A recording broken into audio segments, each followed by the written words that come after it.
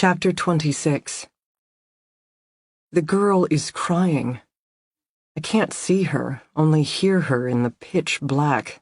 I should do something. Move, talk, assist. I can't. I just can't. Somehow I've retreated to the far wall, sitting on the mattress with as much distance from the girl as I can get, knees curled to my chest, bound arms looped around my knees. I'm too stunned to react.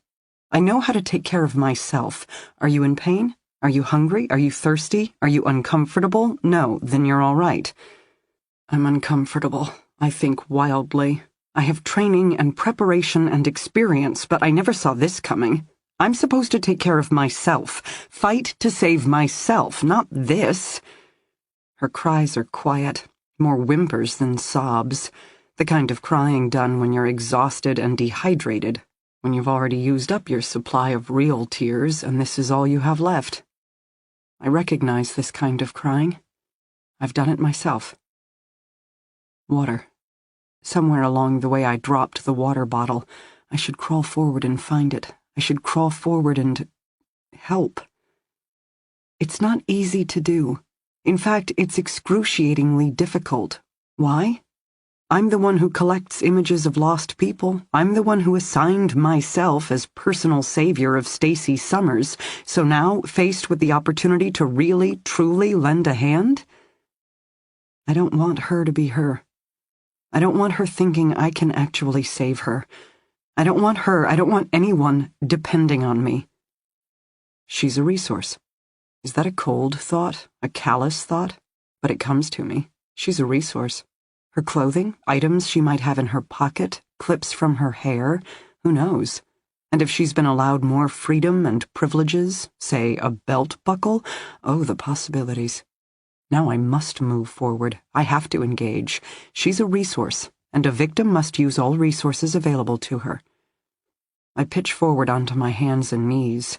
Using my inchworm crawl, weight on my elbows, I wiggle forward in the dark. She's fallen where I attacked her, sprawled in front of the suddenly disappearing door, pulled shut, locked tight. I can't make out any sign it was ever there. The wall has gone back to being just a wall, the crying girl the only evidence anything happened at all. "Stacy?" I whisper as I crawl forward. She doesn't answer, just whimpers. My bound hands connect with the water bottle, knock it sideways.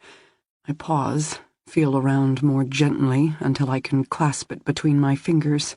I wriggle forward, then bump against the girl's body. Leg, clad in denim, blue jeans. She's in real clothes versus my silly nightgown. The realization gives me hope. If she has pants, then maybe she also has a belt, with a metal buckle. That would be perfect. Oh, the locks you can pick, the things you can do with the tongue of a belt buckle. "Stacy," I whisper again. Still no response.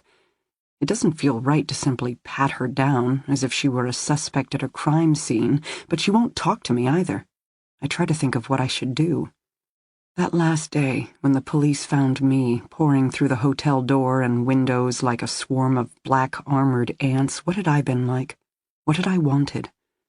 I'd been crying, I can remember that, but it feels far away and distant, something that happened to another person another lifetime ago. There was a female agent there. She kept saying Florence Dane over and over again. The name confused me, tickled the back of my throat as if I should know it. "Flora," she tried again. I think I spoke then.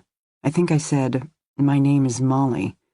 They exchanged looks, whispered responses. She placed her hand on my shoulder. "My name is Special Agent in Charge Kimberly Quincy. I'm with the FBI. You're safe now, okay? You're safe."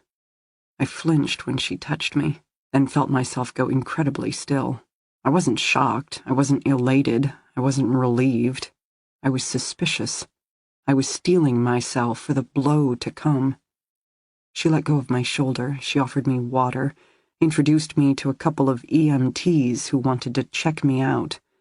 "Would you like me to call your mom?" she asked. But all I could think of was Jacob. Poor Jacob. And the blood all over my hands.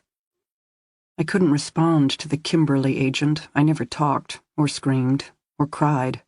I simply held myself very still, that day and the next, and the next. A girl who'd been born and raised in a coffin-shaped box. I'm not that girl, I remind myself now. If I'm not that girl, then I must be the FBI agent, the Kimberly person. So what did she do? Spoke briskly and moved with authority. She ushered me through a flurry of medical exams and necessary questions while keeping up a steady flow of conversation, whether I chose to answer or not. She was normal, I decide. Sounded normal, acted normal. That's what she was trying to give me. After 472 days, she offered normalcy. I take a deep breath. Begin. My name is Flora. Is it just me, or did my voice falter at the sound of my own name? I repeat myself, this time for my own sake. My name is Flora, not Molly. I'm sorry I attacked you. Am I? Maybe. I don't know who she is yet, or her role in all this. Only a fool rushes to judgment. I'm going to try to help you. I'm sorry if it hurts, but I have to feel out the wound. I have some water. Would you like water? Her crying has puttered out. She appears to be listening to me. Her breath is still shaky and fluttery. Shock? Fear? Anything is possible. She doesn't say yes or no to water, but whimpers again. I'm going to touch you, I say now. I'm sorry, you probably don't want to be touched anymore. I hadn't wanted to be. But I can't see you. This is...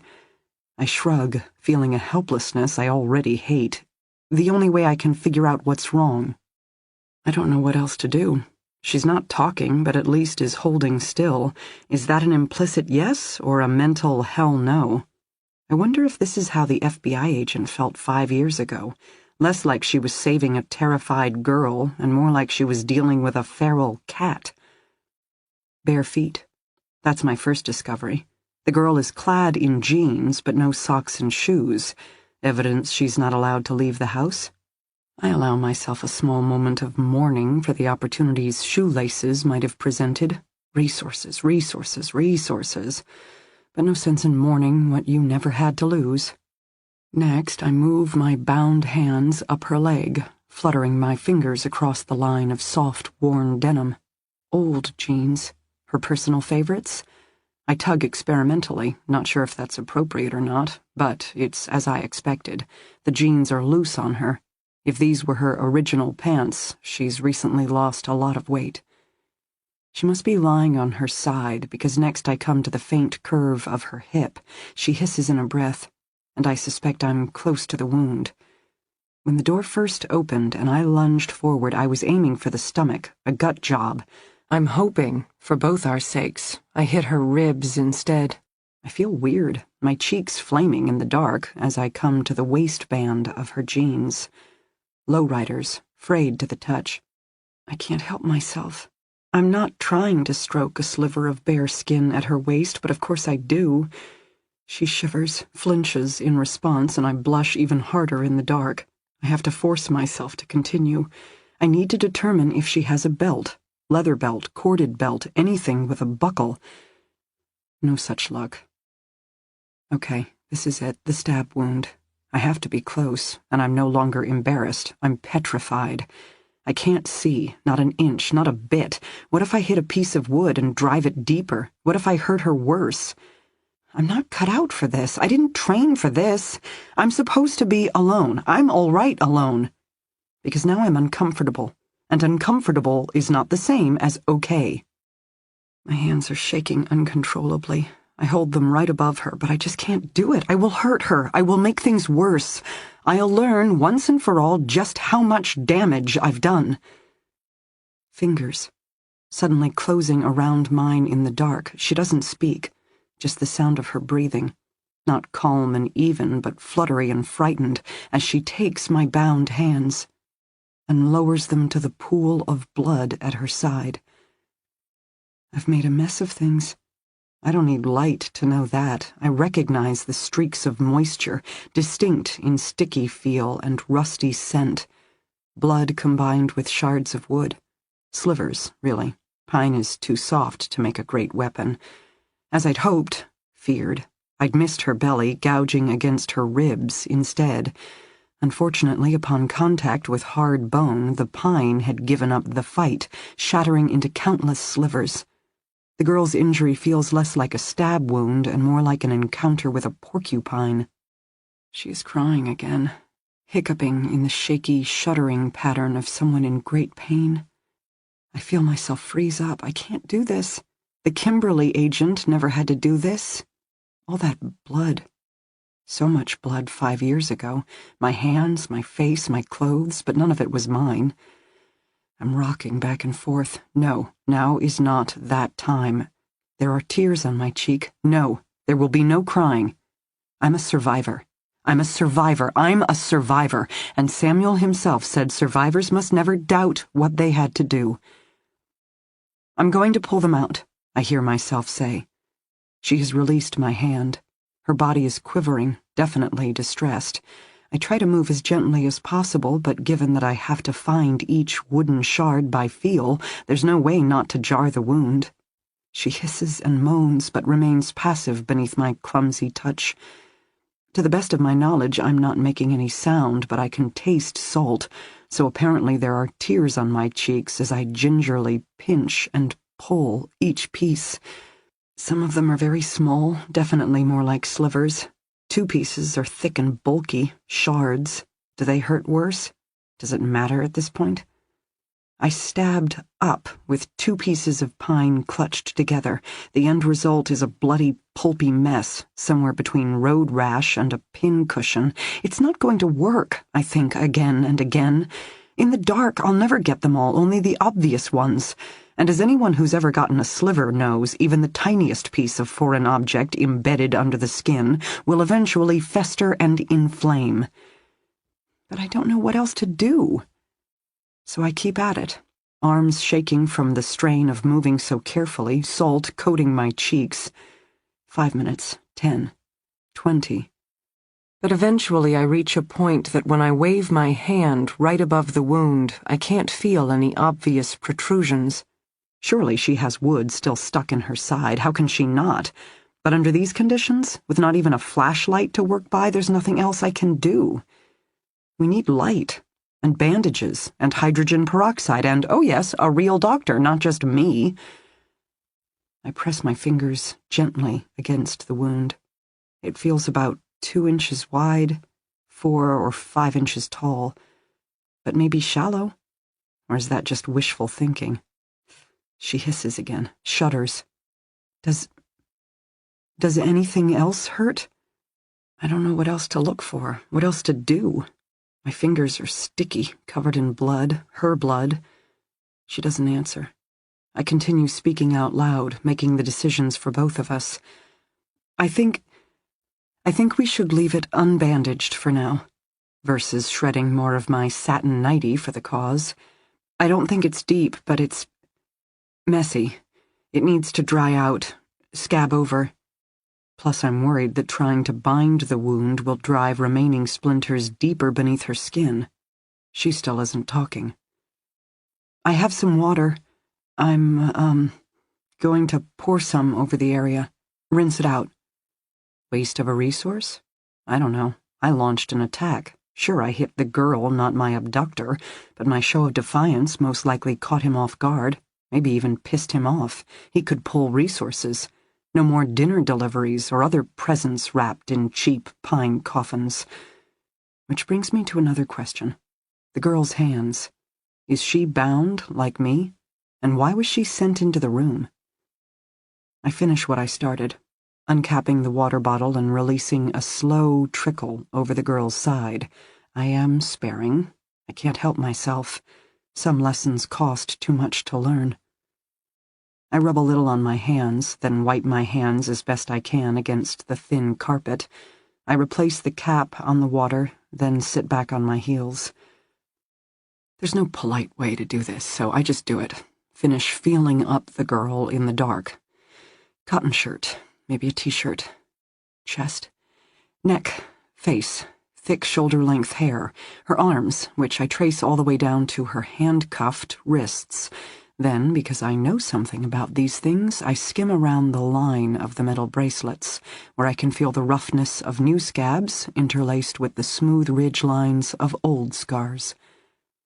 You were kidnapped too, a while ago, long enough for your first wounds to have had time to heal. The girl doesn't move, nor does she speak. Are you Stacy Summers? I ask. Nothing. I know your parents. I met with your father. They haven't given up hope. They're still looking for you. A slight hiccup, surprise, shock, a twist of hope. My name is Flora. I wait, my fingers still on her wrists, and then, just as I'm beginning to give up hope, I feel her hands curl against mine. Molly, she whispers in the dark. My name is Molly. 7 years later, that's all it takes. My blood turns to ice. My hands flinch, recoil protectively to my chest, and I know, and I remember, and I feel, and I... No, I whisper. But this poor girl, my pain, my punishment has finally found her voice. My name is Molly. Molly, Molly, Molly, my name is Molly. I don't look at the viewing window. I don't look to the sealed-up wall where I now know there is a door. I look down at the carpet. I look deep into myself, and I think, all these years later, oh my God, what have I done? What have I done? What have I done? Chapter 27. Go over to him. Go on, do it. Walk right over and tell that drunk-ass cowboy you're a kidnapped girl. Let's see if he'll rescue you. No? Don't think he'll believe you? Or afraid that he will? Standing beside me at the bar, Everett's voice held an edge. He'd already tossed back several shots, not that it mattered. He'd been on a streak lately. Angry, surly, demanding. Nothing I did was right, and nothing I gave him made him happy. I didn't know what had changed, but something had. 3 days off before the next transport. He'd found us a cheap strip motel. In the beginning, I'd liked the time away from the rig, a floor that didn't constantly rumble beneath my feet, a view of green trees that didn't blur as they flew past on the interstate. But Everett... less driving meant more drinking, more sex, and none of it was ever enough. He just got angrier and angrier and angrier. Tonight he'd returned to the room with a bag in his hand, thrown it at me. Clean yourself up. You look like a fucking loser, and smell even worse. What's with the hair, anyway? Most of the time I wasn't allowed to shower, let alone shave my legs, but tonight I'd cleaned up, then looked in the bag to discover a dress. Kind of. Not a pink-flowered or yellow flowy sundress like the kind I might have worn a lifetime ago, heading out on a summer afternoon in Maine or enjoying a spring afternoon in Boston. No, this dress was red and slinky and very, very tiny. I'd trembled when I held it in my hand, and for a moment my gaze drifting up to the reflection of a girl in the steamy mirror, pale skin, gaunt cheeks, gray eyes so huge and shadowed in her face. Ghost girl, I thought. Then my entire body shook. Everett was waiting for me when I came out of the bathroom, tugging self-consciously on the hem plastered to the top of my thighs. No bra or underwear. Everett didn't believe in such things. He didn't say anything as he eyed me up and down, just grunted, drained the rest of his beer, then shouldered by me to scrub his face, slick back his hair. I tried to practice sitting while he was gone, fiddling with the halter top to cover more of my chest, plucking at the clingy fabric. In the bag I found a pair of platform sandals, strappy black. Not right for the dress, I thought, before I could help myself, but in another life, with another outfit, I would have liked these shoes. Again that strange sense of déjà vu. Ghost girl. It came to me, the new dress, new shoes, combined with Everett's fresh rage. This was it. He'd always warned me, the day he grew bored, that would be that. He'd shoot me, Strangle me, stab me, I couldn't even remember anymore, so many methods he'd discussed. But it all ended the same. My body dumped in Gator Alley, my mother never knowing what happened to me. Bathroom door opened. Everett stalked out, hands fisted at his sides. "We're going out," he announced. I trailed out the door behind him. Ghost girls didn't argue. Ghost girls never stood a chance. Bar was a small honky-tonk, peanut shells on the floor, Alan Jackson on the jukebox, crowded. Was it a Friday night? Saturday? Days of the week challenged me, as well as cities, states, basic geography. I saw men in jeans and t-shirts, women in tighter-fitting jeans and t-shirts, definitely no one in a clingy red dress. Patrons stared at me when we first walked in, gazes flickering to Everett, but no flashes of recognition, no twinges of suspicion. After all this time, I didn't expect anyone to look at us twice. Even now, one by one, they shrugged off the sight of a too pale, too skinny girl in a hooker's dress and resumed their drinking. Everett, after all these days, weeks, months of instructing me to keep my head down and my mouth shut, actually beamed at my side, which only heightened my tension. Ghost girl drifting through the bar, ghost girl ordering a beer. Did my head nod along in time with the music? Did I tap my fingers against the shiny wood top? Old habits from a former life, when bars were fun, and life was meant to be lived, and you never knew what good time waited just around the corner. Beside me, Everett chugged his beer, tossed back a shot, then demanded a second round. He could drink, hard, often, but rarely at bars. Too expensive, he'd complain. Why pay some assholes 4 times more for something he could buy cheaper on his own? But tonight he was running up the bill, drumming his fingers relentlessly against the scarred bar top, gaze roaming the room. "You're the prettiest girl here," he said. I paused, gaze fixed forward, hands wrapped tight around my sweaty bottle of Bud. I took a sip. "You heard me." He tossed back his whiskey. "Prettiest girl here. You should keep your hair red. I like it." He set down the shot glass, placed his fingers on the bare skin of my neck. I didn't flinch. All this time later, I just stared at him and wondered what he was going to do next. He laughed, ordered another round, and he kept his left hand curled around the nape of my neck, that hard, glittering look in his eyes. I sipped my beer. Ghost girl just trying to get through. Then I made a mistake. Glanced up. Happened to spot a guy at the end of the bar who was staring hard at me. Everett, who missed nothing. "Go on. Walk right over to him. Tell him you're a kidnapped girl. See if he'll save you." I shook my head slightly, reverted my attention back to my beer, my second, my third. The night was moving too fast, and Everett was scaring me. "What's your name?" Everett leaned down, his drunken breath whispering across my cheek. I didn't answer. "Seriously, I mean it. What's your name?" "Molly," I murmured, gaze fixed on my bottle of Bud. "Nah, fuck that. Your name, your name, your name, your real name." I looked up. I couldn't help myself. I stared at him a very long time. His flushed face, his overbright eyes. He's using, I realized, something other than just alcohol. The mood swings, tension, all-night sex marathons. He was on something. Everett on a drinking binge was scary enough. This? I couldn't imagine. "Please," I whispered, pleaded, though what did it matter? When had my begging ever made a difference? "Do you know what today is?" he asked abruptly. "No." "It's our anniversary, sweetheart. 1 year. 1 full year, just you and me. Now how about that?" He clinked his shot glass against my beer bottle, tossed back the whiskey, and twirled his finger for a fresh round. I couldn't breathe.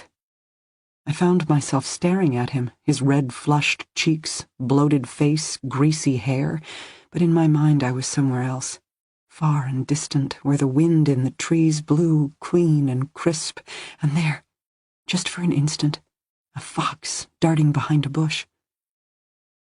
You're dead. He spoke the words matter-of-factly, jarring me out of my reverie. Bartender was back, shot in a beer for Everett, fresh bud for me. I wish I had water. I really could use a glass of water. Know how they look for missing girls? Always search the hardest the first 48 hours. Then, of course, make a show of it for a week, or 2 or 3, feed headlines to the local news. I know you saw your mom on TV one afternoon. Of course, she made a big show of it, 'cause that's what happens for a bit. But 52 weeks later, you're not front page news anymore, little girl. Not even yesterday's leftovers. Hell, 6, 8, a dozen other pretty young things have disappeared between now and then. They get the headlines now. You're already filed away.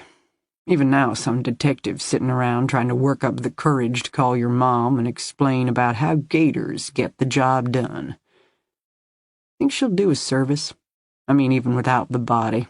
Maybe just a little gathering, family and friends. Put your memory to rest.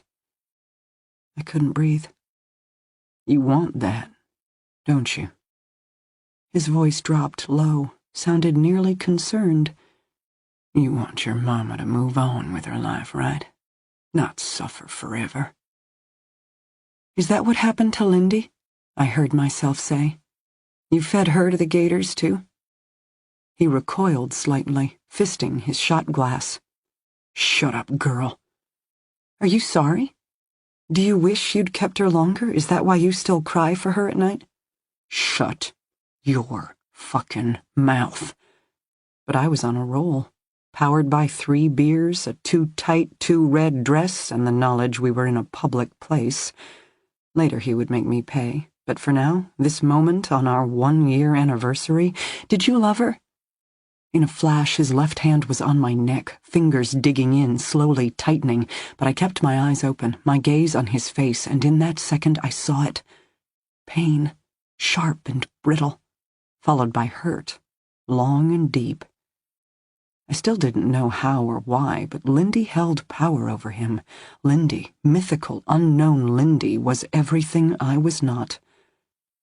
Jealous? He drawled. Are you going to kill me? Yeah. Tonight? Maybe. Tomorrow? Probably then, too. You'll be all alone. Nah, just gotta head back to Florida. 1-year anniversary. Don't you know? It's spring break. I stared at him, on and on and on, and just for an instant, I could almost see us. After all this time of living minute to minute, of keeping my head down, of hoping, praying, begging just to survive, here we were, 1 full year later, Beauty and the Beast, a monster and his plaything, a young girl who was never going home again. Do it, I told him, and now my eyes were the ones that were over-bright. Now, just squeeze your fingers, no one's looking. It'll be all over before they notice. Come on. I know you want to. Just kill me. Right now. His face darkened. He did want to. The idea intoxicated him, excited him. I could feel the roughness of his fingertips digging into my skin, itching to get it done. I'd die in a hooker's dress. But at least here, in a public place, he'd have to flee, leave my body behind. Funny the things you can come to view as a victory. You're gonna fuck that cowboy, he said. What? The change in topic confused me. End of the bar. Asshole who won't stop looking at you. Come on now. Walk on down. Make his day. No. Why? Too good for him? I didn't speak. Tell him the truth, I don't care. Tell him your name. What's your name again? I shook my head, clutched my beer. Why did he keep asking me that? My name, my name, my name, my real name. He was giving me a headache. You're done, he whispered. 1 year later, I bet your mama's already cleaned out your room, packed up all your little pom-poms and teddy bears, put it all away. What do you think? She'll turn the room into a home office? Maybe a craft center. But face it, if you showed up on her doorstep tomorrow, there'd be no place for you to stay. I'm all you have left. You and me, girl, till the end of time. or tomorrow morning when I wake up sick to death of you. Now, cowboy, end of bar, go fuck him. No. His fingers moved, no longer squeezing, stroking the back of my neck as the hair prickled on my skin. You didn't want me, pretty girl like you. If I hadn't grabbed you drunk and sloppy off that beach, you'd never have looked at me twice. But now you got me. I've fed you, clothed you. Hell, I've taken you out and showed you the country. I didn't speak. I'm your first real man. First guy who told it to you straight, showed you the real world. Never lied, never prettied it up. Rest of your short life, wherever you go, whatever you do, you ain't never gonna know another man like me. I risked a glance up into his feverish eyes. I'm your world, Molly. Your whole entire world. I am your everything. Except to me, you ain't nothing but a piece of garbage. Here today, gone tomorrow. Replaced next time I head to Palm Beach. No one the wiser. Now, cowboy, into the bar. Do it. No. What the? Not on our anniversary. He paused, scowled, studied me. And I got it then. Ghost girl. The feeling of déjà vu that had been haunting me all night. Everett was mean. Everett was cruel, and one day he would kill me, dump my body in a swamp. But now, tonight, he was also right. 1 year later, I was never going home.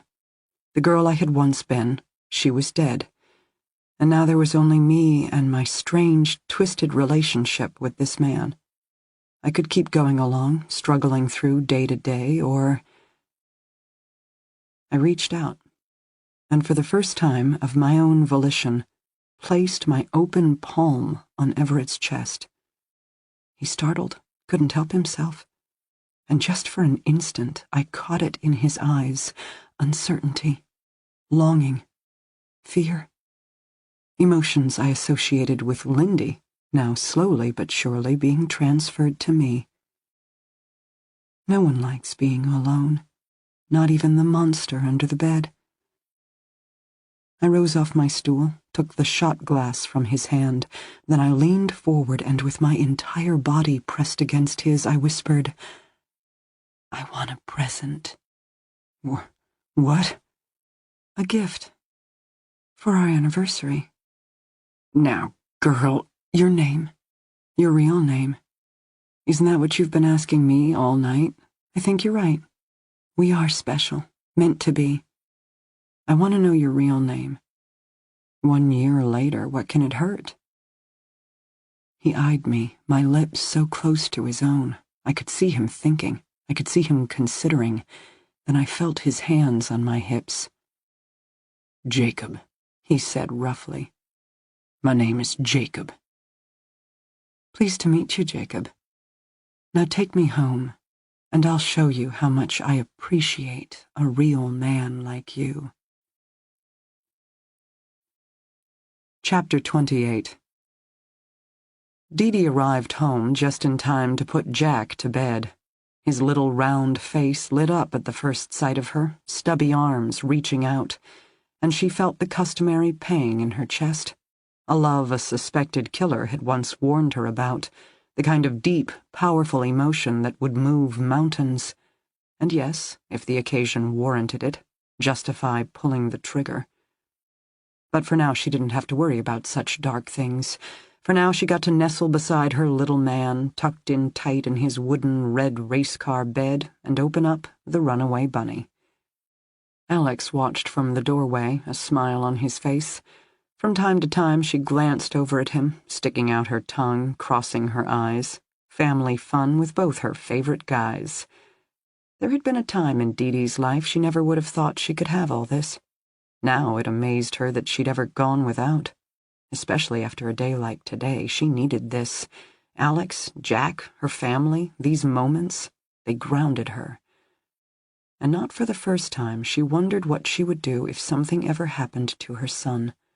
12 years from now, a phone ringing in the middle of the night, announcing her teenage son had disappeared. Dee honestly didn't know where mothers like Rosa Dane, fathers like Colin Summers found the strength to carry on. Of course, family life wasn't all fairy tales. Dee Dee's job was demanding, and Jack had officially reached the age where he had his opinions on the subject. She'd been gone most of the weekend, home just in time for a story. So, of course, the moment she closed the book, climbed cumbersomely off the low-slung toddler bed, the theatrics began. Sticking out his bottom lip, staring at her with liquid blue eyes so much like her own. Alex had given him a bath before bedtime, and now Jack's light brown hair stood up on the top of his head, world's cutest mohawk. "Good night," Dee repeated firmly, quivering, the bottom lip, the whole chin, and then full frontal assault, launching his little body across the toddler bed and slapping arms and legs around Dee's body. She staggered back, hands dropping down belatedly to strong little arms that had already attached themselves with the strength of octopus tentacles. Serial killers she could handle, but God save her from the strength of a little boy who didn't want to go to bed. She could hear laughter behind her, Alex enjoying the show, and, of course, making no moves to intervene. He'd already spent the weekend battling the kid. This was all on her. Toddlers, Dee had learned, were a lot like criminals. You basically had two options for management: promise a reward or threaten with punishment. She couldn't punish her son for missing her as much as she missed him, so she went with the promise of a second story if he'd get back into bed, which led to a third, then a fourth, before his heavy-lidded eyes finally sagged closed, and she staggered out of the race car bed, feeling Jack had probably won that war, but officially too tired to care. Alex was waiting for her in the family room. He had poured 2 glasses of red wine and had an ice pack at the ready. "I'm not sure which of these I'm looking forward to more," she said, gaze bouncing between the wine, the ice, the wine again. "How sad is that?" He smiled, helped her shrug out of her leather jacket. Ice pack on the shoulder, wine glass in hand. Life was good again. She sat back on the sofa, put her feet up on the coffee table, and sighed.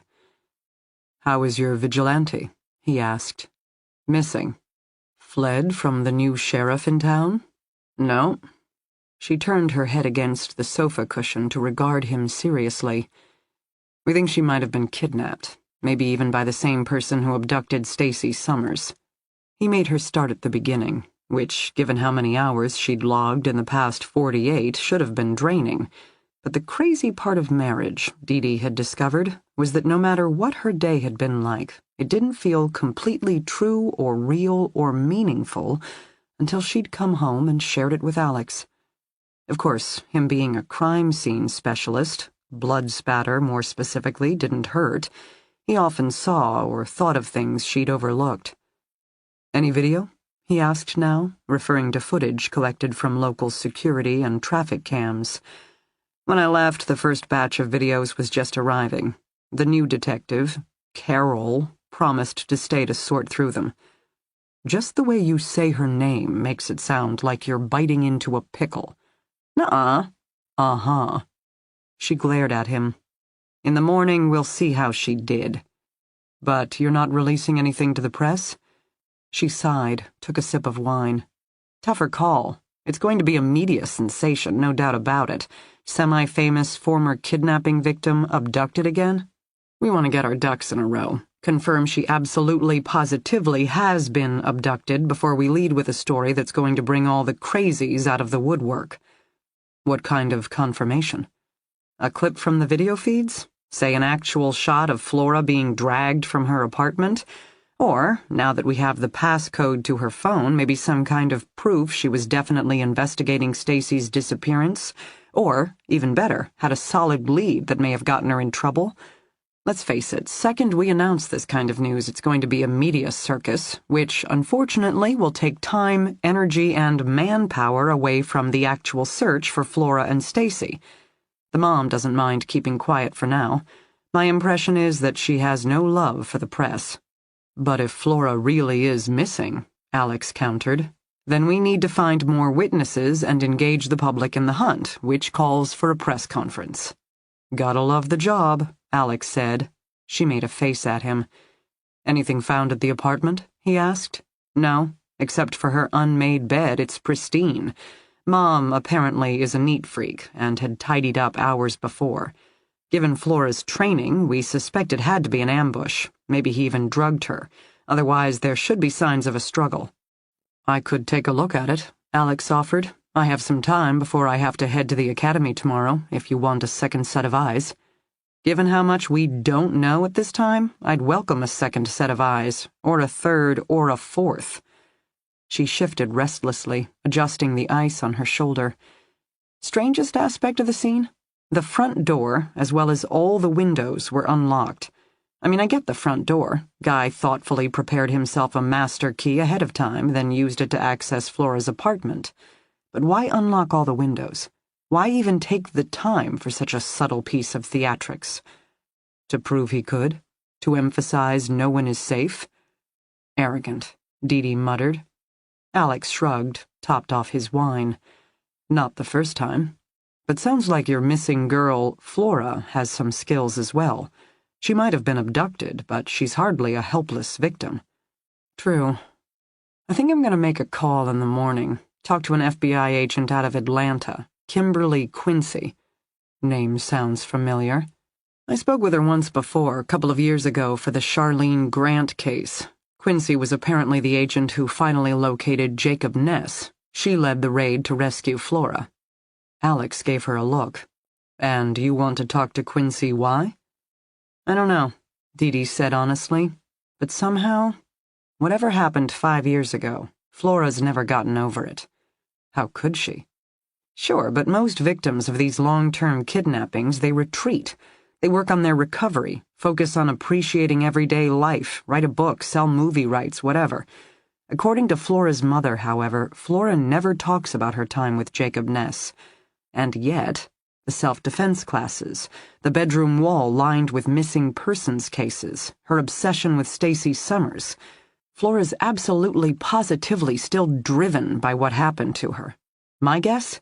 If I'm going to anticipate what she did leading up to Saturday afternoon and what she's capable of doing next, I need to learn about her own experience. She survived the unthinkable once before, so what compels her back to that same set of circumstances? Is there some wound she's trying to heal? Or a lesson she still hasn't learned? Survivor's guilt. Maybe. D.D. adjusted the ice pack on her shoulder. I'll tell you what she should feel guilty about, though. Her mom. Her poor mother. Having to go through this all over again. D.D. didn't sleep well. Not unusual when working a major case. Her mind swirled with investigative details, leading to dreams of faceless girls running down endless black corridors. Then D.D. was racing breathlessly through a shadowed house, basement, house again, heart thundering against her chest. She rounded a corner and there she was, Flora Dane. Or Stacey Summers? No, definitely Flora Dane, holding a gun leveled at D.D.'s head. "Bang," Dream Flora said. "You're dead." D.D. woke up. D.D. got out of bed. She crept into her son's room, soothed herself with the sight of him sleeping peacefully. Then she headed to the kitchen and got serious about her day. FBI agents had a tendency to work civilian hours. Sure, they bragged about their go bags, ready to fly out the door at a moment's notice, but compared to the demands of urban policing, say, a Boston detective's job, Fed hours were pretty sedate. D.D. decided to play an educated guess. If memory served, SAC Kimberly Quincy had 2 daughters, meaning, like most parents, she was up early. Combine that with the horrendous traffic in Atlanta, what with that Spaghetti Junction, whatever, any commuter had an incentive to head to the office sooner versus later, meaning D.D.'s best bet for contacting the federal agent would be first thing in the morning. 5:30 a.m. seemed a tad early, so D.D. worked on her shoulder and arm PT. She showered, changed, then heard Jack calling. Scooping him out of his race car bed with her good arm, she remembered the mandatory vroom vroom noises, then they were zigzagging down the hall, careening downstairs before a pedal-to-the-metal sprint for dinosaur-shaped pancakes in the kitchen. The dino shapes were courtesy of molds purchased by Alex, an impulse buy that had caused Dee to roll her eyes, but God knows Jack adored them. Pancakes were definitely twice as good when shaped as a brontosaurus. Jack took breakfast in his footy pajamas, as pancakes were a messy, mapley affair guaranteed to wreck any hope of clean clothes, let alone the amount of syrup he managed to get in his fine hair. The pajamas would go in the wash. As for the maple syrup Dee thought he could carry the spiky-haired look. Syrup, hair gel, in the world of toddlers, what did it matter? Having missed so much time with her son, she did the honors of dressing him for preschool. Then she produced Candyland, and with a stack of color-coded cards, not to mention Jolly the Gumdrop to keep Jack entertained in the family room, Dee retreated to the kitchen to dial Atlanta. She got lucky on her first try.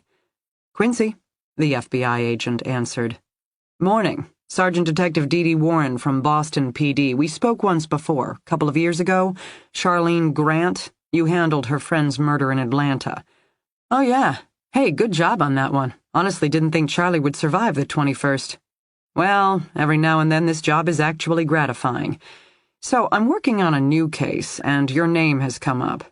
Dee filled in the agent on Flora Dane's recent activities leading up to her disappearance. "I understand you're the agent who finally located Jacob Ness." "True." The agent's voice had grown quieter, somber. Some cases left a mark. Dee already suspected Flora's case, the raid to rescue her, was one of them. "What do you know of Flora's kidnapping 7 years ago?" "Not much. Boston wasn't involved, as she disappeared down in Florida." "Yes. Pretty typical setup. College girl on spring break out drinking with friends. She needed to use the restrooms, they let her go alone, and just like that she was gone." "I'm working something similar right now," Dee said, wondering already if that's why Flora had responded so strongly to Stacey Summers's abduction. "Unfortunately, the case was a slow starter. Drunk friends don't make the best reporters, not to mention they got it in their heads that Flora had headed home, and I don't mean their hotel room. I mean, sometime in the middle of the rum-soaked club scene, she'd decided to return up north, so they didn't exactly comb the beaches looking for her. Oh, geez. Eventually, one of the girls thought to call Flora's mom up in Maine. Now, the mom's a smart, tough woman. Ruth? Rachel? Rosa. Rosa, that's it. She filed the missing persons report and got the ball rolling, but at that point the trail was already 48, 56 hours old. Local PD did a little digging, came up with nothing. Dee nodded her head, not surprised. Missing persons was always a race against the clock. In this case, Flora had never stood a chance. "How'd the FBI get involved?" Dee asked. "Postcard. I can't remember all the particulars, but a matter of weeks, maybe a month later, Rosa received a postcard from her daughter. It was postmarked Jacksonville. Looked like her daughter's handwriting, but the content raised some red flags." "How so?" "I can email you a copy, but the tone was almost manic. 'Having the best time, Mom. Met the cutest guy. You should see where I'm staying. Perfect room. Couldn't be happier. And the sex is fantastic. Give chili, my love.'" "What?" Dee asked, genuinely startled. "Yeah, not exactly the kind of note most girls send home to their moms." Rosa Dane got a little upset, to say the least. Now, the reference to Chili? That was Flora's first dog, long deceased. The BAU profiler who assisted with the case believed Jacob made her include that detail to authenticate the note. It couldn't have been sent by a random stranger who read about her disappearance in the paper. The unsub wanted Rosa, all of us, to know this was the real deal. "I'm sure you also analyzed the handwriting?" "Yes, but that analysis was actually less than a slam dunk. Certain letters were deemed a match, but the letters were smaller, crunched and shaky, which muddled the findings." Dee had to think about it. Because Flora was writing it under duress? Or because she herself had changed, terrified, abused, starving? All possibilities considered at the time. The most important takeaway was the overall message. Flora was having the best time ever, with some cute guy having fantastic sex. No, "Hey, Mom, sorry I took off while on spring break, but you don't need to worry, I'm with some friends." In other words, the unsub wasn't interested in covering up Flora's disappearance. He solely wanted to taunt the mom with the obvious message that Flora had been kidnapped. Is this the part where the profiler claims the evil unsub was potty-trained at gunpoint? Oh, our profiler had even more opinions than that. But we were still assembling information back then. We had a first message and a postmark. The Jacksonville police traced the postcard to a single post office located off a busy interstate. No video cameras on the outside boxes, however, so that became a dead end. But there was more. Yes. 3 months later, a second card arrived. The first had been of a beach sunset. This one was a Georgia peach and postmarked Atlanta. Ah, and now you join the hunt, D.D. filled in. And now I join the hunt, Kimberly agreed. Contents of this postcard were similar. Amazing time, best guy ever, the sex is even more incredible. And good news, I've finally lost those last 10 pounds. She'd lost weight? D.D. had to think about it. Did Flora Dane need to lose 10 pounds? No. She was an active, outdoorsy girl. According to her mom, she didn't have 10 pounds to spare. Oh, my God. For the first time, D.D. got the pattern behind the messages. It left her feeling queasy. He was starving her. That's the taunt, everything he says. The cute guy, that's her ugly-ass kidnapper. The amazing sex, that's the endless nights of sexual assault. And losing 10 pounds? What a... D.D. didn't have a strong enough word for Jacob Ness. It was a good thing he was already dead, or she would have felt a need to track him down and kill him all over again. At this stage, Flora had been missing approximately 4 months. With evidence that she's still alive and has crossed state lines, now it's full-on federal mobilization. Except, we couldn't gain any traction. There was no video, no witnesses to her abduction. Did she walk out with a guy? Was she ambushed? We couldn't find anyone who saw anything. I have video of an abduction, D.D. offered, and we still can't find anyone who knows anything. What about the postcards? We traced the second note to the originating post office, but again, no video, no witnesses. All we got was that both post offices were near major interstates, easy on and off for someone who's traveling. Does the second postcard include anything personal? Please feed the foxes. Apparently when Flora was growing up, she liked to tame the wild foxes on her mother's farm. Rosa's necklace, D.D. said. It has a fox charm. Exactly. Handwriting on the second postcard shows further deterioration. It's spidery, shaky, lacks strength. If you're into graphology, predicting personality based on, say, the slant of your handwriting, Flora's breaking down. I'm familiar with graphology, D.D. supplied. Not sure what I think, but in a case where you don't have much else to go on, you take whatever you can get, Kimberly agreed. Given our lack of leads and the unsub's clear interest in Flora's mom, the profiler advised a press conference with Rosa, front and center. The unsub was communicating with her. Now it would be her turn to communicate directly with him, and frankly, see if we could elicit some kind of response. Did it work? Not that we could figure out at the time. The profiler drafted a media message designed to humanize Flora, focus on her loving family, unique upbringing in the wilds of Maine, her kindness to others, etc. Rosa was dressed up to appear as all-American mom as possible.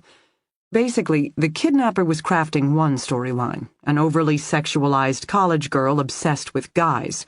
We went to the other extreme. A nature-loving, good girl adored by everyone who knew her. D.D. couldn't help but arch a brow that didn't quite jibe with the dark, edgy Flora she knew, which made her wonder. Maybe Flora's mom had been right after all. D.D. had never met and would never know the real Flora Dane.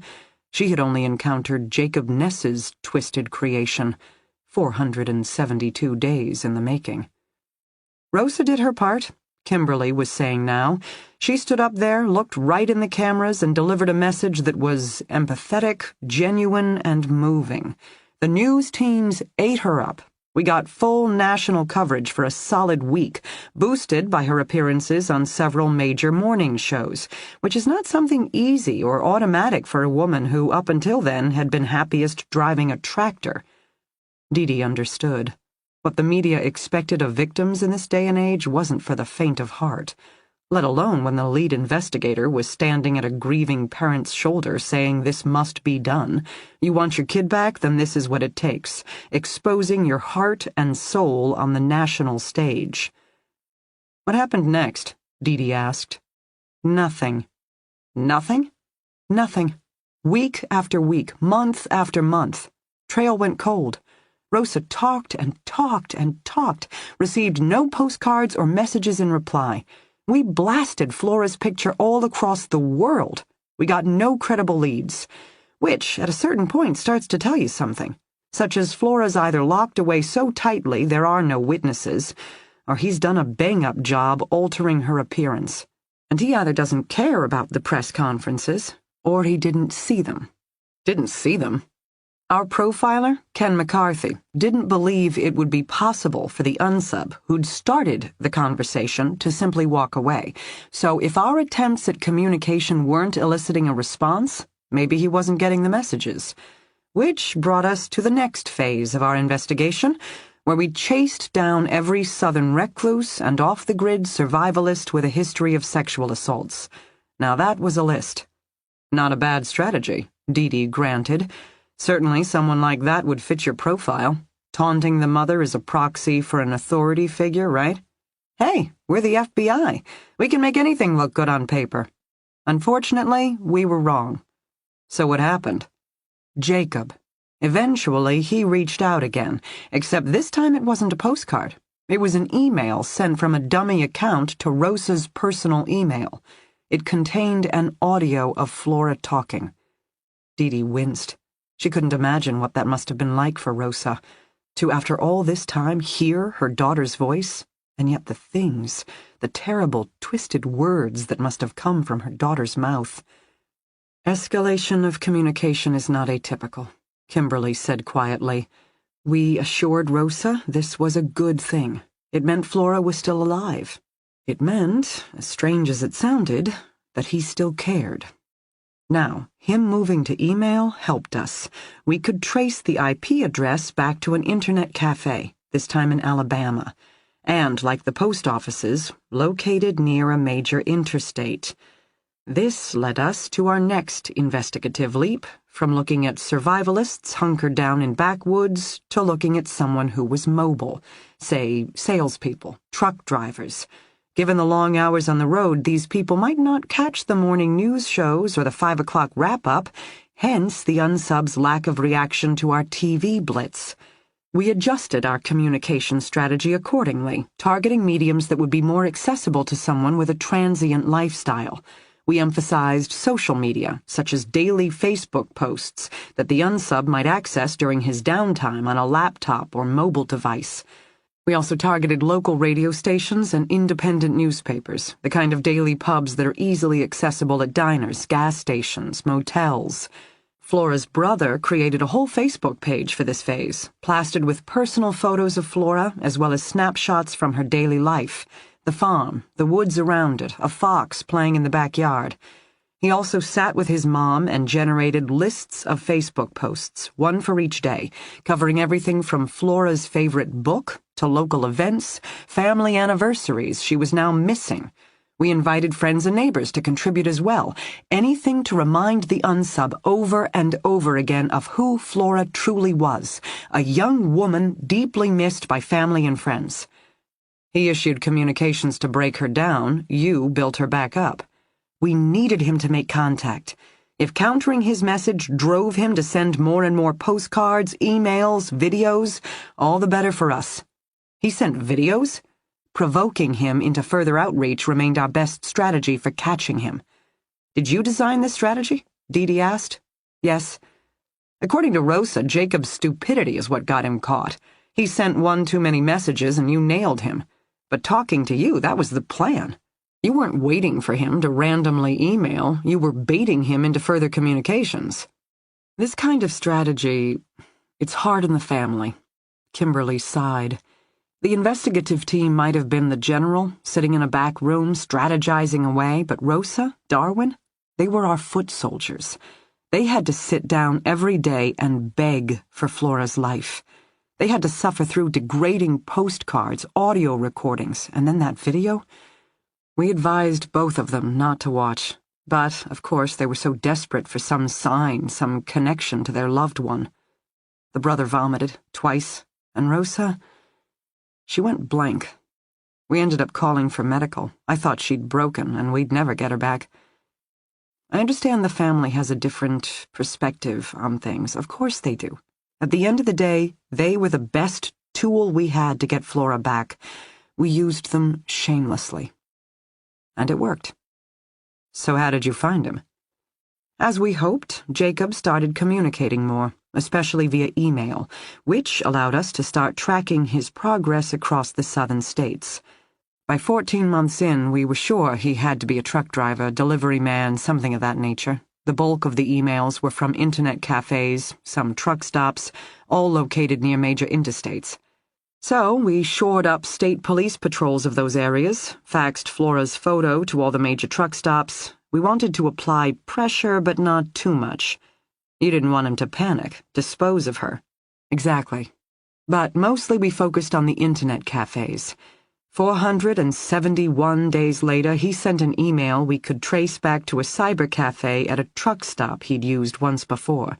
I personally drove out to the truck stop to interview the staff. All those postcards, emails, outreaches later, Jacob had revealed more of himself than he realized. Sure enough, the moment I started to describe the kind of man we were looking for, the manager ID'd him. Jacob was a regular, stopped by at least once a month, if not more, on his route. The manager didn't know Jacob's last name, but he could describe his rig. We connected the remaining dots from there.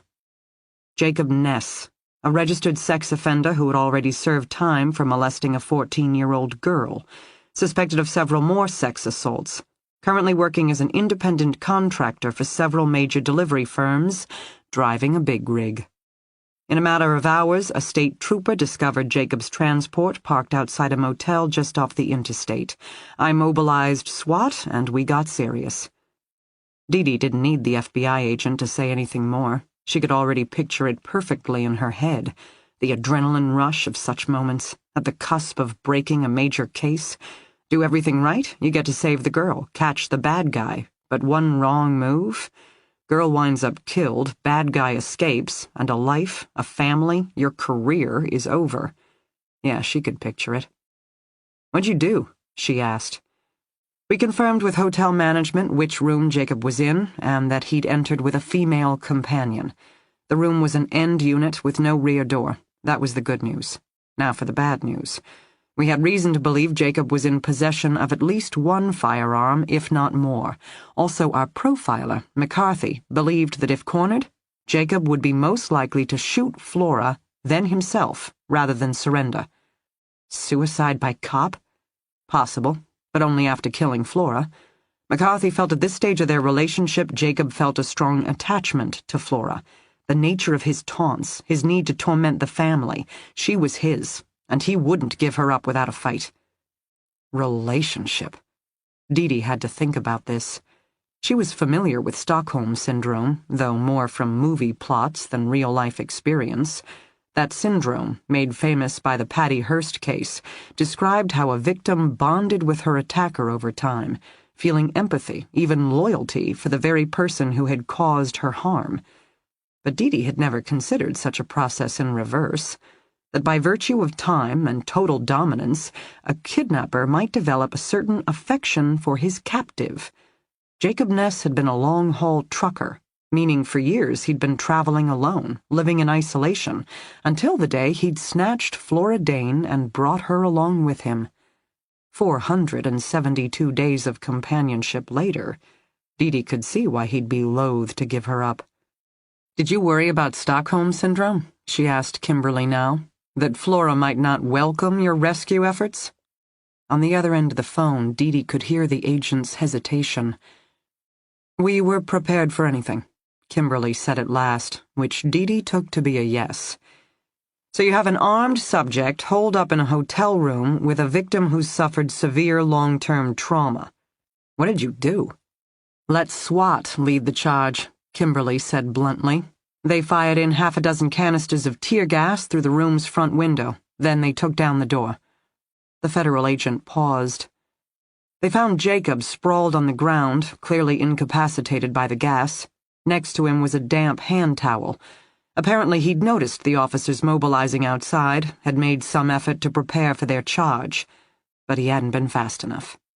And Flora? She sat on the floor beside him. She had a wet towel tied around her mouth and nose. She also had a gun. Dee eyes widened. Of all the things. She had Jacob's gun. Yeah. Did she point it at the SWAT team? No. She had the gun on her lap. She was stroking Jacob's face. She was wiping the tears from his eyes. Oh. Dee didn't know why, but somehow that image was worse. Jacob was conscious when I entered the room, whispering to Flora. The gas was already starting to dissipate. We needed to move quickly, but no one wanted to rush Flora as long as she had the gun. We were afraid if we spooked her, she might open fire. It was a strange sight. He was begging her. Jacob Ness was sprawled on the floor, begging Flora to kill him. Dee didn't have words for that.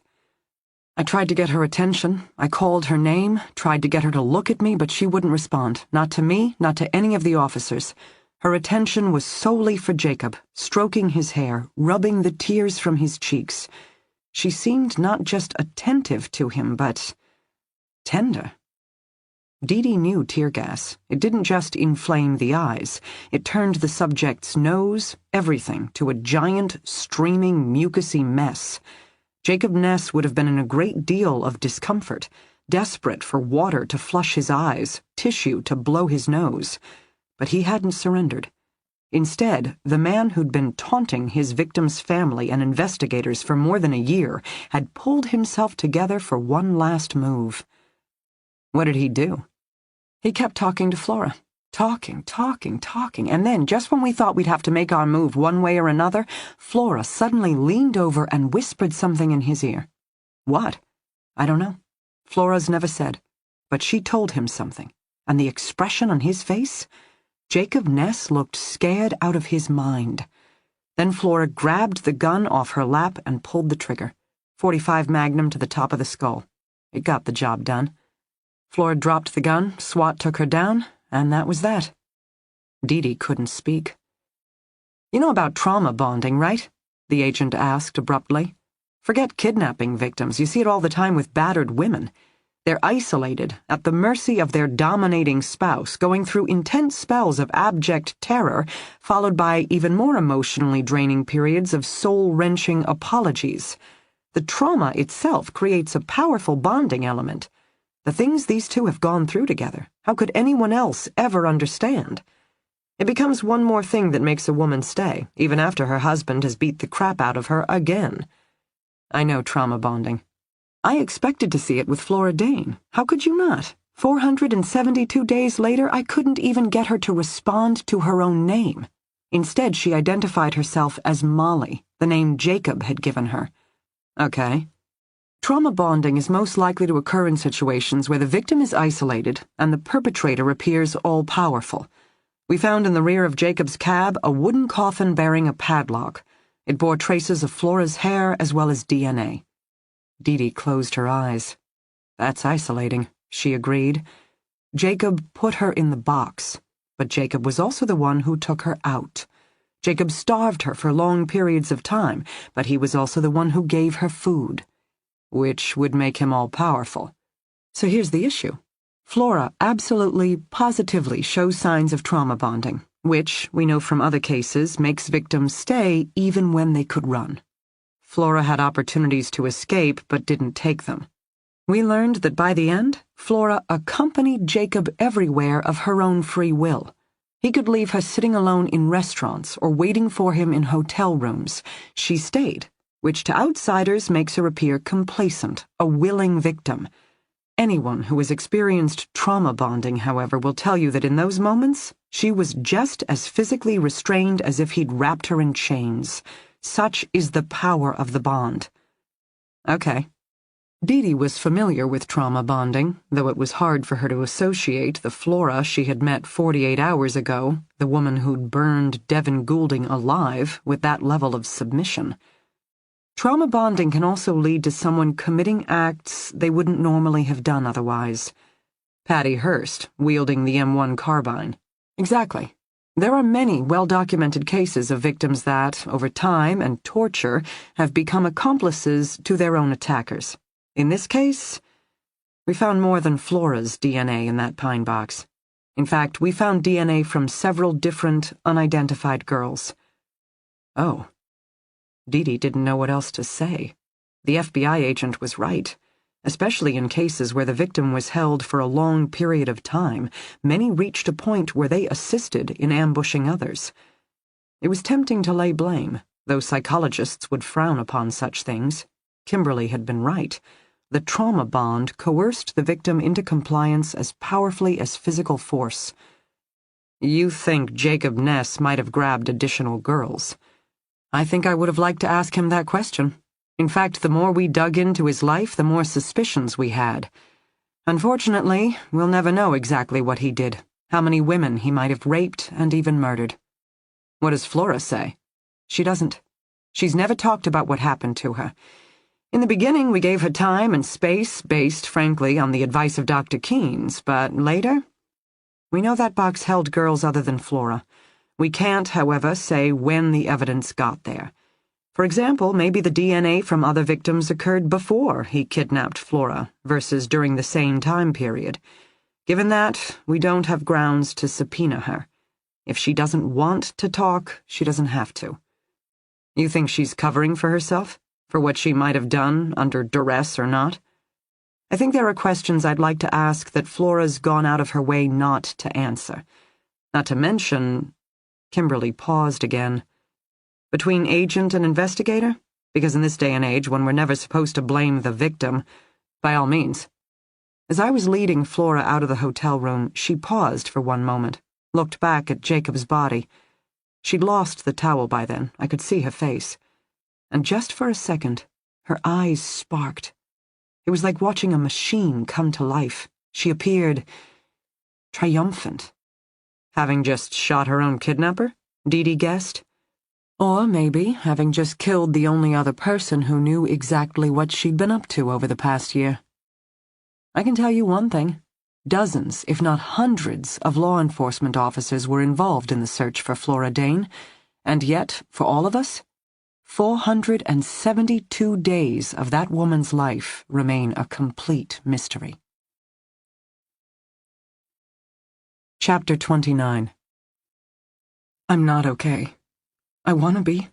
I want to be strong, in control, resolved. Not hungry, not thirsty, not hot, not cold, not in pain, not terrified.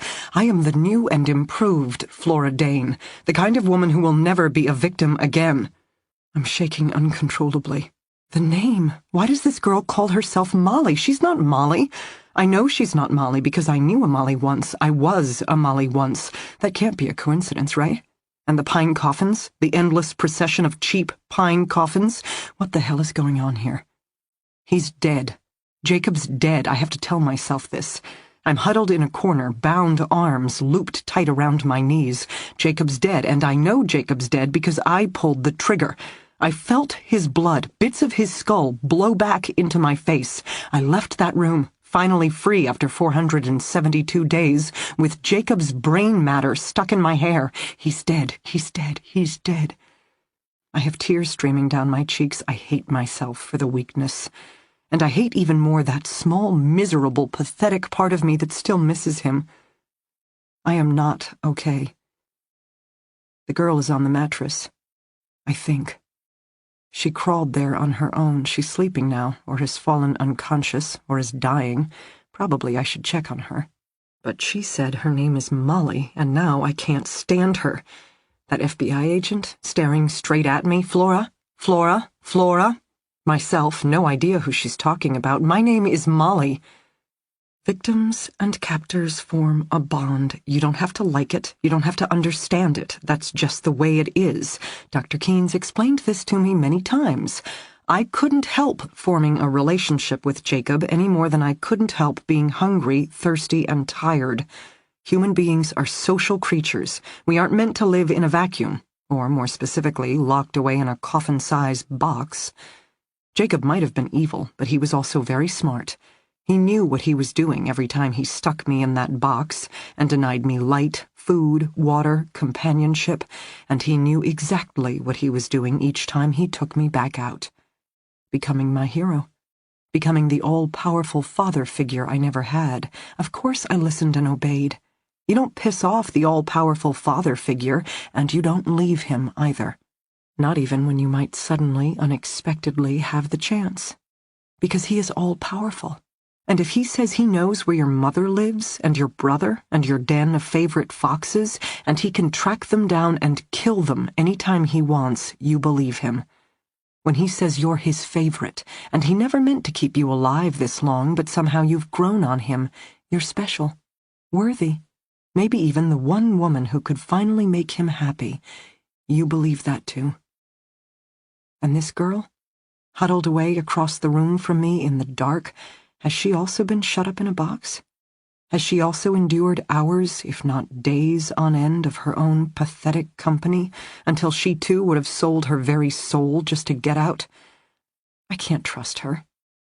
That's the problem with girls who were once trapped in coffin-sized boxes. Just ask Jacob. You can't trust any of us. I scrub at my face with my bound hands. I can't keep doing this, I think, rocking back and forth. I was stupid for trying to find Stacy Summers, for arrogantly thinking I could take on the big bads of the world. I was misguided. I don't know. Everything my mom and Samuel accused me of. And now I see the light. I repent. I just want out of this godforsaken pitch-black room. I just want to return to my apartment and resume normal life again. Except, of course, I've never figured out how to do normal. How to settle for everyday routine. I'm not okay. I'm not okay. I'm not okay. I'm not okay. Why? The girl speaks. The sound of her voice, so unexpected in the dark, shocks me into paying attention. I wait. Ears attuned. Why? She whispers again. Why? I wonder if what she means to ask is, why me? I unloop my arms from my knees, one last scrub of my cheeks, one last sniff. I pull myself together. I have a headache. That's real enough. My head feels fuzzy and my body lethargic. I wonder once again about drugs. Misted into the air? Injected into the water bottle? I can't smell or taste anything, but I definitely don't feel like myself. Of course, trauma can do that to you. But I'm functional. I can sit, I can stand, I can move. Time to do something. We need to get out of here, I say out loud. I sound hoarse, raw, and determined, almost like a woman who knows what she's doing. The girl doesn't reply. I rise to my feet, shuffle forward to the wall where I know the door is. This time, feeling around with my fingertips, I can easily determine its edges. The door opens out. That's my memory. The door opening out, the silhouetted form stepping in, then myself lunging forward with my wooden dagger. I push against it now and feel it give slightly. I stop, stunned by this development. Surely my mind is playing tricks on me, and yet another experimental push. The door jiggles.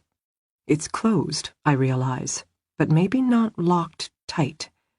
Ordinarily, you'd simply turn the handle, retracting the latch from the hole in the strike plate, and voila, open sesame, except in this case. I blink my eyes several times, contemplating options. On this side of the door, there's no knob to turn. But if I could find a way to suppress the latch, say, shimmy in a sliver of wood, I might get lucky. Of course, I need a piece of wood. I think there might be one more tucked in the mattress. I can't remember. My thoughts are muddled. Stress, fatigue, the presence of a girl named Molly. No choice. I have to do this. I retreat from the secret door, crawling toward the mattress. I don't know what to say. Everything will be okay? So sorry to have stabbed you? Who the hell are you, anyway? What I manage is... Hey. She whimpers. I don't want to know her name, I decide. I'm not having that conversation. Instead, it's time to get practical. Do you know where we are? Fresh whimper. Is this room part of a house? Are we on the first floor, second floor? More whimpering. I can't take it anymore. I sit back on my heels, inches from the mattress, and make my voice as hard as possible. Hey! We need to get out of here. You need medical attention. Now start talking. Where the hell are we? She doesn't whimper this time, more like a shaky inhale. Then, just when I'm wondering if I'm going to have to slap her or something, she whispers, Why are you making me do this? I keep my voice firm. Which floor are we on? Which level of the building? I don't know. Why? Were you kept in a room? I interrupt. Something like this one? Or maybe exactly this one, as the previous occupant? I can hear a shuddering exhale. How long have you been here? I don't mean to ask that question. It's not relevant, but I can't help myself. She doesn't answer, and a second later I realize she probably can't. Certainly I'm already confused on timeline, disoriented by the lack of light. What's the last thing you remember? I ask instead. Dancing. You were at a bar? A nightclub? In Boston? It takes her a bit, but finally, yes. Did you drink too much? A small hiccup I take to be yes. Kids, I think. We're all so young and fearless once.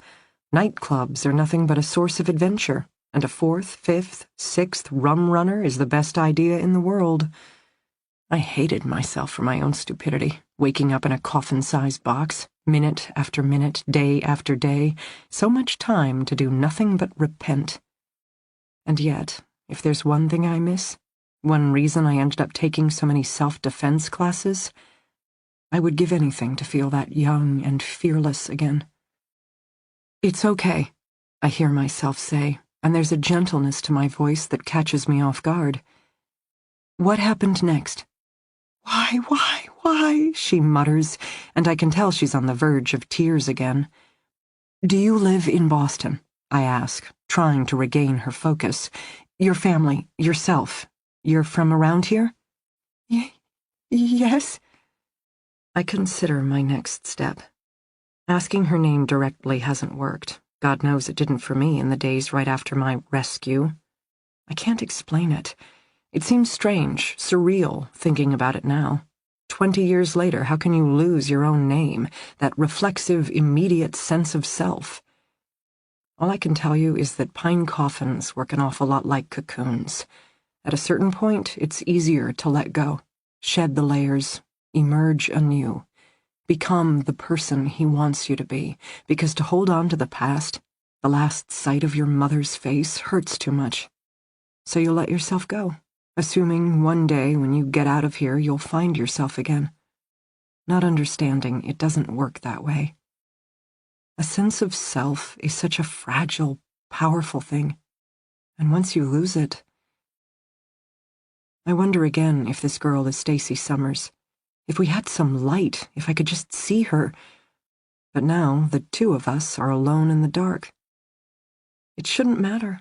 A victim is a victim is a victim, and there are a lot of them out there. Just look at the articles plastering the wall of my bedroom. But something about Stacy, the photograph of her smile, the way her father talked about her, so much raw pain in his voice. I wanted to find her. I wanted to be the one to bring her a happy ending. Maybe her happiness by association would rub off on me. I would save her, but she would help me find the light. At least that's what I thought 3 months ago. Am I crying again? I don't know. I am not okay. I reach out. I find her cuffed hands on the edge of the mattress. She flinches but doesn't recoil as I finger the marks on each of her wrists. Fresh lacerations, old scars. Could wrists accumulate so much damage in just 3 months? Or am I dealing with someone gone far longer? How long did it take me before I gave up my name? I don't know. All these years later, so much I don't know. Why? She whispers in the dark. It comes to me. The workaround. The kidnapper might have forced her to take a new name, but the identities of other people in her life? Tell me about your parents, I say. She whimpers. Your father, what's his name? I can hear her head tossing against the mattress, agitated. Is it Colin? I ask. Why? She says. Can you give me a cheer? I ask the possible former cheerleader.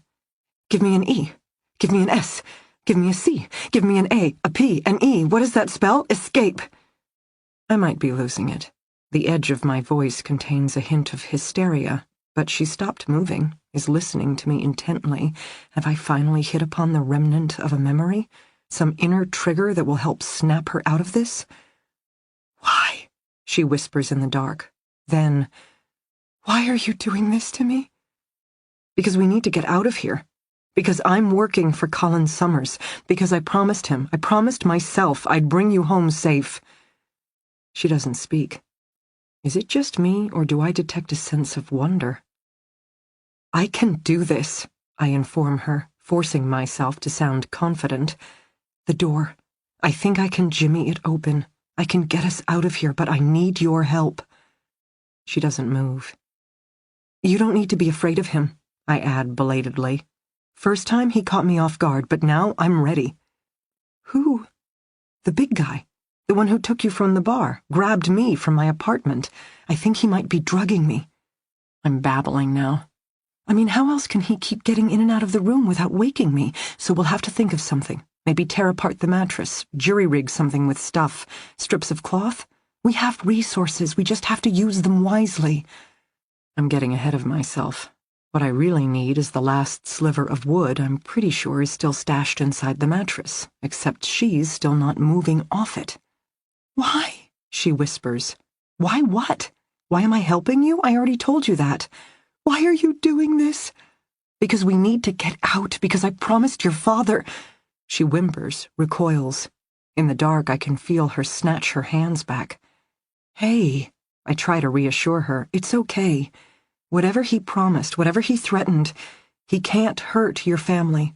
That's just something these guys say to control you. Trust me, it'll be okay. I'll do what you want, please. I already told you that. What do you mean you already told me that? I've been good. I've been so good. I've done everything you said. In the dark, she moves suddenly, seizes my hand. Please? I did exactly as you said, ever since you brought me here. I've done everything you told me to. Now please let me go home. I won't tell anyone if you'll just let me go home again. Chapter 30. 10:30 Monday morning, D.D. finally arrived at HQ. She felt slightly breathless, mind still whirling from her conversation with the Atlanta FBI agent and the circumstances surrounding Flora Dane's rescue from Jacob Ness. D.D. was also acutely aware of how behind she was in her supervisor duties. Actually working the case? Check. Processing paperwork and managing leads, on the other hand? She would be good today, she promised herself as she hammered up the stairs, coffee in one hand, leather messenger bag in the other. She would sit, she would focus, she would behave like an actual supervisor of homicide, but, glued to her chair, eyes on the stack of files on her desk. She would skim reports, dot I's, cross T's, and, you never know, make a groundbreaking discovery that would blow the case wide open. Who said desk jobs didn't matter? Her resolution lasted as long as it took to round the corner to her office, where she found BPD's newest detective, Carol Manley, waiting for her. The petite blonde was wearing yesterday's clothes and was nearly bouncing in place, hair standing on end. "Have you been here all night?" D.D. asked with a frown. Then, "Wait a second. You were going through the videotapes. Did you find footage of Flora's abduction?" "No. I found the building inspector." "You mean the kidnapper disguised as a building inspector?" "No, the actual building inspector. Turns out, he's for real." Detective Carol Manley had definitely not slept the night before, and apparently she'd compensated with many, if not dozens, of cups of coffee. D.D., who prided herself on speaking caffeine, had to ask her to slow down several times to get the story out. Carol had reviewed the footage pulled from various cameras in the vicinity of Flora's apartment, but she hadn't made any significant discoveries. There's too many images, she explained in a rush. Too many locals, too many cars, too much foot traffic. Each frame, each camera, there are dozens and dozens of people. And since I don't know who I'm looking for, how do I sort that out? You start by looking for Flora, Dee interrupted. Sure, Flora, except what Flora? She was gone Friday night, Saturday morning. I think I found a traffic cam clip of Dr. Keynes's car turning down her street, but that's it. No Flora walking the streets after that, and it's not like I have direct video of her building. Best I can do is check traffic cam footage of cars passing through the intersection near her apartment to see if she's in any of them. But again, so much traffic, so many cars, and so many windows. Dee rubbed her forehead, conceding the point. Pulling local video always seemed like an excellent idea, until, of course, you were the detective wading through it. So I got to thinking, Carol continued in a rush. What I needed was more information, another visual clue. Then it occurred to me. The landlords. Mary and James Richter had said the building inspector had visited on Tuesday. Except the housing inspection division has no record of that. Exactly. But why not start with traffic cams from Tuesday, right? Generally speaking, there's less traffic mid-morning on a Tuesday than, say, a Saturday night. Plus, we know the suspect is a big guy, which would make him easier to see on camera. I figure maybe I can get us a video shot of the actual kidnapper, or, if I'm really lucky, his vehicle and license plate. Dee couldn't help herself. She was impressed. Searching for images of the suspect from his visit to the apartment on Tuesday did make more sense as a starting point. And yeah, a license plate. But you didn't find him? She asked Manley now. Oh, I found him. Riley Hayes. Except he's not some guy pretending to be a building inspector. He's an actual subcontractor who inspects buildings. What? But the department hasn't seen his report yet. Hayes is still writing it up. That's why there's no record. But the traffic cam captured a vehicle passing through the intersection on Tuesday with a logo on the side. Hayes Inspections. I copied down the plate, made some calls, and voila. Inspector Riley Hayes, who did visit the Richters' building on Tuesday. But Dee frowned, took a slug of coffee, frowned again. I want to speak to him. Manley beamed, bounced up and down on her toes again. I know, which is why I have him waiting for you in room 6. Dee had to take a minute. She stashed her messenger bag beneath her desk, shrugged out of her jacket, took a few more hits of caffeine. Her mind was whirling again, and not in a good way. The building inspector couldn't be an actual inspector, because that wouldn't make any sense. A suspect checking out the building as a ruse to access keys would explain how the same person was able to enter Flora's locked, tight apartment. But a real building inspector actually doing his job? What were the odds? Carol was waiting for her outside the meeting room. The detective was armed with a fresh cup of coffee, apparently oblivious to the twitch developing in her right eye. An experienced overcaffeinator, Dee recognized the symptoms of a dark roasted high, soon to be followed by an excruciating ice pick to the temple low. Good luck with that, she thought, then opened the door to the interview room. The BPD's headquarters was a modern glass monstrosity that you either loved or hated. Either way, it wasn't the dilapidated, leaky pipe, stained, dropped ceiling affair featured on so many cop shows. The homicide unit's offices could have passed for an insurance company's digs, with an expansive bank of windows, tasteful gray cubicles, and a blue sweep of commercial-grade carpet. Keeping with that theme, the department included several smaller rooms for private chats with families, quieter conversations between detectives. Room 6 was really just that, a small room featuring a modest table, a couple of chairs, a viewing window that could be accessed from the hall. It was neither intimidating nor welcoming, which made it perfect for conversations like this, where Dee was interviewing either a possible suspect or a fellow civil servant. The inspector glanced up as Dee opened the door. At first look, he was younger than Dee would have thought. Close-cropped dark hair, square jaw, block shoulders. Big guy, the kind who would leave an impression on elderly landlords such as Mary and James Richter. In his dark blue dress shirt, name embroidered in white thread on the left side, he also struck the right chord of confidence. Strong, competent professional. No wonder Mary and James had handed him the keys to their building. Dee imagined many female tenants and homeowners would have gladly done the same. "Riley Hayes?" she asked now, entering the room. He nodded, not quite meeting her eye. Nervous, she thought, on the sketchy side of honest. Then again, so were many people when summoned to HQ for official police questioning. Carol Manley followed Dee into the room, closing the door behind them. The room wasn't that big. Dee and Carol took a seat at the table, across from their person of interest, and there was just enough space left over to breathe. Carol set down her mug of coffee. Dee saw the man's gaze flicker toward it, a reflexive inhale of wafting steam, but he didn't say a word. "You inspected a building last week?" Dee rattled off the address while opening the file Manley had prepared on Hayes. Dee skimmed the background report, noting a couple of traffic tickets, nothing of real interest. Across from her, Hayes nodded. "That's right. How long have you been an inspector? 6 months? Kind of young." Dee looked up. "Says here you originally trained as a fireman." "I was a fireman, till I injured my back, on the job. Doctor's orders transferred me to this." "Like the work?" He shrugged, gaze on the table. "It's a job." "Hayes Inspections. You own the firm?" "My father, George Hayes, his company." She found that interesting. "How many buildings do you inspect a week?" "Depends on the week. Some buildings, such as the Reichter's place, aren't that big, don't take too long. Other properties, you can spend days." "Why the Reichter's building?" "Came up and the computer is overdue. City has a backlog right now, has hired firms such as my father's to clear it." "So you were there because of the computer?" He finally looked up, meeting her gaze for the first time. "You can call the Housing Inspection Division. What's this about again?" Dee ignored his question. "According to the landlords, they couldn't take you around the building. Too many stairs." "That's right. Instead, they gave you keys to the various apartments." Across from her, Hayes paused, seemed to be considering.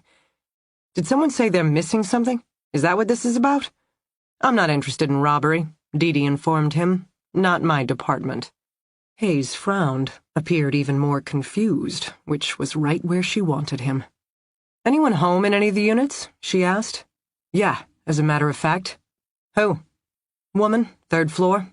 I was going to put that in my report. She wouldn't let me in." "Do you know her name, Mr. Hayes?" "No. Wouldn't say she was the kind of person inclined to chat. Didn't seem to care much for city ordinances either."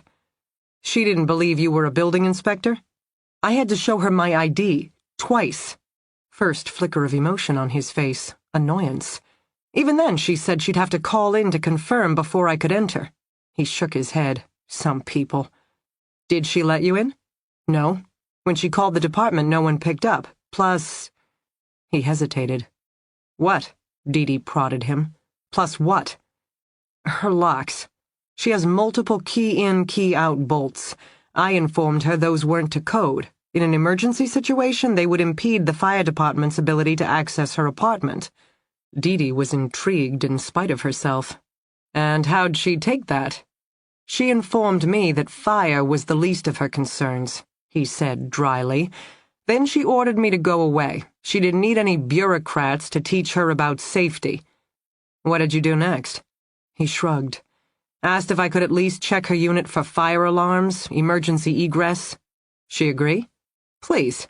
She pointed out one alarm in the hall ceiling, which could be viewed from the doorway. Informed me I should be able to see from where I was standing that it worked just fine. The green LED light indicated it had power, while the red flashing light indicated battery backup. As for her unit's emergency egress, I was welcome to check out the fire escape from the outside. "She sounds charming," Dee assured him. "Can you describe her, please?" Hayes, startled, seemed surprised by this request. "I don't know. Small? He blushed. "Most girls seem tiny to me. Blonde hair, kind of messy. She was dressed casual, baggy sweats, bare feet. I don't know. She wasn't very friendly, that's what I remember most. And girls are generally friendly, young, good-looking guy like you." He hesitated, his expression once again wary. "What do you want? Did she say something about me? Why, you do something wrong? Maybe lose your temper, grow frustrated? Clearly she wasn't treating you with the respect you deserve." Hayes shook his head. Look, I don't know what's going on here. Yeah, I inspected the Reichter's apartment building. Yeah, I talked to some woman on the 3rd floor, but that was it. She didn't let me in, I didn't push it. I made a note of the one working smoke alarm I could see, and then, yes, I walked around the building and checked out the fire escape. Climb up it? Of course. Peer in her window? What? Hey, listen to me. Hands up now, flat on the table, his broad face flushing. I did my job, nothing more. I don't know what she said, but whatever it was, I walked the building, inspected the fire escape. That was it. Ask the Reichters. I returned all the keys to them. Couldn't have been more than 15, 20 minutes tops. And I can show you the draft of my report, the diagrams, everything I have to do.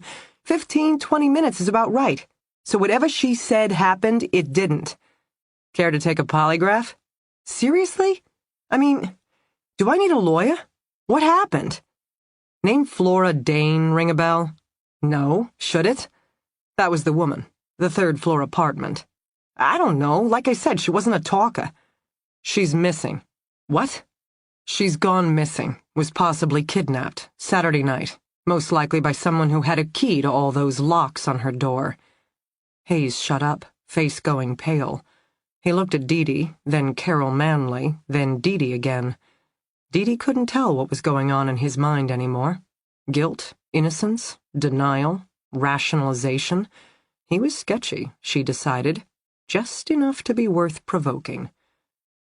I gave the keys back to the landlord, he stated now.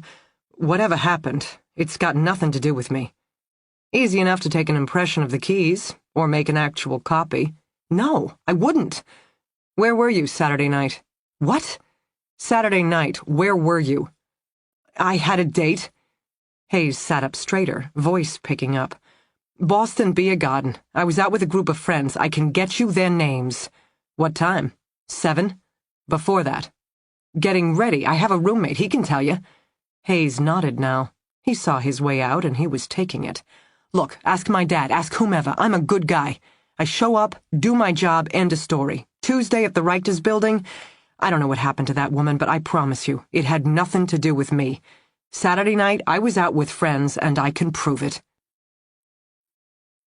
10 minutes later, back in Dee Dee's office, Carol Manley.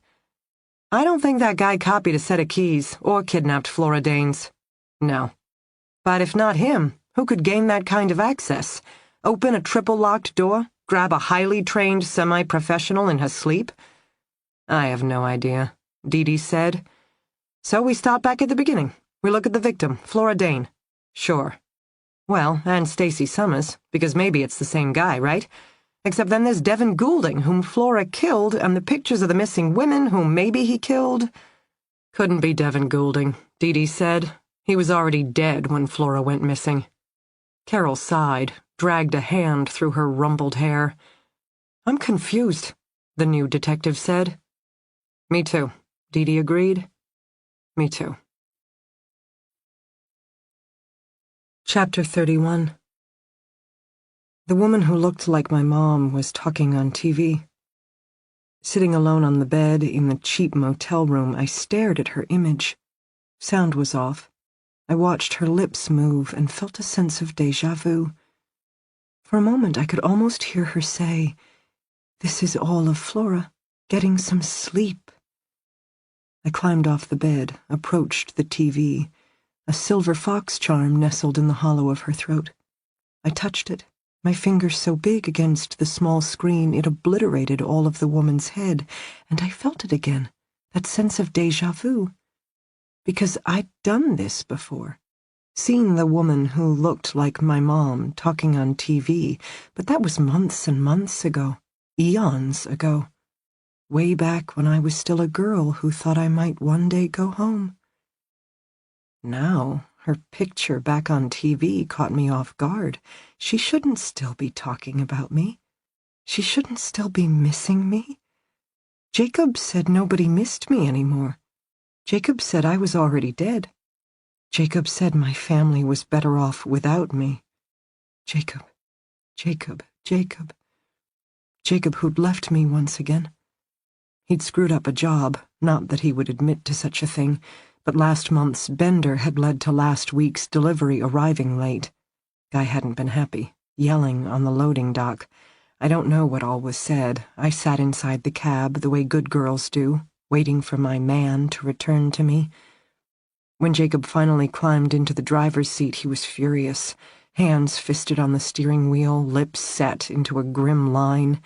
We'd gone straight from shipping and delivery to a truck stop. He'd parked the rig, ordered me out. Inside the convenience store, he'd loaded up on beer, a carton of smokes, and, on second thought, some chips. Then we'd hoofed it 3 miles to a strip motel he'd spotted from the highway. Once inside, it had been beer, cigarettes, sex, except not always in that order. Eventually, I got to eat some potato chips, but that was days ago, and now I was hungry. He'd left first thing this morning, like he had yesterday, the day before. Where he went, he didn't talk about. Beer, cigarettes, sex.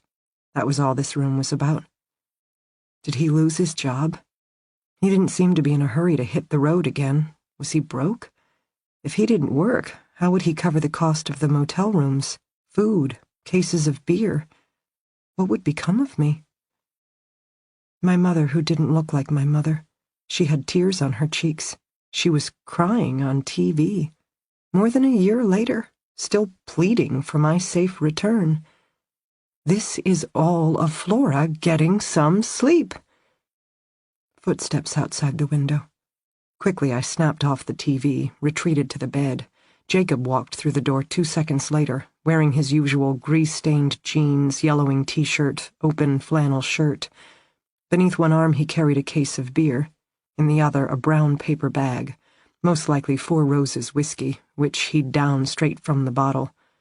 "What are you looking at?" he asked as he caught me staring. "What, you still in your pajamas? Like it would fucking kill you to clean yourself up while I'm gone." I fingered the edge of my black satin nightgown, edged with cream-colored lace at the top and bottom. He'd bought it for me a couple of months ago. I thought he liked it. He slammed down the beer, the whiskey. I eyed him up and down, desperate for some sign of food. "What?" he demanded again, shoving a cigarette between his crooked teeth. "We're out of chips," I whispered. "Chips? That's all you care about? Stuffing your face? Jesus, no wonder you've gotten fat." I didn't say anything. My hip bones jutted out beneath the shimmer of black satin. I was many things, but probably not fat. "Bad day?" I asked at last, not sure what to say. "Are there any others?" You've been gone a while." He didn't say anything. "Yesterday, too. The day before." I couldn't look at him while I spoke.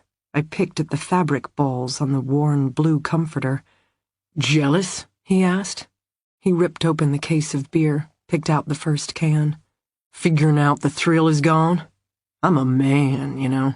Ain't no girl, especially not some cheap piece of trash like you, is gonna hold my attention for long. Maybe," he turned, hefted up the can, "maybe I went sightseeing."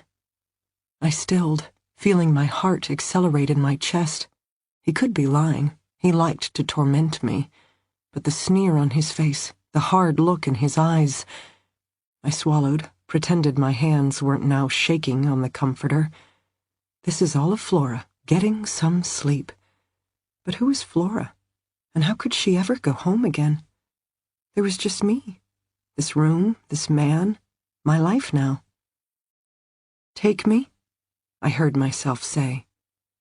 "What? Want to meet your replacement?" "Sure."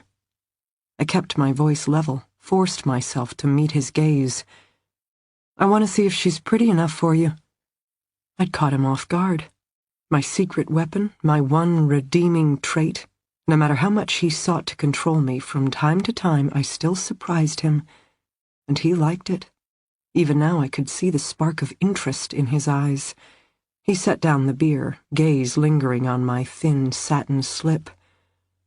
"All right," he said, "but you don't get to change." I followed him out of the room barefoot, arms crossed self-consciously over my chest. For the first time I noticed his rig now parked in front of the motel. No attached container, of course, just the sleeper cab, which was noticeable enough. He climbed aboard. Mid-afternoon, sun was blazing. Where I had grown up, sun brought people outside to enjoy the weather, but down here, the heat had the opposite effect, driving everyone indoors to the comfort of air conditioning. No one noticed as I walked half-dressed around the cab, then clambered on board. Jacob fired it to life, and off we went. He drove in silence. I figured we'd head toward the beach, the strip of bars we'd visited the first night, where the serving girls wore short shorts and midriff-bearing white tees, a look that would have been better if most of the women had been younger than 40 and not bloated with layers of, "this is what half a dozen thankless kids do to your figure," fat. But he headed away from the strip, turning off the highway down small side roads. He headed toward a neighborhood. At the last second, he stopped, pulled over beside a strip of marshland, long-fingered grass blowing in the wind. "We walk," he said, looking at my bare feet, challenging me to complain. I didn't.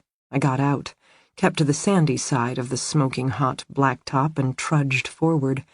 Movement in the brush beside me. Could be birds, snakes, critters. I didn't think about it, just kept walking. Jacob strolled in the middle of the road, smoking a fresh cigarette, not saying a word. Road was broken up, potholed in the center, crumbling at the edge. Not the best road, not the best neighborhood. Houses were small and flat, pastel colors as faded as the laundry hanging from drying lines. I could hear dogs barking in the back, babies crying on the inside. Here and there, tired kids stood in the dusty front yards, staring at the smoking man and half-dressed girl. Jacob kept moving, and so did I. A turn here, a turn there, and then we were behind a row of houses, partially sheltered by a ridge of overgrown shrubs. Jacob slowed, his footsteps faltering. Just for a moment I saw something pass across his face. Yearning. The look of a man who cared. He stopped. I faltered, almost ran into his back. This time something slithered out over my foot, and it was definitely a snake. I smothered the scream just as Jacob's hand slapped over my mouth. "Not one word," he instructed hoarsely. I could see the fanatic gleam in his eyes. Whatever I was about to see, whatever we were about to do, it was very, very important to him. I am not myself, I thought, as I turned with him toward the last house on the block. Sagging black shutters, peeling pink paint, dilapidated roof. This is not me, I thought, as we moved closer and closer, Jacob's cigarette long cast aside, and now a knife at his side. This is not Flora, I thought, a girl who once played with foxes, now standing outside a chain-link fence, peering in. I spotted my rival immediately. Back slider of the house was open. She sat inside, in the relatively cool comfort, watching TV. She had long, dark hair gathered in a loose ponytail, a faded green tank top paired with cut-off jeans. She stared at the old TV, chain-smoking, her long arms shockingly pale for these parts. But it worked for her. The dark hair, cream-colored skin, like Snow White. All she needed now was blood-red lips. I knew, before she ever turned around, that she was prettier than some bony New England blonde like me. No, she was dark-fringed lashes, razor-sharp cheekbones, and long, sultry nights. My replacement. Jacob's new toy. And I realized in the next instant he hadn't brought the knife for her. He'd brought the knife for me. One quick thrust and I'd be all done, rolled into the swamps for the gators to feed on, just as he'd always promised. This is all of Flora getting some sleep. Is that what death would feel like? Finally getting some sleep? Inside the house, the girl turned her head, alerted by a noise, our presence. I found myself holding my breath while Jacob inhaled sharply beside me. She looked older than I had expected. Not a sweet young thing, maybe closer to mid-20s, which surprised me. Jacob always favored teenagers. Easier to train, he'd told me. I glanced at him now, trying to understand, and the look on his face. Adoration. Fixation. A man fully, hopelessly in love. A man looking at this new girl in a way he'd never, ever looked at me. My turn to inhale sharply. And in the next moment I understood. This was no random girl, no spur-of-the-moment replacement. "That's Lindy," I said. "Shh, she'll hear you." "She's still alive?" "Of course she's still alive." "You didn't grow tired of her? Kill her and feed her to the gators?" "What the fuck are you talking about?" he whispered hoarsely. "I'd never hurt her." "You love her." "Shut the fuck up." "You do. You love her." The girl in the house turned, alerted by our conversation. She rose to standing, looking in our direction. Beside me, Jacob once more sucked in his breath. He watched her walk toward us, completely transfixed. I knew then that I hated this girl. She was the true enemy. If Jacob had never loved her, never lost her, he wouldn't be snatching the rest of us off of Florida beaches. Somehow she'd inspired him. Then she'd twisted him. And now, after everything I'd survived, everything I'd done, she'd be the one who'd take Jacob from me. Because of her, Jacob would finally use that knife, then feed my body to the local wildlife. My mother would never learn what happened to me. She'd spend years talking in front of all those cameras, wearing her little fox charm, and pleading for a daughter who was already dead. I hated Jacob then. Hated him as much as I had that very first day, regaining consciousness in a coffin-shaped box. But I hated this girl even more. Lindy. The girl who'd started it all. The girl who'd ultimately destroy me. Unless, of course, I killed her first. Chapter 32. "We found a body." "Don't you mean bodies?" D.D. glanced up from her desk to find Phil standing in her doorway. He was shaking his head. "No, body, at one of the destinations listed on Goulding's vehicle's GPS. Christy Kilker or Natalie Draga? That's what we're going to find out." D.D. automatically pushed back her chair, then caught herself. "Wait, is this a test? Because I heard you, you know. I get that I'm headstrong and controlling, and I should trust my partners and have more faith in your abilities to get things done. Meaning, you get to go see the body. And I get to await your report like a good restricted duty supervisor? And then..." She caught herself, as surprised as anyone by the sudden thickening in her throat. "Then you won't be mad at me anymore." "I'm not mad at you. I do trust you," she got out while she could, because now she was remembering yesterday's conversation with Phil, and it stung. She'd never say it out loud, but Phil was the closest thing to a surrogate father figure that she had, especially given that her own father didn't approve of her job. She didn't miss her parents, who lived in Florida. She didn't even mind anymore that they didn't understand her job, but Phil? His clear disappointment in her? That hurt. "I trust you, Phil. I trust Neil, and I miss you guys, every day. I miss our squad, our partnership.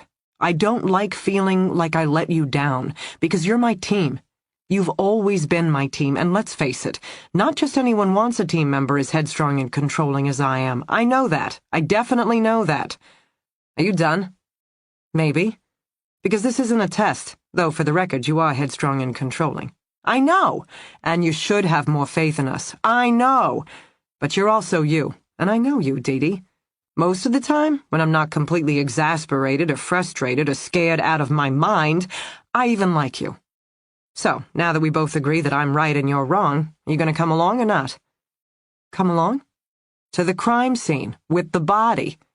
But I get to drive." D.D. didn't need to be asked twice. "Okay. You really are a lousy restricted duty supervisor." "Yeah, been thinking that a lot myself." Which still didn't stop her from grabbing her leather jacket and walking away from her desk. "So where are we headed?" she asked as she followed Phil out the door, world order officially restored. "Mattapan." "Again? Why are the bodies always hidden in Mattapan?" "Because some neighborhoods are just like that." Mattapan had a nature park run by the Mass Audubon Society on acres of land that used to belong to an abandoned state mental hospital, which Phil and Dee were both very conscious of as they skirted the perimeter of the property, sticking close to the elaborate wrought iron fence that separated the unexpected expanse of leafy trees from the dense urban jungle that surrounded it. They'd been to this park before. They'd walked these grounds when the skeletal remains of the abandoned mental facility had still winked shattered glass eyes from atop the hill. They knew all about the ghosts of this area's past and the mummified remains of 6 girls they'd excavated from an underground pit last time they'd been here. Following Phil toward the first wooded trail, Dee had a chill, and it wasn't from the weather. In theory, the Boston State Hospital was long gone. Half of the green space had become the Boston Nature Center, home to 150 species of birds and 350 species of plants, in the midst of a densely packed neighborhood where the triple-deckers were jammed shoulder to shoulder, and most looked worse for the wear. Bostonians came from all over to walk through these trees, listen to the birds, admire the butterflies. That the park came up as a frequent destination in Devin Goulding's GPS could just mean he was someone who enjoyed communing with nature. Except, of course, the park also represented a decent chunk of tucked-away green space, which is exactly what a killer would need to bury a body. According to Phil, they'd brought out dogs first thing this morning. It had taken them less than 20 minutes to make the find.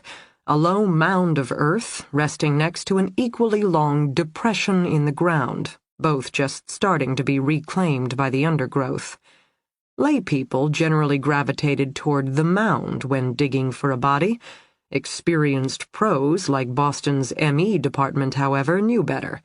The mound was formed from all the displaced dirt the killer had excavated from the grave, digging down, dumping shovelfuls of soil to the side.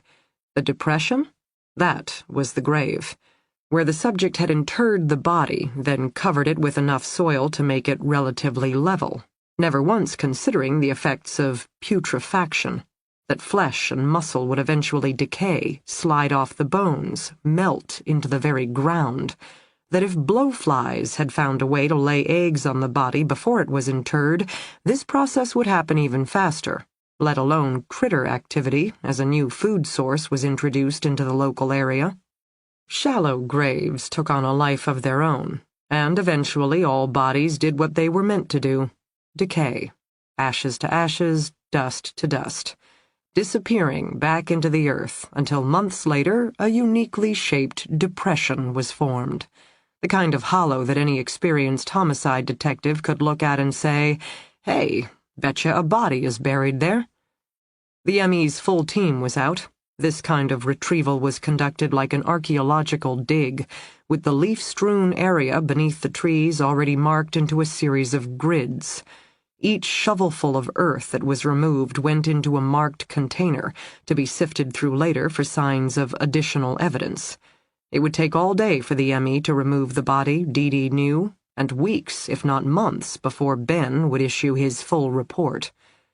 Dee and Phil approached, making sure they didn't get too close. Ben Whitley was very good at his job, which was to say he was territorial and had little patience for stupid cop tricks. He'd also once been romantically involved with their squad mate, Neil. After the breakup, everyone was professional. Nothing was quite the same. "Morning, Ben," Phil called out, an opening salvo. He received a grunt from a burly figure hunched over the shallow grave, seemingly brushing at the dirt. Dee recognized his actions from past retrievals. They had exhumed all the way down to the body, and Ben was now dusting the final layer of fine soil from the mummified skin, bones, whatever was left. This close, Dee could catch a whiff of decomp mixing with the peaty smell of soil, fall leaves. So the remains weren't fully skeletal yet, which would make sense given the timeline of the missing women's disappearances. "Male or female?" Dee asked. Unlike Phil, she didn't waste time on pleasantries, which she happened to know made her one of Ben's favorites. He didn't care for pleasantries either. Female. Time of death? Bite me. D.D. and Phil exchanged glances. Apparently that was a question to be answered back at the morgue. Made sense. The rate of decay in shallow graves varied widely, depending on depth of grave, insect activity, that sort of thing. Ben would have to analyze soil samples taken from beneath the body to pinpoint time of death, and even then he'd grumble about the accuracy, which made today a better day to be a homicide detective than an M.E. Clothing, jewelry, any unique indicators we can use for identification? D.D. asked. Personally, she was hoping for replacement parts, anything from breast implants to artificial knees, all of which came with serial numbers that could be traced back to the recipient. Got an earring, Ben supplied, not looking up. Gold hoop, some clothing, blue jeans maybe, cotton top. Can't tell if there's anything in the pockets, not there yet. D.D. looked at Phil. Neil and I came across a stash of photos of Natalie Draga in Goulding's room. I don't remember her wearing hoop earrings. I'll call Neil, ask him to double-check, Phil said. Christy Kilka? We didn't find any pictures of her, just her driver's license. He can check that too, just in case she's wearing earrings in that photo. D.D. nodded, though it was a long shot. Some women wore the same earrings day in and day out, but a 20-something girl out in the town? Chances were Christy had different accessories for each outfit, that sort of thing. Hair appears to be brown, Ben offered from the grave, which would be consistent with either Natalie or Christy. Got something on the fingernails. Polish, maybe dark pink, red. Either of your missing girls partial to manicures? Phil made a note, one more detail to track down. Are you sure there's only one body? D.D. called out. Ben finally glanced up, skewered her with a glance. Never mind. Even D.D. knew when to beat a hasty retreat. So, she tried to pick her next question carefully. We have 2 missing girls, one last seen 9 months ago, Natalie Draga, who'd never collected her last check at work. One vanished more like 5 months ago, Christy Kilker, who'd called her mother once or twice since the alleged Italy trip. If I had to pick between the 2? Ben went back to brushing. Sure. Body's on the fresher side. Been here like a 2 to 3 month window. D.D. glanced at Phil. Only tells us how long ago the body was buried, Phil warned. Natalie Draga might have gone missing 9 months ago, but that doesn't mean she was killed then. D.D. nodded, understanding his point. They didn't know enough of Goulding and his M.O. Had he kept the girls alive for a bit? The haunting photos of Natalie Draga seemed to imply as much. Then again, they had nothing on Christy except for a bloody license. Questions D.D. would have liked to ask Goulding, except, thanks to Flora Dane, he was no longer available to answer. Call Christy's mom, she instructed Phil at last. Ask her about favorite earrings, nail polish. Maybe she can give us a starting point. Phil nodded, moving off to a separate bank of trees to work his phone. D.D. stood alone, watching the M.E. carefully brush dirt from the remains of at least one missing girl who would finally go home again. Pretty in pink, Phil reported 15 minutes later. Christy's go-to nail polish, wore it all the time. Was also partial to a pair of gold hoops, which were a 16th birthday present from her mom. Christy Kilker, D.D. said. Not enough for an official ID. No, we'll have to wait for Ben to work his full magic at the lab, but chances are, Christy Kilka, Phil agreed. So where is Natalie Draga? A second dump site? Are there other frequent destinations recorded in Goulding's GPS? Not that would work for stashing bodies. This is it. And the dogs have covered the entire park? Yep. So where is Natalie Draga? D.D. asked again. Phil had no answer. D.D. looked around, at the trees, the gawkers, the milling crew of blue-clad crime scene technicians. Phil? What are we missing? She called Samuel Keynes. She didn't know why. He wasn't an investigating officer, but a professional head shrink. He didn't catch bad guys, he assisted with victims. And yet, Everything about this case came back to Flora Dane, and given her disappearance, the closest link they had to her was Dr. Keene's, which was interesting in its own right, because most of the time, D.D. would peg the mother in a situation like this. But for all of Rosa's fierce protection of her daughter, their relationship was strained. Flora herself hadn't called her mother after Friday night's incident. She'd called her former victim specialist instead. Keene's picked up after one ring, almost as if he was expecting her call. "Do you know someone named Natalie Draga?" she asked him. "No." "What about Christy Kilker?" "No." "Flora never mentioned these names? Never talked about trying to locate either woman?" "No." "Sergeant Detective, but she did talk to you about Stacy Summers. Come on. Now is the time to be open and honest, Doctor, because I have one dead body and I'm pretty sure there's about to be more. Flora talks to you. Flora tells you things she doesn't tell anyone else, not even her mother. So what did she tell you about Stacy Summers?" Saturday morning's phone call was the first contact I'd had with Flora in months, at least 6 months. We are not that close, Sergeant Detective, not nearly as close as you think. But she tells you things she tells no one else. This morning I spoke to the FBI agent who rescued Flora. According to her, she has lots of questions about what Flora did during her time with Jacob Ness, but Flora won't answer those questions. She'll only talk to you. I provided a full report of Flora's statement. Contrary to what you're implying, everything I heard has been made available to investigators. That Flora didn't want to share her experience again and again. That's hardly unusual for someone who's been through her level of trauma. Did she do it? Help kidnap other victims? Not that she ever revealed. Is that what this is? All this vigilante business? Survivor's guilt to cleanse her conscience of what she did during her captivity? Your guess is as good as mine. No, not true. 1, you're the expert. 2, she trusts you, and she keeps calling you. When she's in trouble, when she needs help, your number is the one she dials. 5 years later, Doc. How many families are still calling you 5 years later? Keene's didn't say anything. Then there's the mom, D.D. continued, thinking out loud. Rosa Dane. She seems pretty comfortable with you as well. Does she also keep you on speed dial, or do you call her? Because Flora doesn't, and you know that bothers her. Then it came to D.D. The way Keene's had touched Rosa's shoulder yesterday in her office. The way he'd stood so solidly beside her when, frankly, there was no reason for him to be there at all. But he'd come, at Rosa's request, and he'd stayed. The good doctor and Rosa. Does Flora know? D.D. blurted out. About you and her mom? Have you ever told her?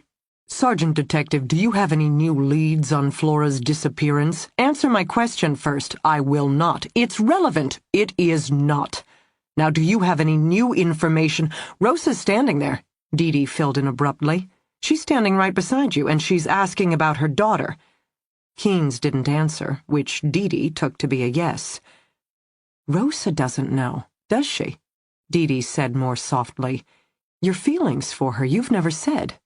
I assure you, I am mistaken. Got it. Your relationship with the family is purely professional. Proper Phoebe, like you, Sergeant Detective. I have a body. One of the women we believe Devin Goulding abducted. We found her remains based on evidence we recovered from his house. You believe you've just discovered one of Goulding's victims? In other words, Flora was right in her actions on Friday. If she hadn't killed him, it might be her body you were discovering now. Flora's gone, and whatever happened to her has to have something to do with Devin Goulding, Stacy Summers, and at least 2 other missing women. It would be too coincidental for it to be otherwise.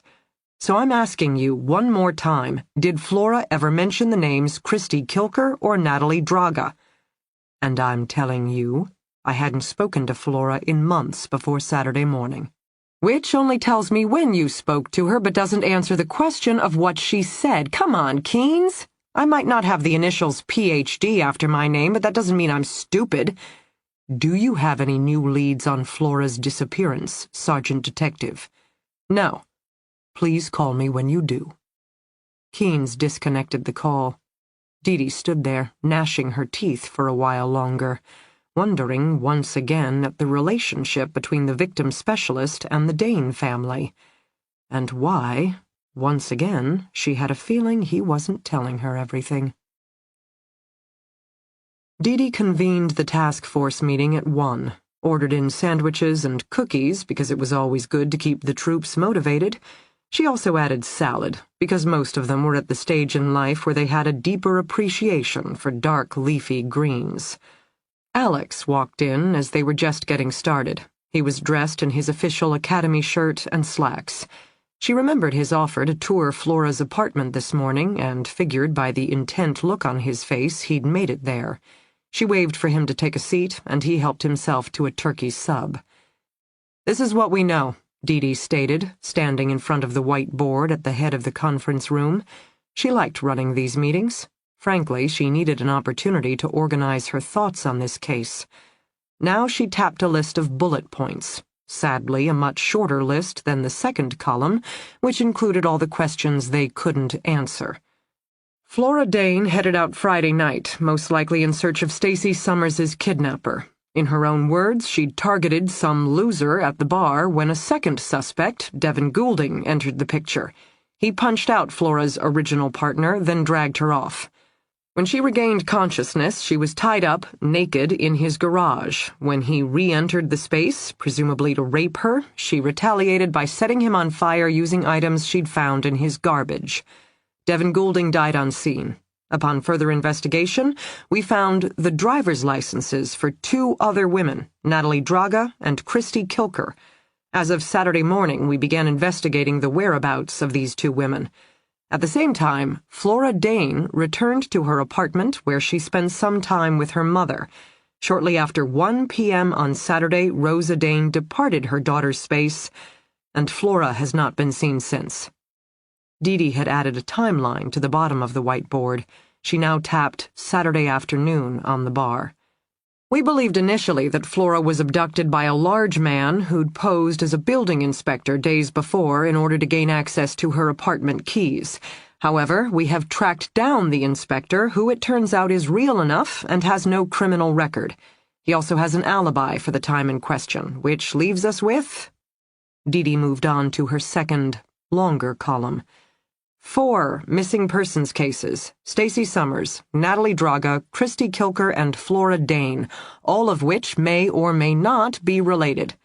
1 possible but now deceased perpetrator, Devin Goulding, who is connected to at least 3 out of the 4 missing women, and 1 body, discovered just this morning based on information from Goulding's vehicle's GPS.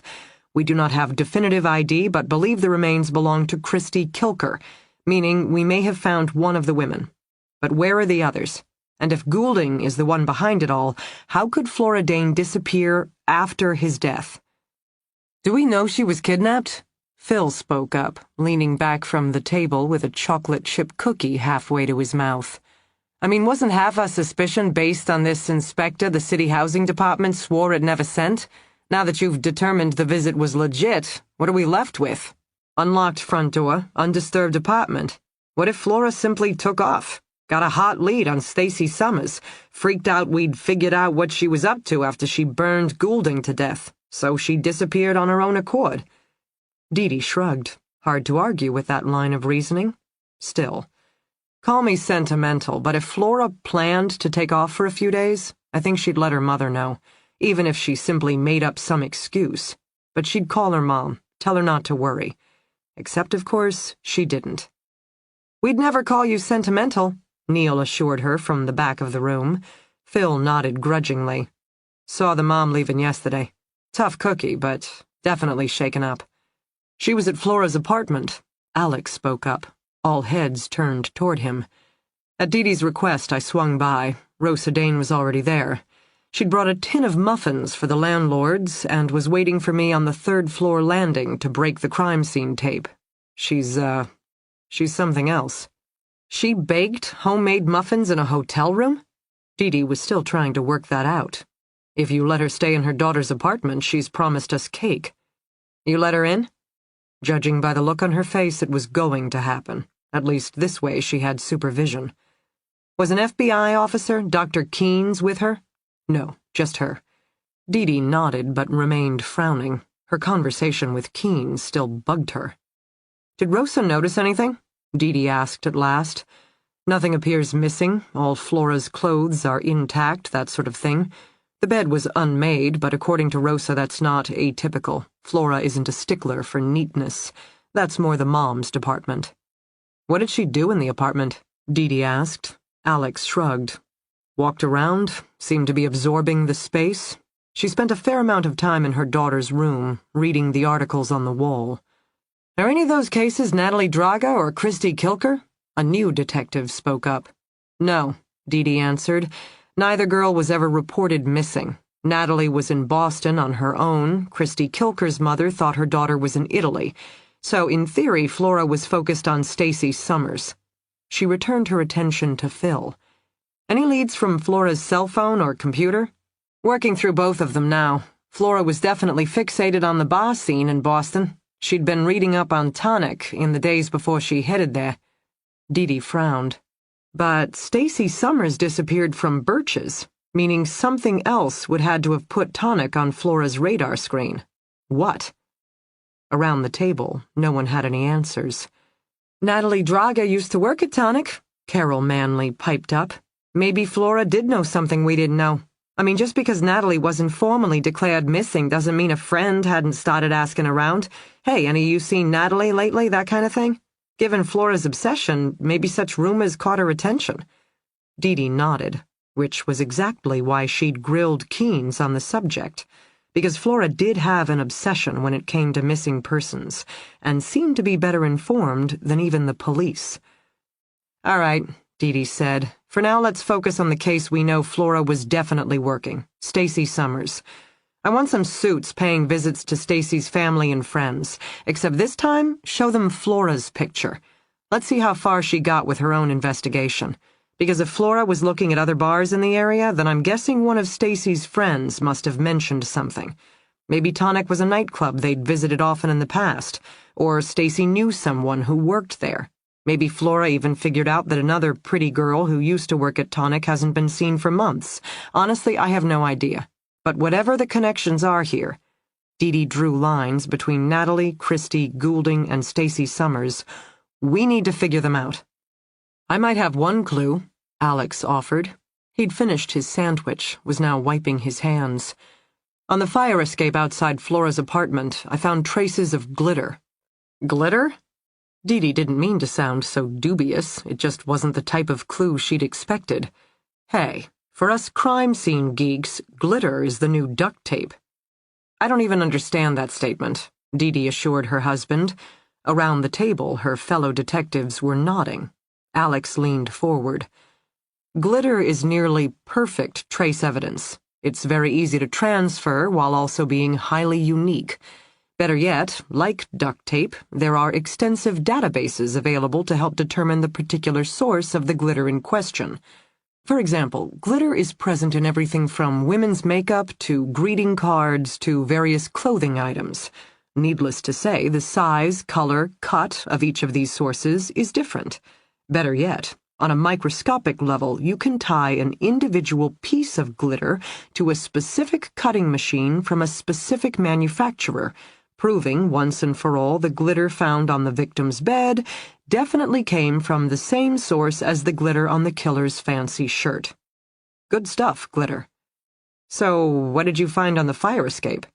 "I found traces of gold on the handrail, I'm guessing transferred from contact with a subject's hand. With Rosa's help, I examined Flora's clothing. No sources of glitter there. No glitter in the bed, either, which would have occurred if Flora had gotten some on her skin, say, when she was out and about, then transferred it to her sheets when she tucked in at night. She did have glitter in some of her cosmetic products, but those particles are too fine to match with the fire escape sample." "What does that mean?" Dee asked him. "It means someone was out on the fire escape with traces of glitter on his hands, clothes, etc. And that helps us how? Find a suspect, we can use glitter to place him or her on Flora's fire escape. Or—" Alex's gaze grew more thoughtful. He pointed at the circle of names Dee had joined with lines on the whiteboard. "We believe these cases are all interconnected, yes?" Dee nodded. Then let's search Devin Goulding's house for signs of glitter. Christy Kilker's body as well. If we find traces matching Flora's fire escape on either of these other sources, then there's your proof. These cases are related. Alex nodded solemnly. The glitter tells us so. Chapter 33. The girl is insane. Molly, Stacy, whoever she is, has definitely been shut up too long, suffered too much trauma, I don't know. But she's crazy to think I'm the one who has something to do with this.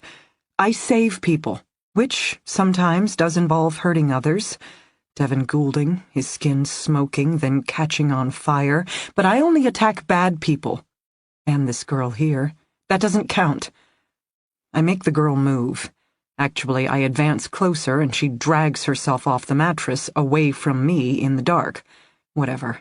It allows me to retrieve the last shard of pine coffin from inside the mattress lining. It's thinner than I'd like. Decent length, though. I bring it to the door and get to work. My first challenge, trying to figure out in the dark the approximate location of the latch in the switch plate. I have to think back to other doors.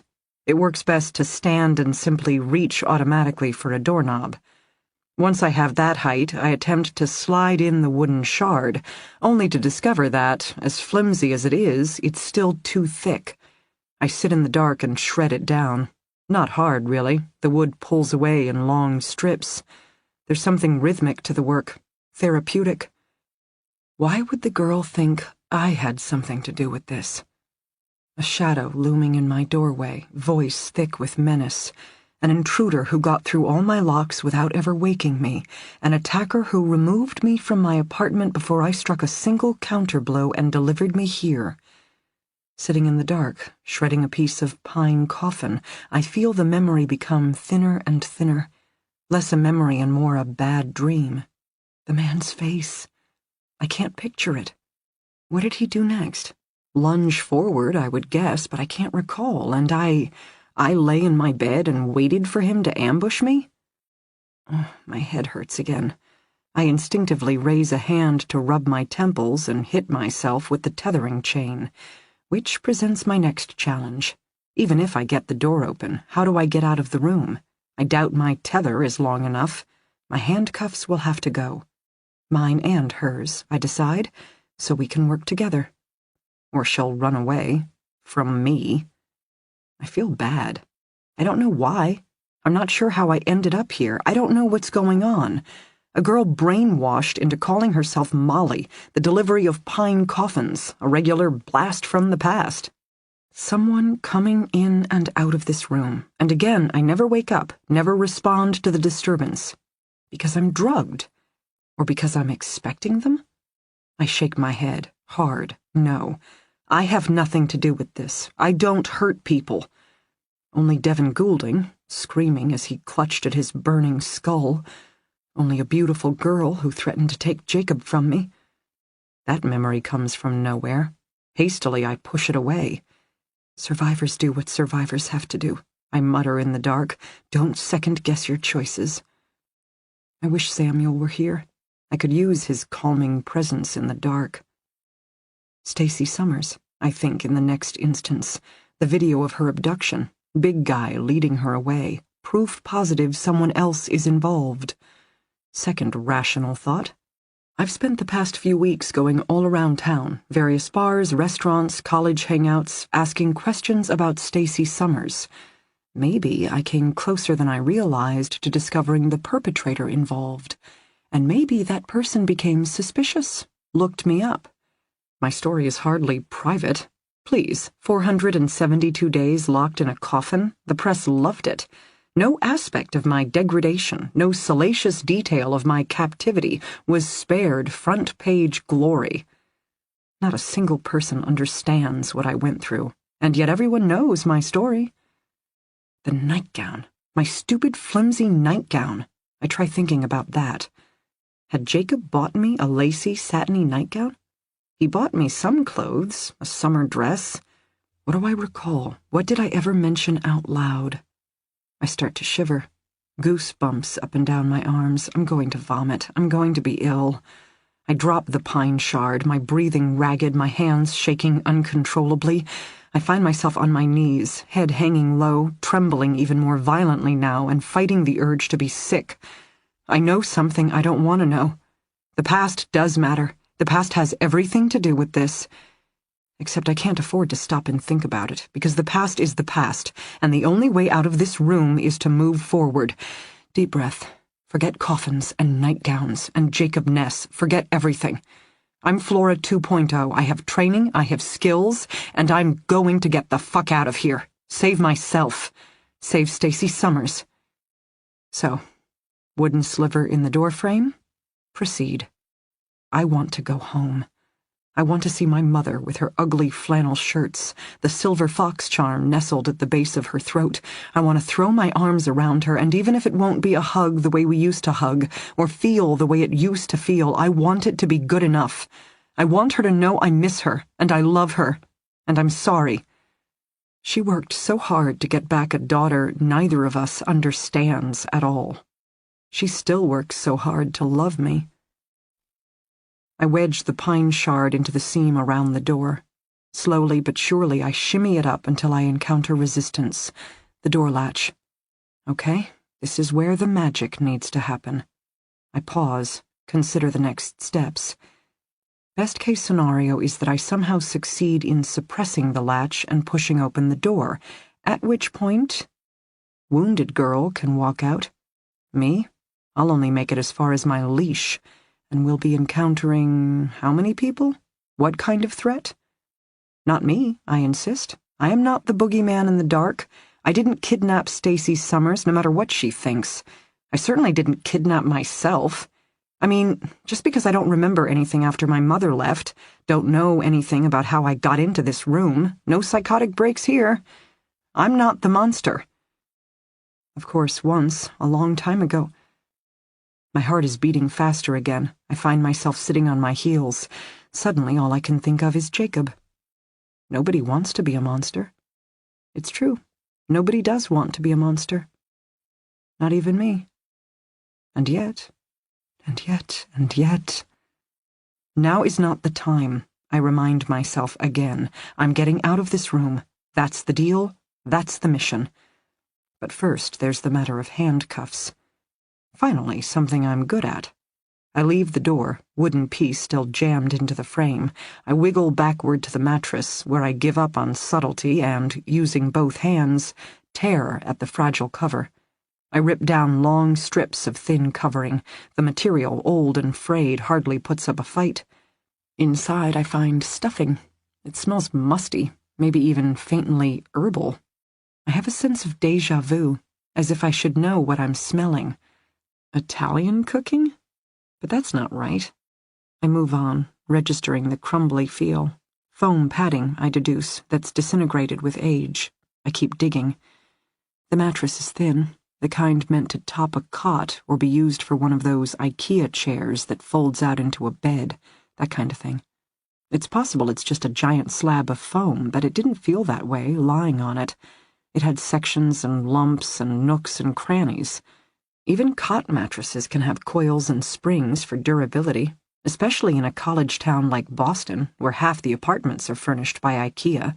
It's possible this mattress started out in someone's dorm before being repurposed here. I keep digging, and sure enough, metal, wire, coiled inside the foam. Everything is a resource. This mattress is my resource, and I'm going to use it to get us out of here. I'm weak, shaky, stupid with stress. It takes me much longer than it should to find the end of one of the bound coils and slowly but surely straighten it. I don't know if I can pull it out. I don't think I'm that strong in my current state, so I go with reworking one end of the coil. I have these gadgets at home, see? Fashioned from plastic, they look like tiny little black clips, except they're not. They're universal handcuff keys, available from most major internet retailers. Usually, before I go out, I tuck them in my hair, the world's shortest bobby pins, where they're accessible for emergency situations. Silly me, however, I never thought to sleep with them behind my ears, meaning they aren't with me now. But I can remake them. I've used them enough, I know them that well, and the thinness of the metal mattress coil is just about right. My fingers slip in the dark. I gouge the side of my hand with the wire, hiss with the pain, but I keep going, even as I stab another finger, jab my palm, slice open the back of my hand. Both of my hands are slippery with blood by the time I deem my homemade gadget about right. I take a break, wipe my hands on the carpet, steady my breathing. "What are you doing?" the girl asks in the dark. "Why? Still scared of me?" "The door isn't locked. I didn't lock it." "But you unlocked it." "Had to. Open the door, check on you. Those were my orders." "From whom? Who told you?" "You know," she whispers. You know.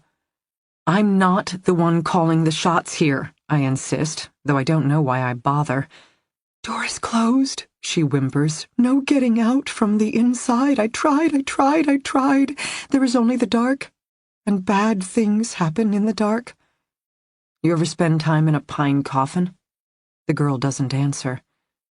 "We can all survive more than we think," I inform her, "and I don't plan on being a victim ever again. Not when I can be the monster." I position my cuffs over the hooked mattress spring and get down to business. It takes me several tries. In this case, it doesn't matter that I can't see, because I've practiced enough times with my hands behind my back. I'm used to going by feel, not by sight. I'm accustomed to the key being smaller, however, not fixed in place, and that takes some getting used to. But handcuffs aren't the most sophisticated locks in the world, and I am a girl who's really, really practiced. With a click, the first bracelet releases. Faster this time, I undo the second, and then, for the first time in I don't know how long, my hands are my own.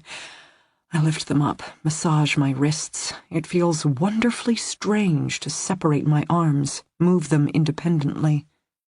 I can feel the girl watching me in the dark. I know she can't see my movements, but must surely hear something, or maybe simply sense the wonder of this small improvement in our circumstance. "Would you like your hands free?" I ask. What? "Would you like your cuffs removed? I can take them off." "What do I have to do?" "Crawl over here." That's it?" "Just move toward the sound of my voice. I'll help you." She hesitates. She fears me. With good reason? I don't know. I can't make sense out of all this. There are things I don't get. How did I go from my apartment to here? Was there really an intruder in my doorway?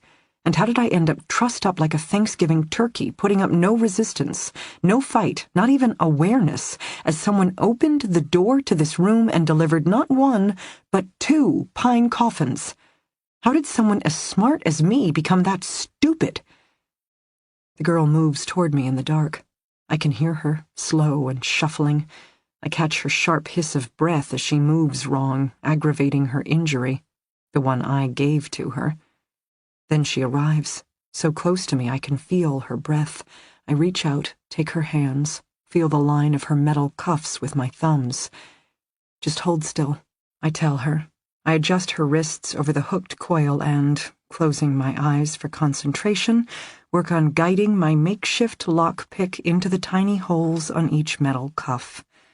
It's not smooth or simple or brilliant, but eventually I get the job done. The handcuffs fall away. I can feel her lifting her hands, twisting her arms this way and that. It's true, what I'd suspected. You don't need eyes to experience wonder. You can feel it, even in the dark. "Why?" she asks, her favorite question of the day. I tell her the truth. Because we're getting out of here. Chapter 34. "I'm going to visit Tonic this afternoon. Samuel said I should tell you." "Excuse me?" Sitting at her desk, D.D adjusted the phone against her ear, certain she'd heard wrong. Rosa Dane continued. "That's the last place my daughter went. I would like to see it." "Did you find something in her apartment? Some lead we missed involving her search for Stacy Summers?" "No, but I spoke to Colin this morning. He admitted Flora had taken a personal interest in his daughter's case. Given that, there has to be a reason Flora went to Tonic on Friday night. My daughter wouldn't have just gone out to a bar. Dee took a deep breath, forced herself to process. She didn't disagree with Rosa Dane. Tonic was definitely a place of interest, as just discussed by the task force. Having said that, cops didn't like civilians meddling in their investigations, especially not a case as red-hot as this one and with so many moving parts. Dee had returned from the lunch meeting to find a report from the lab on her desk. The stain in Devin Goulding's garage had tested positive for human blood. Furthermore, it matched Christy Kilker's blood type. Conclusive? No, that would take DNA testing, but getting more and more interesting. Goulding almost certainly had something to do with at least one woman's, if not two women's, disappearance. Given that Flora was actively looking for Stacey Summers, how coincidental could it be that she'd ended up in his garage herself? Which brought Dee back to why civilians shouldn't be involved in police investigations. Flora's actions Friday night had led to Goulding's death, eliminating the police's best source of answers. Detectives knew better than to burn a person of interest alive. Apparently, vigilantes didn't. Tonic is a nightclub. I doubt it's even open this afternoon, Dee hedged, while she tried to decide if Rosa's proposed visit was the best or worst idea she'd ever heard. I spoke to the manager. She's agreed to meet me there at 4. Rosa had called the bar's manager. But of course. And you reviewed this plan with Dr. Keynes? I asked him to come with me. He has insight into my daughter that I value. Sure, insight into the daughter, Dee thought cynically. Except the moment she thought that, she found herself uncomfortable again. Keynes had feelings for Rosa, Dee was positive. Spoken, unspoken, returned, unreturned, who knew? But did that alone explain his level of involvement? Samuel recommended that I contact you as well, Rosa was saying over the phone. Something about how territorial local detectives can be. How you might not view my actions as helpful, but threatening. He advised me to be respectful. I'm going with honest. Apparently. Dee frowned, glanced again at the lab report on her desk. Fine, she said abruptly. Rosa wanted to visit Tonic? Well, so did Dee. So why not kill 2 birds with 1 stone? Visit the nightclub Flora had been investigating while also spending more time with the girl's mother. I'll meet you there at 4. Bring Dr. Keynes as well. He can offer more of his professional insights. Rosa didn't say goodbye or thank you. She simply hung up. As she'd said, not ready for respectful, but at least being honest. Dee grabbed her jacket, headed out. Dee had never been a nightclub sort of girl. A good Irish bar she appreciated, but blackout surfaces, strobe lights, loud music, not really her style, even when she'd been young and, supposedly, hip. It was always interesting, she thought, to visit such places by the bright light of day, sort of like catching a movie star without her makeup on. At night, with the lighting just so and the floor crammed with writhing bodies and the stage dominated by the next up-and-coming band, the place probably felt electric. 4 p.m. on a Monday? It reminded her more of a college student with a hangover. The floor was sticky and covered in shredded cocktail napkins. The dark painted walls were scratched and dinged, the bar area tired. The place looked like it could use a refurbishment, or at least a break from its high-risk lifestyle. Rosa and Keynes had arrived first and were already talking to a woman near the back. They made quite a trio, Rosa in her usual yoga grunge, Keynes in his classic gray suit, and the manager in nightclub black on black. Currently, the dark-haired manager had her eyes locked on Keynes. He wasn't even talking, and she still stared at him, entranced. Apparently, Keynes's cheekbones worked even on a woman surrounded by pretty and even prettier staff.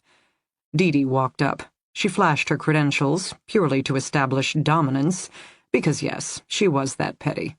No dice. The manager kept her attention fixed on Keynes. On the other hand, Keynes smiled slightly, as if he knew exactly what Dee was doing and appreciated the effort. Sergeant Detective D.D. Warren, D.D. spoke up crisply, never one to back down from a fight. The manager finally dragged her attention away. Jocelyn Ethier. You're the manager? Yes, I've worked here 5 years. Were you here Friday night? Yes, I split my time between the back office and, of course, making frequent tours of the floor just to make sure things are going smoothly. I recognize the picture of her daughter. She flicked a sad, nervous glance at Rosa. I noticed her at the end of the night when things were winding down. She was out on the floor, still dancing. Did you happen to see who she was with? D.D. asked. The manager shrugged. There was some guy holding a beer, watching her. I assumed they were together.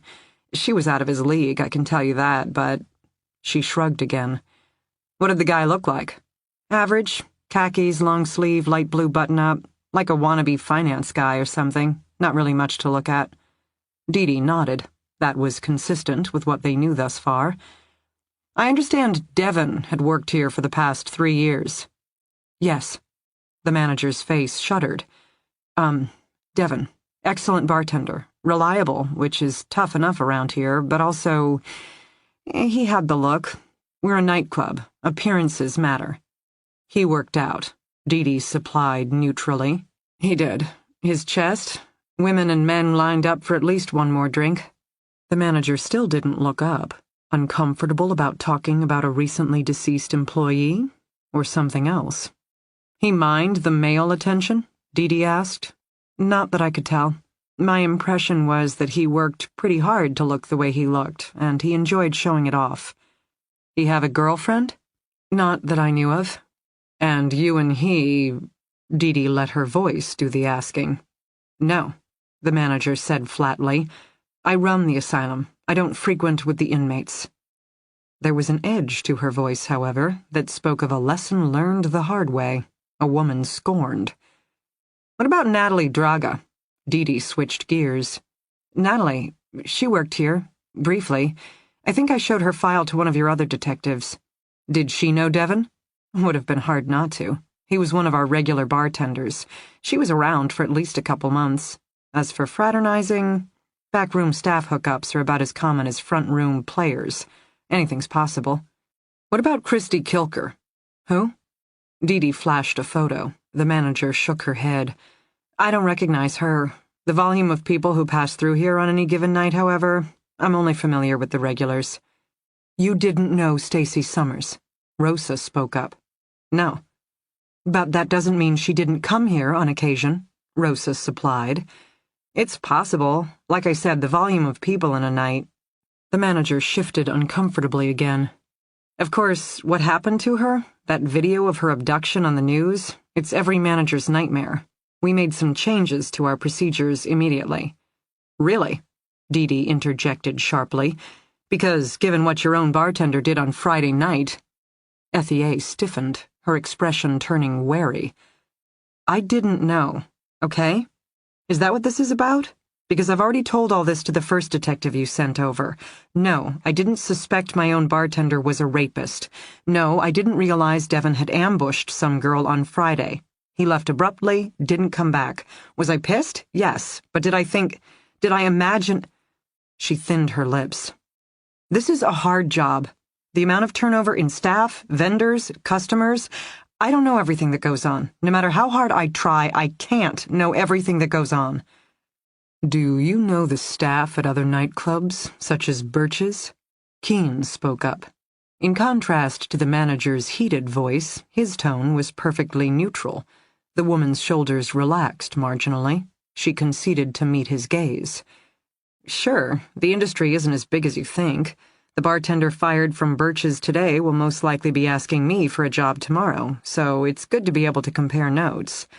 Nigel is the head manager at Birch's. He's been quite distraught by the Summers case. Ethier's voice grew defensive again. We try to keep an eye on our customers, you know. Bartenders, staff, the door attendees, everyone is trained to be aware of who's had too much to drink, who might need a ride home. Something like the Summers case? It's bad for all of us. You noticed Flora on Friday night. Keen's again, voice still calm. You saw her on the dance floor. You paid attention. As you say, that's your job. FEA didn't speak. And yet, when your bartender exited the door after her, I didn't see that. Why not? It was 2 a.m., closing. There were a million things going on. I wasn't even out front anymore. I was in the back, working on receipts. What about cameras? D.D. spoke up. From your back office, surely you can watch live video streams from the dance floor, bar area, entrances and exits. Standard operating procedure for most clubs. The manager flushed, said nothing. You do have cameras, D.D. pressed. Of course. But I checked for the first detective who stopped by. The, cameras weren't working that night. What do you mean, weren't working? They were turned off, shortly before closing. And who did that? I don't know. What do you mean, Ms. FEA? Keynes again, working his Zen voice. Is this the first time the cameras had been turned off? The woman shook her head. She looked either guilty or distraught. D.D. couldn't decide which. Keynes continued on. How many times before? And who would have access? I started noticing it around a year ago. A night here, a night there, except the past few months. FEA took a deep breath. She glanced at Keynes, as if pleading for understanding. I was beginning to have suspicions. Suspicions of what? It was too often, too regularly. I should have reported it to HQ, maybe installed a lock on the closet containing the security system. I had my suspicions, maybe drug deals or theft, but not kidnapping. You have to believe me. Not assault, not that. But yes, someone was tampering with our system. I did know that. You're a good manager, aren't you, Miss FEA? You can't see everything, as you said, but you try. So you noticed. You have been noticing something with your staff was off. Ever since Natalie... What about Natalie? D.D. let Keynes take over the questioning, because he'd roped the manager in now. She was making direct eye contact, staring right at him, and D.D. could already tell what the manager had fed them the first time around regarding Natalie Draga had been the party line. Now, finally, they were honing in on the truth. Employees come and go, that's true, and they don't always leave forwarding information. But to not pick up a check? Who doesn't pick up a paycheck? And I suspected that she and Devon had a thing. Not my business, but again, if she was with him, all the more reason to stay, you know? Keynes nodded. But she didn't come in. Left work one day, never showed up again. And Devon? He wasn't sad, wasn't distraught. If they had a thing and she suddenly split town, shouldn't he have been upset? Keynes nodded again. But he wasn't. If anything, he seemed cheerful. You wondered about Devon Goulding, Keynes said. There was nothing I could do, the manager expelled in a rush. I never saw anything wrong, heard him say anything inappropriate, but just his moods, these flashes of rage. I don't know, Devon didn't seem like Devon anymore. He seemed darker. And that hurt her. D.D. filled in the blanks, because at one time FEA had felt as if she knew him well, intimately. She'd been involved with him, whether she was willing to admit it or not. Did Devon have access to the security system? Keynes asked, gently. Yes. You believe he was the one who turned it off Friday night? FEA looked at D.D. She exhaled, a confession of sorts. Yes. You noticed my daughter Friday night. Rosa spoke up abruptly. You said you saw her dancing, but you've also said you can't track everything. So why did you watch my daughter? FEA flushed. The way she was dancing, she was calling attention to herself, but also, she seemed alone. You worried about her, Rosa provided. Again, that faint hesitation. I checked in on her. I wanted to make sure she was all right. D.D. got it. You wanted to make sure she hadn't caught Devon's eye. She was dancing with another guy, I swear. She was dancing with Mr. Normal. So then I stopped watching. I counted receipts instead. D.D. leaned forward. Stacy Summers, she prodded. Think. Now is the time. When you saw the video of Stacy Summers, did you recognize her as one of your customers? Is there any chance she also knew Devon Goulding? God's honest truth, Detective, I have no idea. I am so sorry, but I have no idea. D.D. nodded, stepped back. Rosa and Keynes did the same, while the manager, FEA, remained standing there, looking like a woman who'd just taken a beating, and her work shift had yet to begin. "One last question," D.D. said. "Does this place use any glitter?" Restrooms. Tonic offered up a basket of toiletries for its patrons, male and female alike. D.D. and Rosa did the honors in the ladies' room, while Keynes took the men's room. D.D. found what she was looking for almost immediately, a hair gel product laced with gold glitter. She gave Keynes a quick call to learn he'd discovered the same. Nothing like a bit of sparkle for the discerning clubber with a big night ahead. She held the gel under the overhead lights, watching the way the various gold particles shimmered. As Alex had said, the pieces appeared individual, distinct, and sticky. Chances were, even after hand-washing, showering, minute pieces of the gluey sparkle lingered for days, just waiting to be transferred from a kidnapper's hands to a victim's apartment, or even her body. D.D. dialed Ben Whiteley, who most likely was still exhuming the body at the nature park. He picked up the call, as charming as ever. "Whatever it is you want, I don't know. I didn't know 5 hours ago, I don't know now. And if you don't leave me alone long enough to finish wrapping up the scene and transport the body to the lab, I may never know anything ever again. I need you to check something for me. D.D., it will just take a second. Can you shine the flashlight on the body's hair? Look for gold, as in glitter. The hair is brown and completely saturated in dirt. How do you expect me to—" "Wait. There do appear to be some reflective particles. It's possible I'm looking at glitter. Can you remove a small sample? I'm going to send a uniformed officer to you immediately for pickup. Thank you, Ben." D.D. clicked off the phone, stood there thoughtfully. Rosa came up behind her. The woman appeared tired, but was in control as always. "The glitter is important?" "Yes." "What does it mean?" "It means—" D.D. shrugged, still fumbling her way through a case with more questions than answers. "It means my husband was right. Natalie Draga, Christy Kilker, Stacy Summers, your daughter. All of their disappearances are connected." She looked at Rosa. "The glitter tells us so." Chapter 35. Laughing. Jacob had a joint. They passed it back and forth between the two of them, heads bowed close together, giggling like schoolgirls. I sat alone at the tiny kitchen table, rubbing my bare arms for warmth, watching them in the family room. Turned out the new girl wasn't new at all. She'd recognized Jacob, threw open her long, creamy arms in greeting. He'd wrapped her in a tight embrace. A hug. Jacob hugged her. I hadn't been hugged. In a very long time. Not since the days of the woman who looked like my mother and wore a silver fox charm around her neck. At first, Jacob had been reluctant to enter the yard. "Nah," he'd said.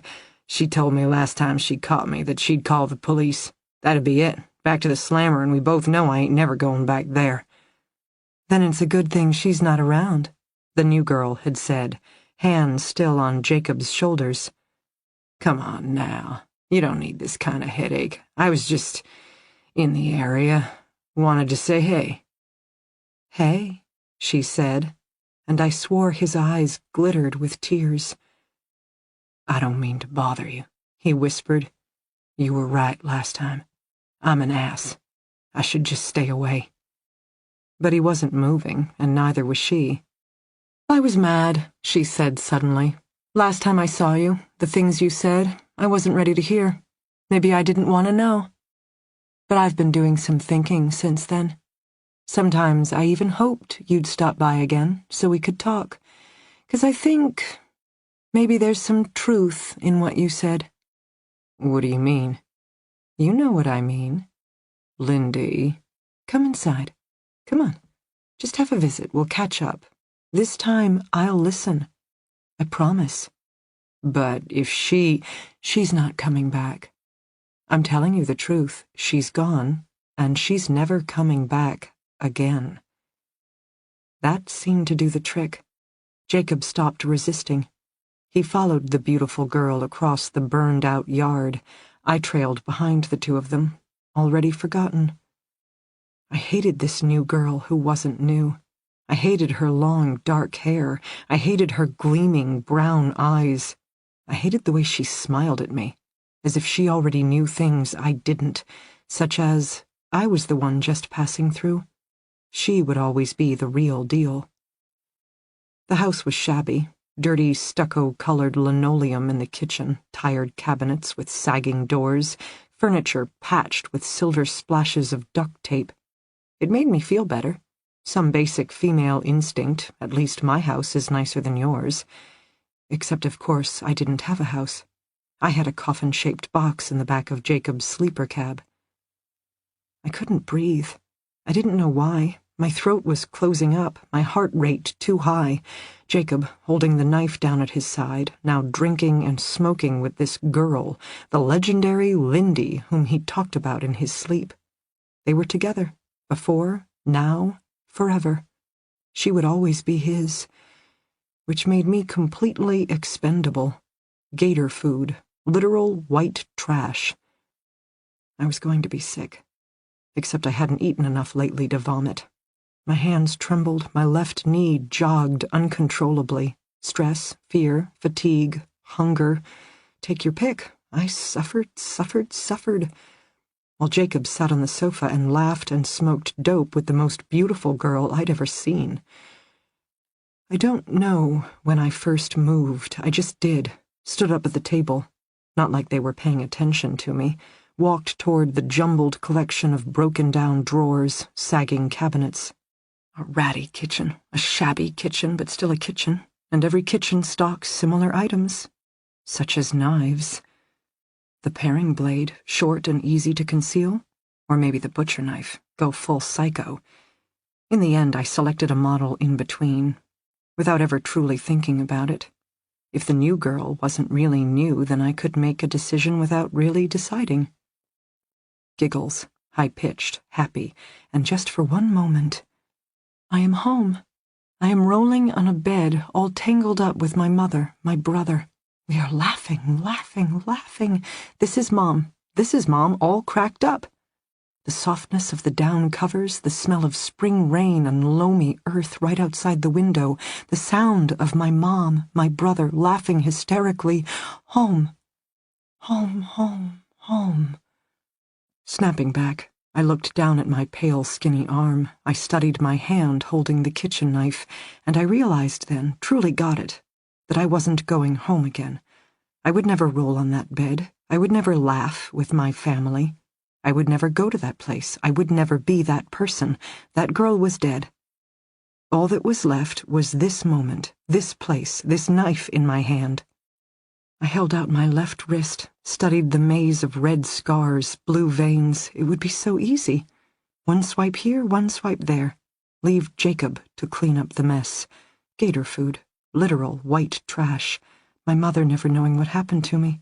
Denied even the comfort of burying my body. She deserved better. So for her sake, as much as my own, I took my knife and drifted into the family room. They didn't see me coming, too busy whispering and giggling, reminiscing about the good old days, whatever. Their heads were bowed, Jacob's hair gray-streaked and greasy, hers dark and silky. It made it easy to launch the first strike, my arm raising all the way up, just like every slasher film I'd ever seen, except this time I was the crazy-eyed stalker instead of the doe-eyed college student. Nobody wants to be a monster. Or do they? Arm coming down, a scream, sharp and shrill. Mine? Nope, definitely hers. The beautiful new girl came shooting off the sofa, blood blossoming down her back where I had raked the knife across her shoulder blade. Shit! Jacob exploded, fear just beginning to penetrate his doper's glaze. What the fuck? I turned to him next, arm up, arm coming down. She launched herself at me. The new girl, who wasn't new, fought like a hellcat.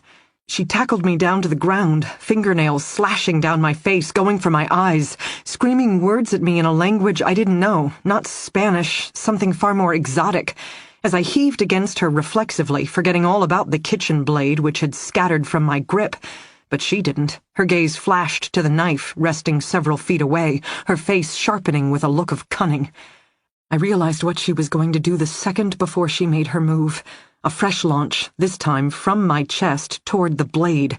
I turned with her, grabbing at her left arm as if to hold her back. She kicked at me without ever losing focus, stretching long, and just like that she had the knife, turning back, looming over me. The smile on her face? Feral. Happy. So Jacob wouldn't be the one to kill me after all. Interesting. Knife. Not going up, up, up, what would be the fun in that, but instead twirling lazily in front of my eyes. She spoke again, whispers of death in her exotic tongue. No translation required to understand she was going to slice me up, and she was going to enjoy doing it. Stop! Jacob's hand, snapping around her wrist. Give me that, stupid bitches! She yelled at him, in English this time, demanded the right to finish what I'd started. I didn't speak. I didn't move. My heart was beating too fast.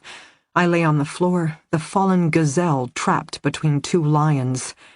She has her uses, Jacob was arguing, the first time I'd heard him give me any credit. Not for you to decide anyway. She's mine. Get your own plaything.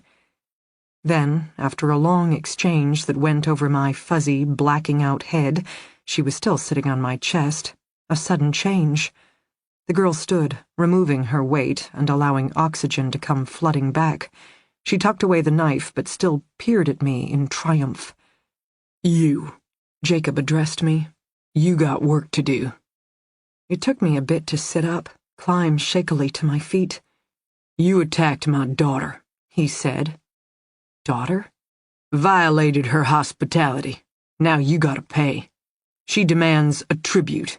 Since she can't kill you, you gotta go out, find her a replacement toy. I couldn't do it. I begged, pleaded. Jacob had tried before. Talk to that girl in that bar. Go chat up that woman in the corner. Bring her over to me. Before, I'd always been able to distract him. Have another beer. Let's go back to the rig. Let's put a new song on the jukebox. But now he was adamant. I would go out with him and his daughter. I would befriend a girl of their choosing, and I would introduce the woman to them. Or Jacob would leave me alone with his daughter and an entire collection of kitchen knives. For emphasis, she produced the knife, then slid the blade down my forearm, both of us staring in fascination as the blood welled to the surface. In the end, I caved. You tell yourself you will be strong. You tell yourself this is impossible, it can't get any worse. You even tell yourself you'd rather die. But the truth is, it's hard to give up on life. I don't know why. Surely giving up would have made more sense. I should have gone with my first instinct and slashed my wrists in the kitchen. But I hadn't. I didn't. I wanted to survive. And now, this. I bandaged Lindy's shoulder. I'd hit all bone, leaving a long but shallow groove across her shoulder blade. By morning she wouldn't feel a thing. Only my terror would go on and on and on. She dressed in a deep purple, a shade so dark it was nearly black. I was given some of Lindy's clothes, a worn pair of jeans, already falling off my bony hips, and a t-shirt tied beneath my breasts. Lindy had a car, a clunker to match her home. Jacob drove. Lindy sat with me in the back, gloating over what was to come. How long have you lived here? I tried to ask. How often do you get to see your father? I nearly tripped over the word father, but Lindy wouldn't talk. She had her eye on the prize, a fun night out on the town. The bar Jacob finally chose was a dive, a barely standing shack at the edge of a barely there beach advertising cheap beer, the kind of place that would make discerning patrons shudder and dedicated drunks cheer, the kind of place Jacob himself fit right in. Lindy stood out. too young, too beautiful in her purple-black dress and long, loose hair. Men stared at her in instant lust, women in instant hatred. She smirked at all of them, following her father through a maze of closely packed tables. In contrast to her, I went unnoticed, too pale, too skinny, too all washed up, not even a drunk, more like a heroin addict. I didn't know what else to do, so I followed them to the worn driftwood bar, earning points by association. Jacob ordered up shots of tequila, a round for all three of us, and an instant bloom of fire in my empty, shrunken stomach. I was glassy-eyed after the first shot, barely standing by the second. Willing me into compliance, or an act of compassion, as Jacob knew I'd do what he said anyway. Nobody wants to be a monster. But some are still born that way, and others, with bleeding cuts down their arms and enough tequila in their stomachs. Lindy nudged my shoulder, her gaze darting to the corner. A woman sat there, eyes heavily made up, tube top barely containing her voluminous chest. She was not young and pretty, more like middle-aged and fleshy. A pro, I recognized by now, because bars like this attracted as many working girls as local drunks. "Tell her we want to party," Lindy instructed me. "We know a place. We have the cash." I didn't move, so Jacob shoved me. "You heard her. Go." I staggered back from the bar, having to focus hard to keep my footing, one step in front of the other, moving past the tables to the shadows in the corner, to the woman waiting there. She eyed me expectantly when I approached. Even for me, it was hard not to stare at all the flesh spilling out from that much too tiny top. But I forced myself to find her eyes, to register they were hard and calculating, and also brown. Brown eyes. Like her mother's? Like her daughter's? Everyone is a person. Only I have become an object. "Run," I heard myself say, my voice barely a whisper. Was I speaking to me? Was I speaking to her? Now was the time, the last moment of truth. "Girl?" she asked. "My name is—" "What is my name? Who am I?" "Molly." "Not Molly. A monster." "Please go. Just leave. They... I needed to say something, very important. My head was spinning. Too much tequila, not enough food. I was going to be sick. Suddenly, Lindy was at my side, her hand squeezing my forearm where she'd sliced it earlier, squeezing hard. "We're looking for a party," she practically purred. "A private party." The woman agreed to come with us, her gaze going past us to rest on Jacob, the philosophical shrug of a woman who'd seen worse. "All of you?" she asked, which nearly made me vomit. "No," Lindy corrected her, "just the man. But I want to watch." The woman shrugging philosophically again. "Don't do it," I wanted to tell her, but I couldn't find my voice. I couldn't find my will. I only knew how to survive. I didn't know how to save anyone else. Jacob drove, headed to Lindy's house, and then there was muffled screaming. It went on for a long time. There were grunts and groans, smacks and squeaks, all from a place I wouldn't go, a room I never saw. I sat outside Lindy's house, in the backyard, my arms wrapped tight around my head as if that would block the onslaught. Eventually I crawled far enough away to vomit up the tequila. Then I dry-heaved. Then I picked at the scab on my forearm, if only to distract myself by watching the cut bleed again. Hours later, Jacob walked out wearing jeans, nothing else, his white, flabby belly like an obscene growth. He smelled terrible, sweet and sour, sweat and sex. I would have thrown up again if I'd had anything left.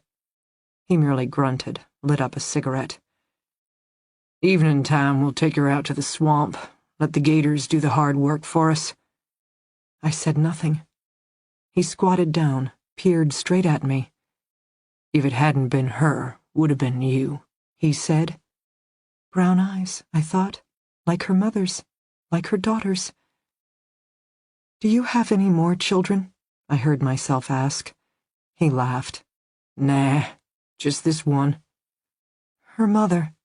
"Hates my guts. Kept her away from me for years. But that's the thing about kids.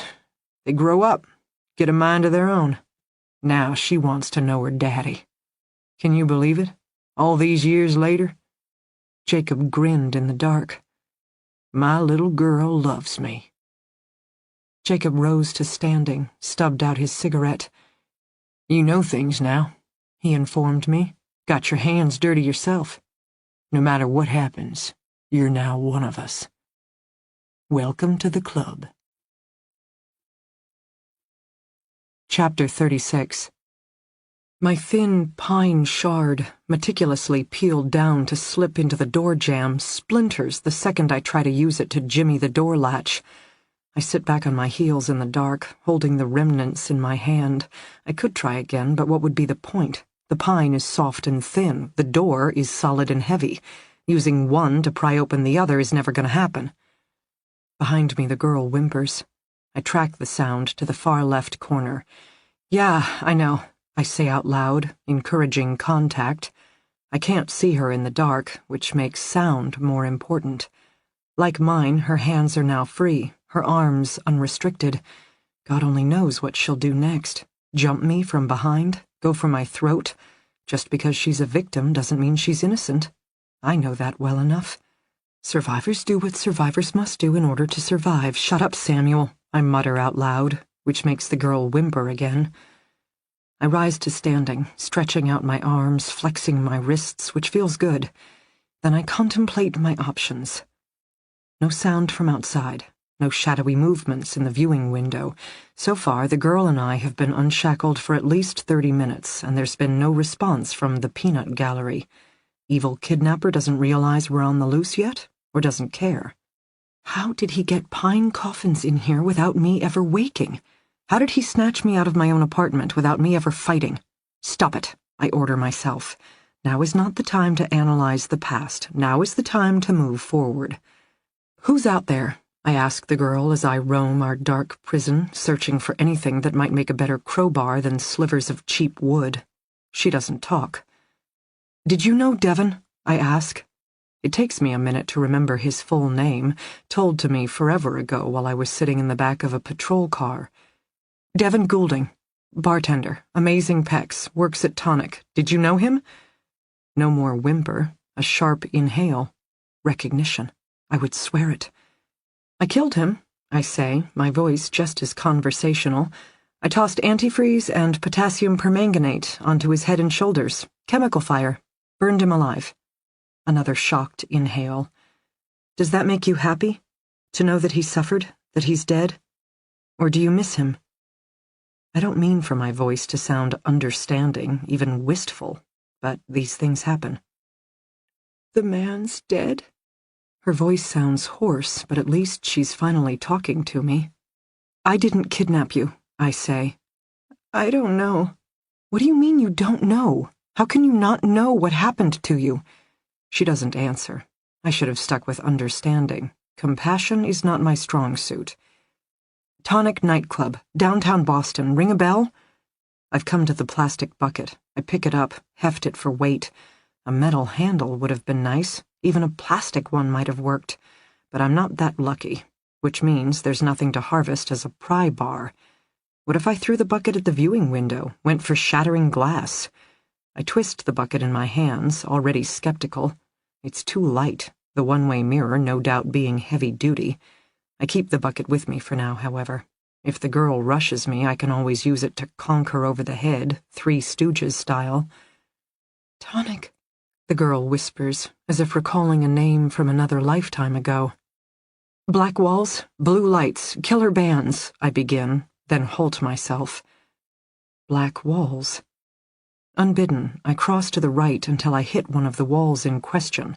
Floor, wall, ceiling, windows, all covered in black paint. Could that be coincidence? Devon Goulding surprised me Friday night, the bartender with the amazing pecs suddenly appearing and taking out my initial target. And yet, regaining consciousness in his garage, He felt arrogant and inexperienced to me. A predator, sure, but this kind of predator? With a blacked-out room, penchant for silk nighties, and elaborate shackle system? Not to mention, I took him down, and yet here I am.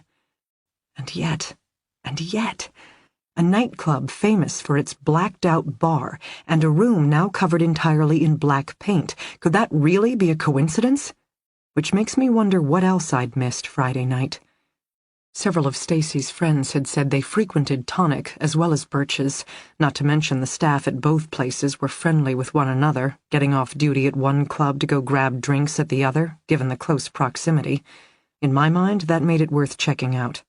After all, the staff at Birch's had been cleared in Stacy's disappearance, but what about the folks down the street at Tonic?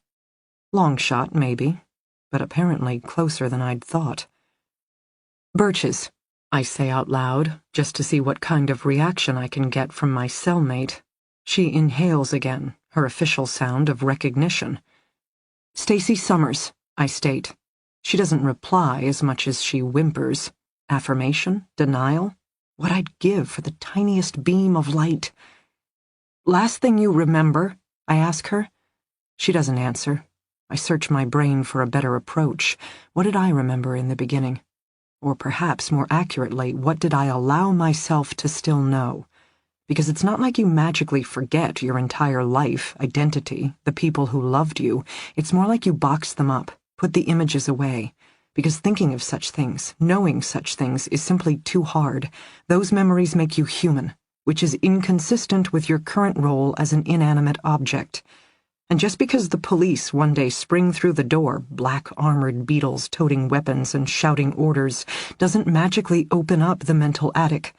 If anything, I locked down harder, as disoriented by freedom as I'd once been by life in a coffin-shaped box.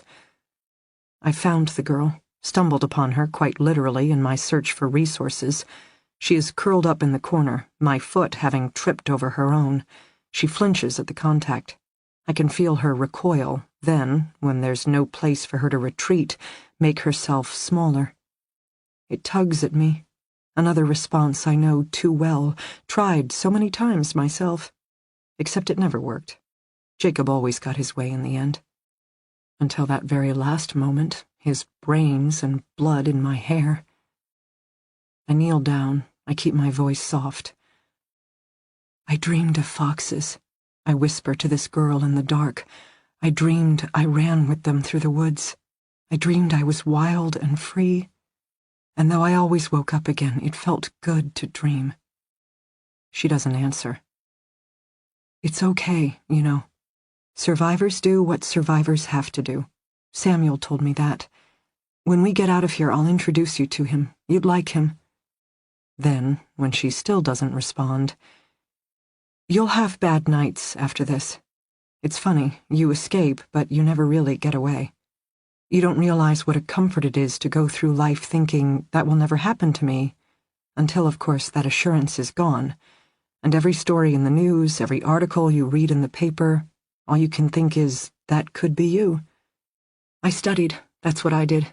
I learned self-defense, so next time a fat, sweaty piece of shit couldn't snatch me off the beach. I learned to pick locks, so I would never be shackled again. I rub my wrists, smile ruefully in the dark. At least that part worked. What I'm trying to say is, the fear never really goes away, but there are options. You can build a life. You can be a person again. Look at Elizabeth Smart, J.C. Dugard. There are success stories. I'm just not one of them. I don't say that. I don't want to demoralize her. And my failings don't have to be her own. My goal, my one mission in life, certainly isn't the stuff of happily ever afters. I only spoke it out loud once, 5 years ago. I leaned down and whispered my promise in Jacob's ear. I told him exactly what I was going to do one day, right before I placed the barrel of the gun against the top of his head and pulled the trigger. His blood and brains in my hair. Not all of my dreams are nightmares. Devin Goulding is dead. I test the waters one last time. I know. I personally killed him. The girl finally speaks. You don't understand. I'm trying to. You shouldn't have hurt him. Had to. It was Friday night. Now, it will be worse. What will be worse? Whatever happens next, she says quietly. It will be much, much worse. I leave her in the corner. I'm tired of doom and gloom. What I want is escape. I return to the mattress, encountering the spring coil I bent into my makeshift lockpick. I've been picturing in my head a long, flat object to jimmy open the door. Now I switch gears. Maybe a mattress coil would work. It's stiffer than the pine, and if I curved the end into the shape of a spoon, or one of those things used to dip hard-boiled eggs into coffee mugs of colored Easter dye, I've got nothing better to try. I wrestle with the mattress again, removing piles of foam and stuffing with my hands, releasing more musty herbal smells. I sneeze several times, but soldier on. The coils are tied together. I can't see how in the dark, so I have to poke, prod, twist, and turn, with fingertips that are already shredded and bloody. Converting the top of one coil into a lockpick was a far easier operation. This, trying to remove an entire spring, proves nearly impossible. Again, my kingdom for a single beam of light, if I could just see what I was doing. My bruised fingers start to feel heavy, numb. I'm tired, so very tired. I just want to lie down, get some sleep. I find my eyes dragging shut. I have to force them open. The stress is catching up with me. I'm hungry again, but without any sense of time, have no idea how long it's been since I last ate. Hungry, thirsty, water somewhere. I should take a nap. Except, of course, I still have to extract the damn coil. My eyes drifting closed. Fingers latching onto my shoulders, suddenly digging in. I jolt awake, twisting frantically, tossing back an elbow, but the girl, having finally roused herself, is surprisingly strong. "The mattress," she's saying. "You have to get away from the mattress. Away, away!" I try to pull free, but my movements are too sluggish. Then, just as suddenly as she grabbed me, she lets me go. I collapse back, an ungainly beetle with my arms and legs in the air. I have to blink my eyes, concentrate to right myself. Even then I feel groggy and I still want to sleep. "It's in the mattress," she says. "What's in the mattress?" I mutter. "I don't know, but the mattress? You'll sleep. It makes you sleep." The mattress is drugged, or contaminated, or laced with something. That's what she's trying to tell me. I'd been right in the beginning. The room is booby-trapped, except it's not sleeping powder in the bottled water or some kind of knockout gas in the ventilation system. It's the mattress. "We need the mattress spring," I hear myself. "I got it out. Must be someplace near the top. We need it." The girl doesn't answer. She moves, dragging her feet in the dark. Her side, of course. She's still injured, and walking must be painful, but she doesn't complain as she shuffles back to the mattress, feels around with her hand. Then she's back. I feel the wire pressed against my arm. "I don't understand who you are," she says. "A girl, just like you. Except once upon a time I escaped from the dark." "You can get us out of here?" "Yes." "Far, far away? I don't want to ever come back." "You're a survivor," I tell her, tell myself. "You can do anything." "I want to go home." "Tell me your name. You want to get out of here? You have to remember who you really are." It takes her a bit. I understand. I know how these things work. I've been there myself. Because it's one thing to survive. It is much, much harder to truly live. "My name is Stacy Summers," she whispers. "And I just want to see my parents again." I can't comment. My throat has closed up. There are too many things I want to say, and none of them are enough. Instead, I pick up the mattress coil. I work it with my poor bloody fingers, looping it around, folding it in on itself, until it's a stiffer, spoonier version of itself. Then I find the door again. It takes me a bit to wiggle out the pieces of broken wood, then the edge is cleared, and it's just me a jury-rigged mattress spring, and two girls' wildest dreams. Poke, wiggle, push, shimmy, again and again, and suddenly, almost imperceptibly, I can hear it. The tiniest, softest click of the latch suppressing in the lock plate. I push, very gently, almost timidly. The door moves. The door opens. I have no idea what will happen next. Chapter 37. We found Christy Kilker, D.D. informed her boss, Cal Horgan. How certain? 90%. Ben identified a butterfly tattoo on her right shoulder blade. Mother confirmed Christy has the same. Dental records will be the slam dunk, but we're fairly confident the remains are Christy Kilker. What about Stacy Summers? I don't know. Wasn't there a second girl, another license you found in the Goulding kid's bedroom? Natalie Draga from Alabama. Don't know about her either. Flora Dane? Horgan asked. So, D.D. reported, we found Christy Kilker. And 1 out of 4 ain't bad? Horgan arched a brow at her. She scowled. Her boss switched gears. Any theories of the crime? The perpetrator favors glittered hair gel. Seriously? Actually, I have no idea. We're still waiting for the lab reports on our various samples, but we found gold glitter outside Flora's apartment, as well as on Christy's hair, as well as in the bathroom at the nightclub Tonic. Tonic? Devin Goulding worked there, same with Natalie Draga until her own disappearance. As for the other missing persons, they have frequented the nightclub, including Stacy Summers. Her friends confirmed they went there on occasion, and 2 of them shared that information with Flora Dane. Horgan folded his hands across his stomach, which would seem to confirm that Devin Goulding was behind all the girls' disappearances, including Stacy Summers's. D.D. hesitated. Spit it out, Detective. We didn't find anything in Goulding's place to tie him to Stacy Summers. Why keep trophies of 2 victims but not the third? She was higher profile, and he was caught on tape abducting her. That might have spooked him. I don't think that's how these guys work. I think trophies fall under the compulsive part of their behavior. Plus, where's Stacy's body? Where's Natalie's body? Why did we find one but not the other 2? Horgan studied her. Then, of course, there's the matter of Flora Dane, D.D. continued, who disappeared after Goulding died. Except in her case, we don't even know that she was abducted. It's possible she simply walked away. Not probable, but possible. What do you know again? Her boss asked her. Good news, sir. We found Christy Kilker's body. D.D. was having that kind of day. That kind of case, really. She retreated to her office and the growing pile of paperwork stacking up on her desk. She stared at the reports, tried to tell herself to be a good restricted duty sergeant. Sit, read, dot I's, cross T's, manage.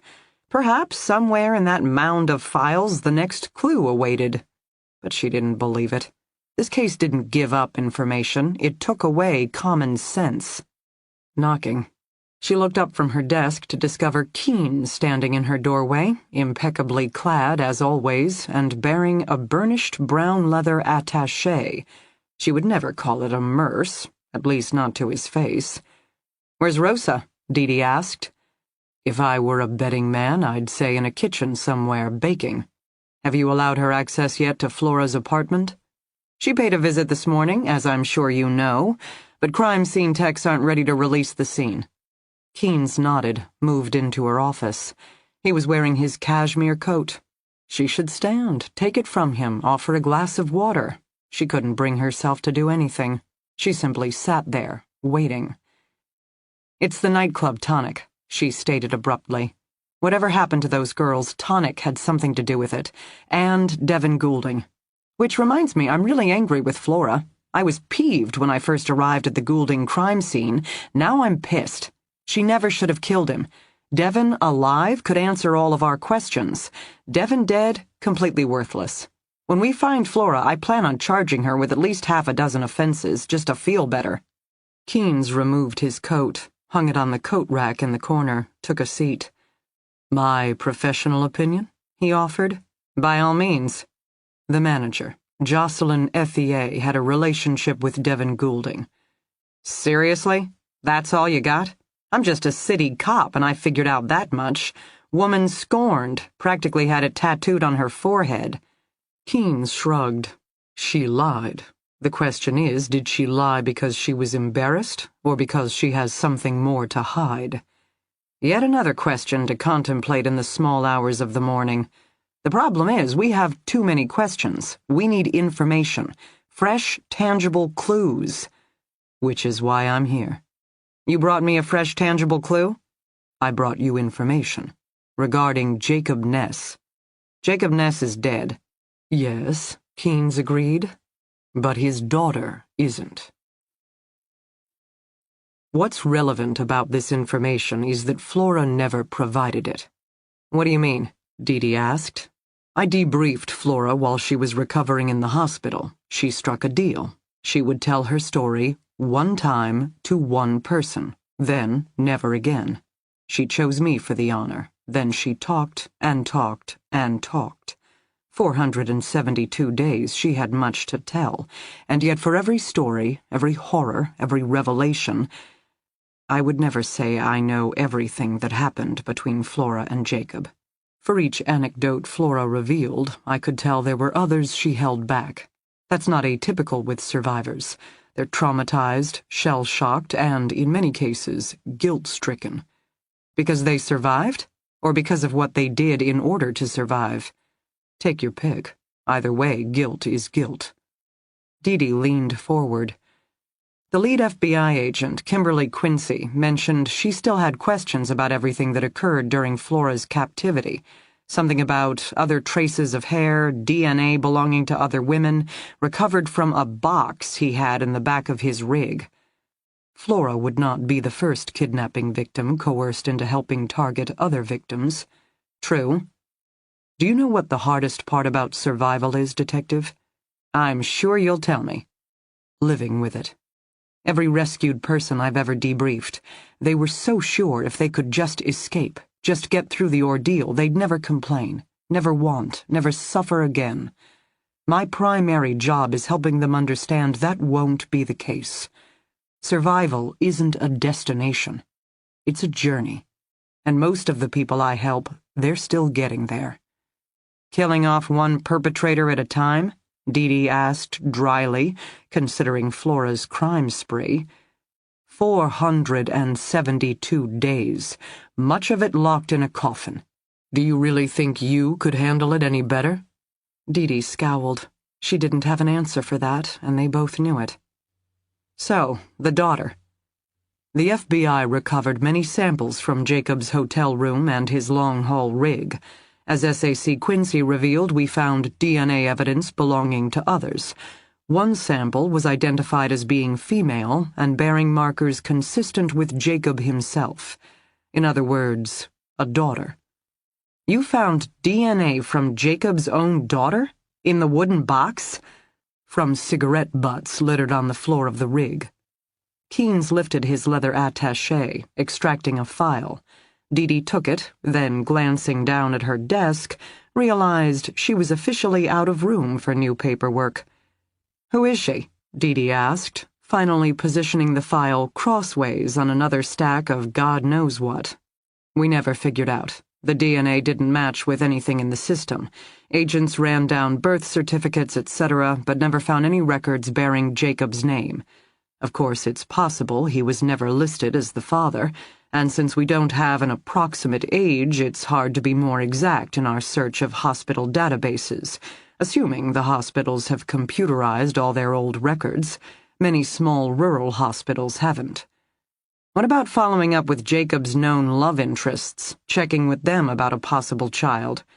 The Devin Goulding problem, Keynes said. It took D.D. a second, then she got it. You mean Flora killed Jacob, meaning you can't ask him for a list of prior relationships. Girl's good at tying up loose ends. Jacob Ness flew under the grid for most of his life. A brief stint in prison, but other than that he was a loner, driving from state to state in his big rig, his only permanent address being his mother's house in Florida. According to Flora, in the beginning at least, she was kept in a basement room. There are basements in Florida? It's primarily slab construction, which makes us believe Jacob left the state almost immediately after the kidnapping. He mentioned to Flora that they were in the mountains of Georgia, but we've never been able to pinpoint an exact location. When Jacob worked, his movements were tracked by a computer system used by all long-haul truckers.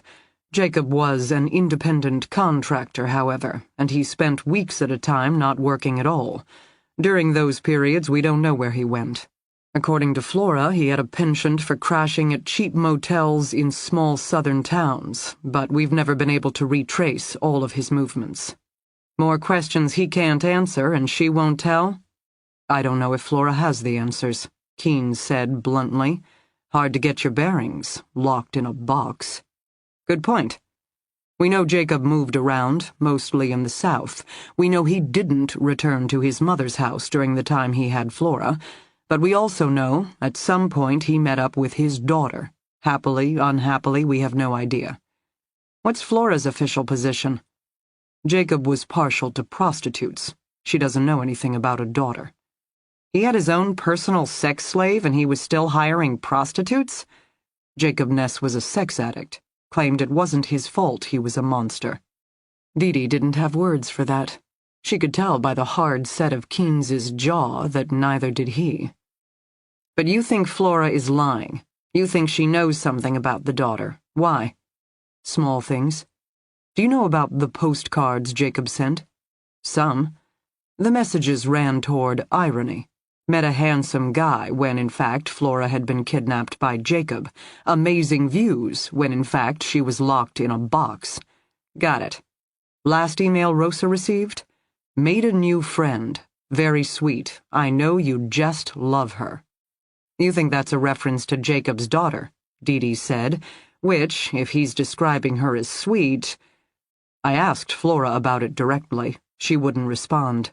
Judging by the completely blank look that overtook her face, perhaps she couldn't answer. The more I pressed, the more vehement became her denials. She had an emotional response to my questions, even as she sought to distance herself from the answers. And if there was no daughter, why would she care? Exactly. Given that the cigarette butts with DNA were recovered from the floor of Jacob's cab, that seems to imply a relationship. The woman wasn't stashed in the back in a box, but sitting up front, smoking. A meeting of equals. Maybe even father-daughter bonding. Could Flora have felt threatened? Possible. D.D. frowned, picked up the file Keynes had brought her, which was painfully thin, a profile of a woman with no name, no address, no known associates. Just genetic markers indicating her half-match to a sexual deviant. Why are you bringing this up now? She asked Keynes at last. You keep implying I know things about Flora I'm not telling. You also seem to feel Flora's recent disappearance might have something to do with her first abduction. I don't know. Personally, I have more questions than answers at this point, but I am concerned about Flora. And despite what you think, I'm being honest. Anything, everything Flora has ever told me, I have shared. That's my job, Sergeant Detective. I'm not a shrink, I'm a victim specialist. Flora knows this, which is yet another reason why she never told me about Jacob's daughter. Keynes nodded at the file. You now know everything I know about Flora and her time with Jacob. It's not complete, it's not perfect, but I'm hoping, for Flora's sake, it's enough. A virtually empty folder on an unidentified woman? D.D. picked up the file. This isn't a piece of information. It's another damn question. You wanted to know everything, and now you do. Keynes rose to standing, retrieved his coat. Flora didn't run away, he stated. I know. Meaning if she's gone, someone took her. But not the building inspector, D.D. conceded with a sigh, and not Devin Goulding, Keynes said, who was already dead. Which leaves us with a connection. Someone who knew the victims but also knew Devin Goulding. D.D. looked up at Keynes. Someone who either partnered with Devin on the original abductions or was inspired enough to keep on going. A connection, Keynes agreed. D.D. stared at all the mounds of paperwork on her desk and realized it was up to her after all, because she was the central keeper of information. Each detective wrote up his or her piece. It was the sergeant's job, however, D.D.'s job, to study the whole. "I have to get to work," she muttered. Keynes smiled, left her without another word. Chapter 38. The corridor isn't lit, and yet is somehow lighter than our shuttered room. Standing with my body halfway behind the door, peering warily down the hall, it takes me a few moments to figure it out. There are no windows, no overhead lights, hence the relentless gloom. But neither are the walls painted black, enabling some sense of lightness, though maybe mostly in comparison. I count 4 doors in addition to mine. 1 next to this room, 2 across the hall. The final door is at the end of the hall, maybe leading to a staircase? All are closed, so it's hard to know. I don't see any signs of life, nor do I hear footsteps approaching, noises from other rooms, levels. The hall isn't long, 4 rooms isn't many. A house, I think. We are in a house. How many stories there are, which level we're on, I have no idea. If we're still in Boston, most of the construction is triple-deckers. Common living space would be the 1st floor, bedrooms on the 2nd and 3rd. I would guess we're on the 3rd floor, as far away from the common areas, where neighbors or guests might hear us, as possible. But I don't know anything, and my roommate isn't exactly talking. Confronted by the empty hallway, dotted with dark rectangles of shuttered doors, she is shaking uncontrollably, her hand pressed to her injured side. My first instinct is to get us down the hall to the end doorway, which I'm guessing leads to a stairwell. Over, down, out. Somehow I doubt it will be that simple. The girl, Stacy, is staring at the closed door directly across from us. She shakes harder, which is when I start to get nervous. What's behind that door? What does she know that I don't? I wish I had a weapon. I don't like guns. I still remember that last day, the weight of the .45 in my hand. I don't like guns. But a taser, pepper spray, even a good old-fashioned baseball bat would make me feel better right about now. I have a bent mattress coil in my hand. Guess it will have to do. As I creep silently out from behind the door, leave my pitch-black prison for the first time in... well, I have no idea. I don't go left. I don't go right. Instead, responding to Stacy's continuous shudders, I cross the hall, wrap my hand around the doorknob, and pull. The door opens out into the corridor, just like ours did. It enables me to keep my body positioned behind it, half protected from whatever wild creature might leap from its yawning black depths. I yank, I step back, Stacy hisses sharply, and... nothing. No sounds, no activities, no humans or animals appearing from the void. I peer around the door, study the depths more intently. The room is dark, like ours was. Same blackout paint job, which makes me wonder what else might be similar. All of my explorations of my room never revealed a light switch, so now I feel along the hall next to the doorway and, sure enough, find the switch out in the corridor. I flip it on. Stacy shrieks. I snap my eyes shut, my fingers scrambling belatedly to reverse the light process. Off. Light burns. We can't handle it. We've already spent too long in the dark. I'm breathing heavily. Behind me, Stacy is too. I wait for the sound of pounding footsteps, alerted by Stacy's shriek. The animals are out, have escaped from their cages. Get them! But the house remains still. Eerily so. It makes me anxious. No house is this quiet. Just like no room should be that dark. What is this place? And what has happened here? I'm starting to panic. My breathing is irregular, my heart pounding in my chest. The room, in its own way, was comforting, a defined void, and frankly a fairly luxurious one for a girl once confined to a coffin-sized box. But a house? An entire house with shuttered rooms and unseen levels and unknown quirks?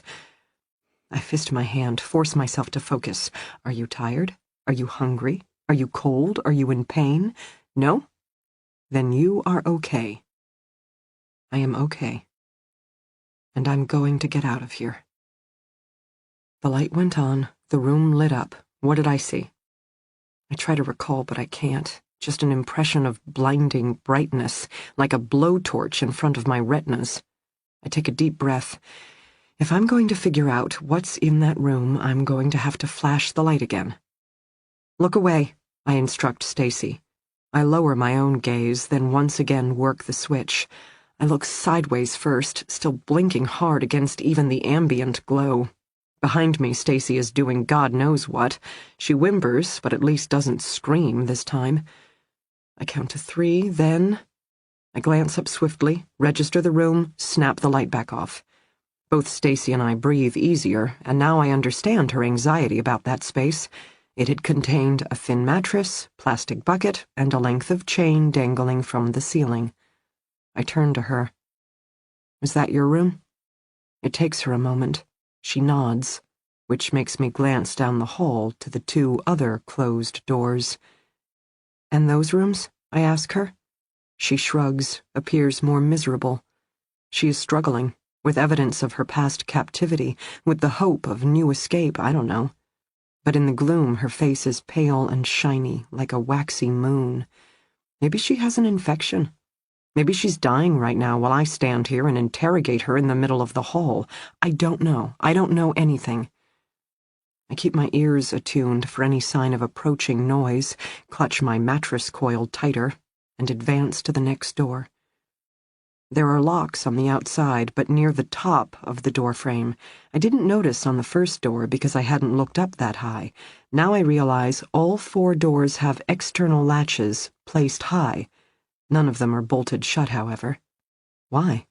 Why have locks but not use them? My uneasiness increases again as I approach the next closed door, position myself behind it, and yank it open. Same pitch black. Some external switch snapped up for a brief, blinding flare of light. Same contents, bare mattress, heavy chains. I'm starting to see the theme of this house.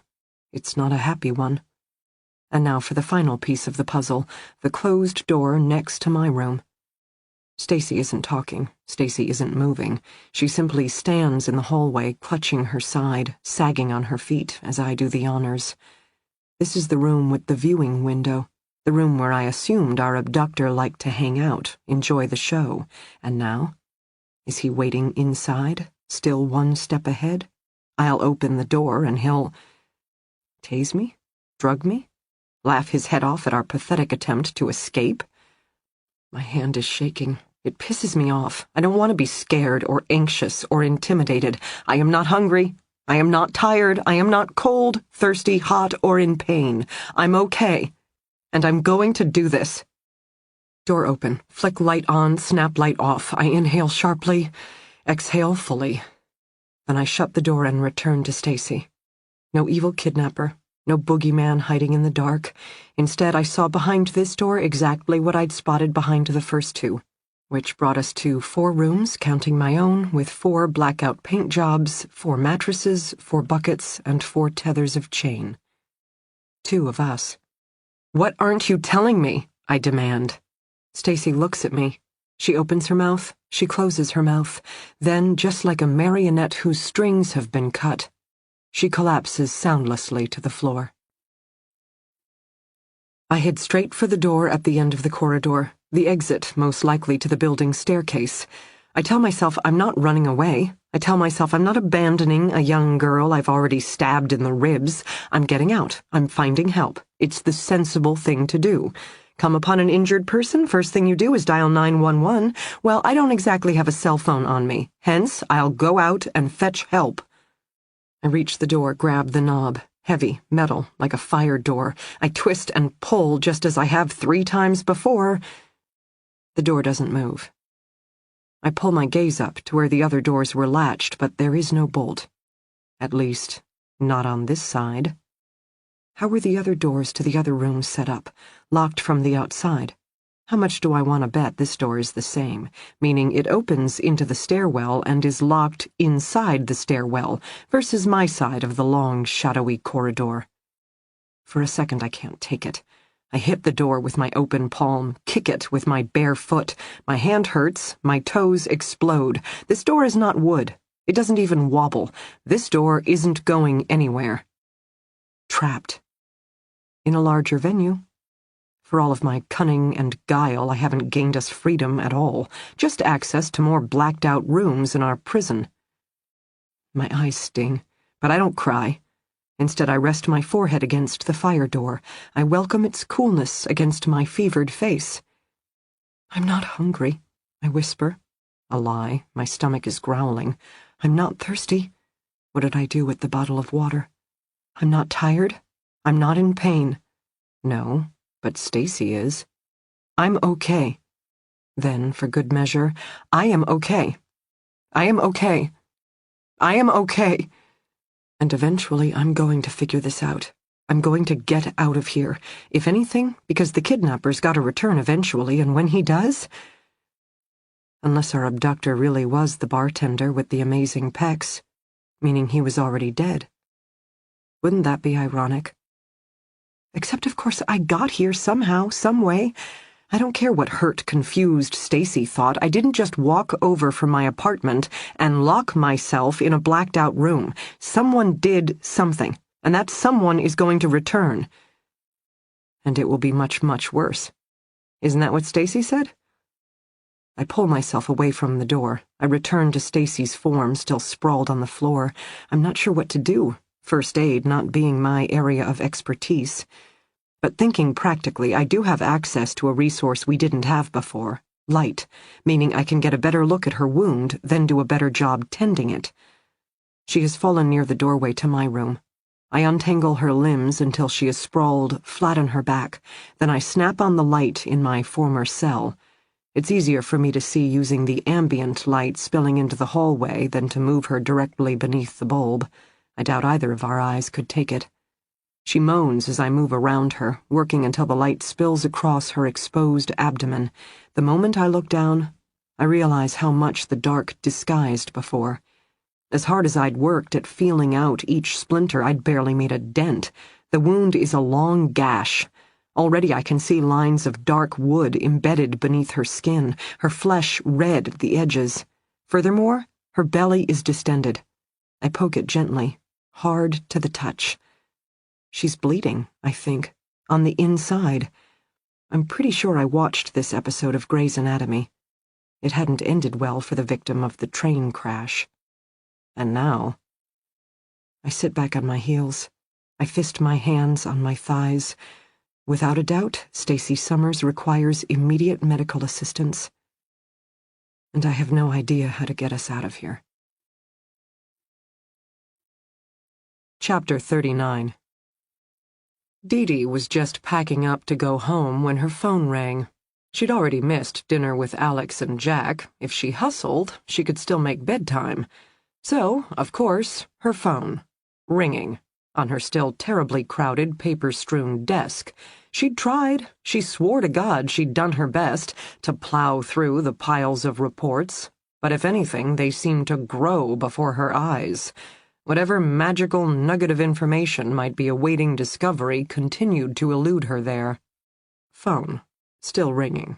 According to caller ID, the ME's office.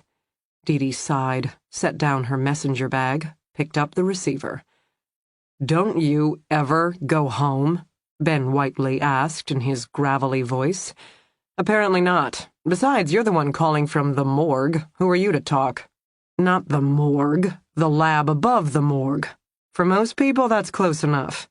"I have information," Ben announced. D.D. waited. She'd assumed as much. Ben was hardly the type to call to chat. "I got a prelim on your body. Christy Kilker. Mom identified the tattoo. Official results will take a few more days, but I got the sense you were in a hurry on this one." "Yes. So, unofficially speaking, bring it on. COD is a heart attack." "What?" D.D. sat down. "Victim had a congenital heart defect. Most likely she never even knew she had it. Furthermore, her body showed classic signs of starvation, shriveled stomach, atrophied muscles, and enlargement of the liver and spleen. Odds are the physical stress brought on by her prolonged malnourishment triggered a significant myocardial event. A heart attack. She died of a heart attack. Unofficially, yes. She wasn't murdered. There are marks around both wrists consistent with physical restraints, also signs of ante-mortem scars down her arms, back of her legs, most likely made with a fine blade, maybe even a scalpel. She was cut. Yes, not deeply, but... D.D. didn't need the M.E. to say more. Both she and Ben knew some perpetrators liked to play with their food. Between that and her level of malnourishment, Ben continued, you can make the legal argument the perpetrator's activities led directly to her death. But he didn't mean it. D.D. stopped. That statement sounded stupid even to her. Judging by Ben's silence, he agreed. I mean... D.D. had to regroup, gather her thoughts. Her death wasn't intended. If she hadn't had the heart attack, then she might very well still be tied up starving somewhere. Ben agreed dryly. You don't understand. We have 3 more missing girls whose bodies we haven't found. Meaning if Christy was never meant to die, maybe they aren't either. Maybe they are still tied up, starving somewhere. What can you tell me about time of death? D.D. sifted quickly through the stacks of files on her desk, looking for Christy Kilker, college student, who'd worked nights at Hashtag, just up the street from Tonic, before supposedly leaving to study abroad in Italy. Except she'd never signed up for the program. When had her mother last heard from her? 5 months ago, Phil had said, and yet at the burial site Ben had already thought the remains were fresher than that. I'm going with a 6 to 8 week window. That recent? Am I on record? No? Then I'm still comfortable with the 6 to 8 week window. Okay. D.D.'s mind was whirling. Christy had disappeared in June, but most likely had still been alive in September, which meant she'd been held somewhere. Clearly, and not at Devin Goulding's house because they'd torn that place apart, meaning there must be a second destination, someplace large enough to hold multiple victims, given that Natalie, Stacy, and Flora remained missing. D.D. had been focused on identifying a second person, someone who knew both Goulding and the victims, and would have been driven to abduct Flora even after Goulding's death. But given how well that was going, perhaps she should focus instead on finding this second site.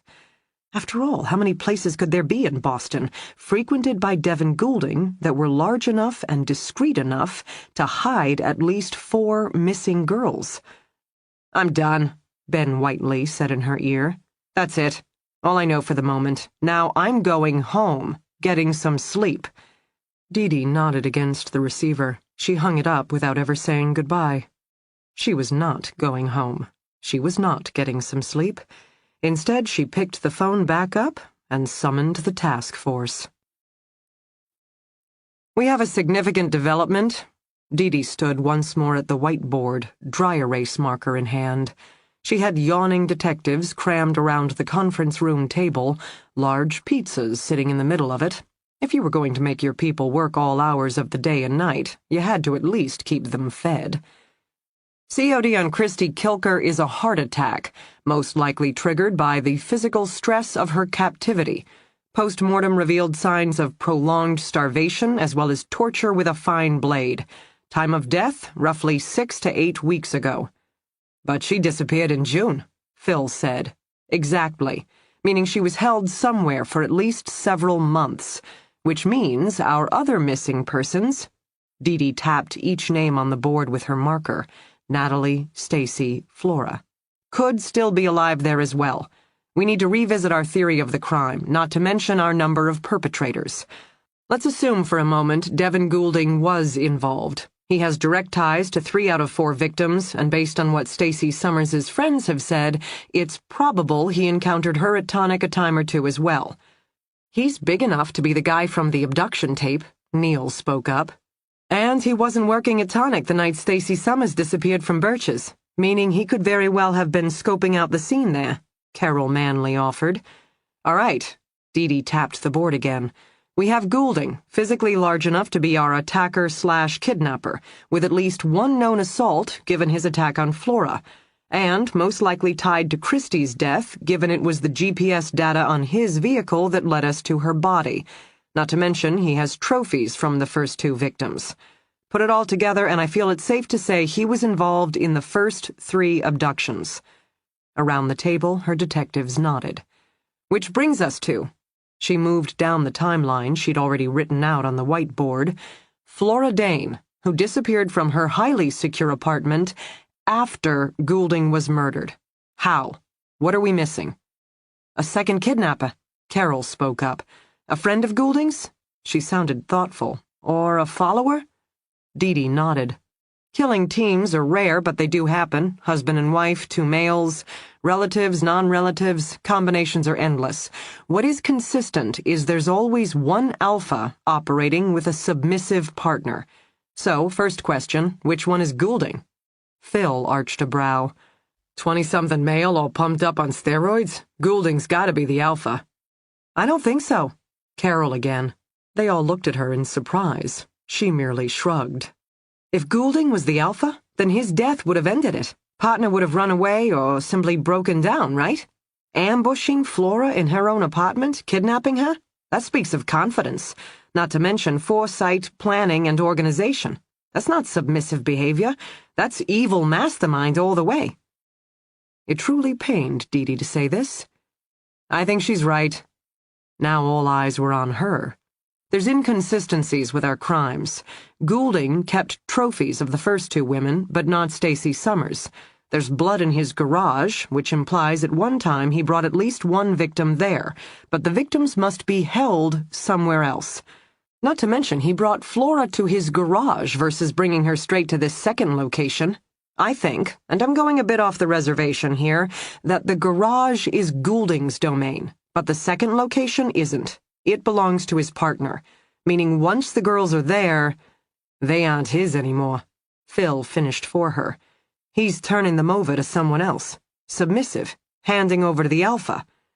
Evidence would be nice, Dee conceded, but given that Goulding's dead, I wonder if he picked the first 2 women on his own, or maybe just Natalie, with whom he clearly had some kind of relationship, to judge by the number of photos. Maybe that first crime was personal and independent, but it drew someone else's attention. Someone who could both add to the adventure, hey, I got the perfect place we can keep them, but then who also started calling the shots, leading to Goulding's increasing temper tantrums and his need to snatch Flora and take her to his place first, because later, it wouldn't be about him. Around the table, detectives eyed one another. Universal shrug. Dee couldn't argue with that. They were detectives, not profilers, and she really had drifted into the land of conjecture. Which leads us to, she began. It's a woman, Carol interrupted. The dominant partner. It's a female. Because there's no way a roid-raging, self-perceived stud like Goulding would take orders from another male. But a woman? Older, gorgeous, manipulative, she could play him. Start out acting like she was taking orders from him, except next thing he knows, she's the one calling the shots. It's her house they're using, which would also trigger his basic hard wiring to submit, a house being a woman's domain and all. Dee nodded. Yeah, that's what I'm thinking too. The reason we've never found Stacey Summers is because everyone's been looking for the Devon Gouldings of the world, when, in fact, Stacey's most likely stashed with an ice-cold femme fatale, someone who lives in a standalone residence, can't be hiding 4 girls in an apartment building, somewhere in the Boston area. Downtown? Phil interrupted with a frown. Yeah, if the house was out in the country, why dispose of Christie's body in the nature center? That kind of disposal was very high risk, and would only be done because they had no other choice. In other words, our perpetrators may have a house suitable for their activities, but no land. Hence the field trip to Mattapan. You think the house is in Mattapan? Phil asked. Possible. If I was going to hide 4 women. Dee shrugged. I'd look for a place in a lower-class neighborhood, where so many of the buildings are boarded up, who would notice yet another triple-decker with plywood over the windows. where my neighbors are few and far between and, better yet, more inclined to be shooting up than looking out for strange happenings, where the sound of screams isn't so out of the ordinary. That doesn't exactly limit the possibilities in Boston, Neil said dryly. According to crime stats, if the victims are white, then the perpetrator is most likely white, so we're talking a predominantly Caucasian neighborhood. More shrugs from around the table. Given Boston's long history of Irish, Italian, and now Eastern European immigrants, poor white areas of the city were just as easy to come by as those of any other color. Diversity at work. Or just the harsh reality that getting ahead in a strange new city was hard on everyone. I don't think we're going to magically find the place through geographic profiling, D.D. said. I think we need to zero in on any known females in Devin Goulding's life. Women he's met on the job, at the gym, hitting the bars at night, whatever and whoever. To make it even more interesting, it turns out Jacob Ness had a daughter. So if we could tie any of Devin's known associates back to the asshole who first abducted Flora Dane, that would be a slam dunk. Around the table, her detectives eyed her blankly. I'm just saying. Jacob Ness had a daughter? Phil asked. FBI recovered DNA from his long-haul truck consistent with a daughter. Unfortunately, that's all we know. Literally, a DNA sequence. But she might be in Boston? Phil again. Or Florida, or Georgia, or Brazil, for that matter. But given that we're looking for a female, it's something to bear in mind. If this daughter had a relationship with Jacob, well, here's at least one woman who'd have some experience with kidnapping and abduction, not to mention a hatred of Flora Dane. I don't think we can dismiss all that. But how does that help? Carol Manley this time. I don't know, D.D. said honestly. I think... First, let's compile a list of Devin Goulding's female associates. We can contact his cellular provider, look at numbers frequently called, texted, etc. Then we can run basic backgrounds on likely candidates to see if any of those names match our requirements. We discover that some of these frequently called numbers belong to, say, older, beautiful women, maybe even one or two who used to live in the South, and now we've got something. Better yet, one of these names has a house secluded enough and big enough to hold multiple kidnapping victims. We have our first target. Neil raised his hand. I have a different idea. D.D. studied him. All right, shoot. Goulding's car's GPS. We already used it once, looking through his list of frequent destinations for an area best suitable for hiding a body. What if we did that again, except now we look for the address that best matches our list of housing requirements? Getting a list of frequent callers from a cellular company will take at least 24 hours, while running backgrounds and following up with known associates will take yet another day. Whereas I can analyze a list of frequent destinations in... Neil bobbed his head side to side, considering. A matter of hours. Around the table, the task force members perked up. Standing in front, so did D.D. Neil, she ordered, you and your squad, she nodded to Phil and Carol, are in charge of GPS data. The rest work on compiling names. She glanced at her watch. It was 10 p.m. now, which was perfect for her own assignment, tracking manager Jocelyn Ethier, an older, definitely less than honest female who knew all the players involved, had access to the nightclub's security system, and should even now be roaming the floor at Tonic. When looking at female associates, nothing like starting at the top of the list. I'm giving you all 2 hours, she announced. Whoever brings me the address first gets to lead the charge. We'll go the moment we're cleared. If Flora's abduction was a matter of revenge, God only knows how much time she or any of the women have left. Chapter 40. I keep yanking at the locked door, twisting the knob, jerking harder, as if this time the heavy metal door will magically swing open, and I will plunge down the stairs, out some side door, and straight into the fresh air of freedom. I'll find help for Stacy. I'll call my mom. I'll get away from an entire corridor of black-painted rooms forever. The door, the damned door, why won't it open? I just want out of here.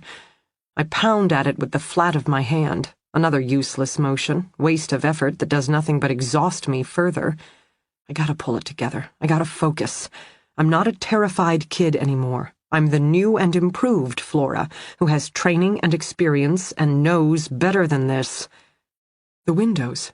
It comes to me as I stand, shoulders slumped, forehead resting against the stairwell door. In my room there had been 2 blacked-out windows. Break them, and I can get a hand out, call for help. Isn't that what the girl in Cleveland did? Got part of the front door open and yelled until a neighbor came? Okay, windows it is.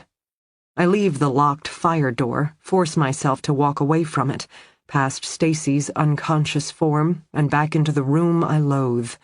I snap on the bare bulb, then close my eyes until they adjust. All my blundering around, roaming from room to room, opening some doors, pounding on others, surely must be broadcasting my newfound freedom upstairs. I don't know if this is a good idea.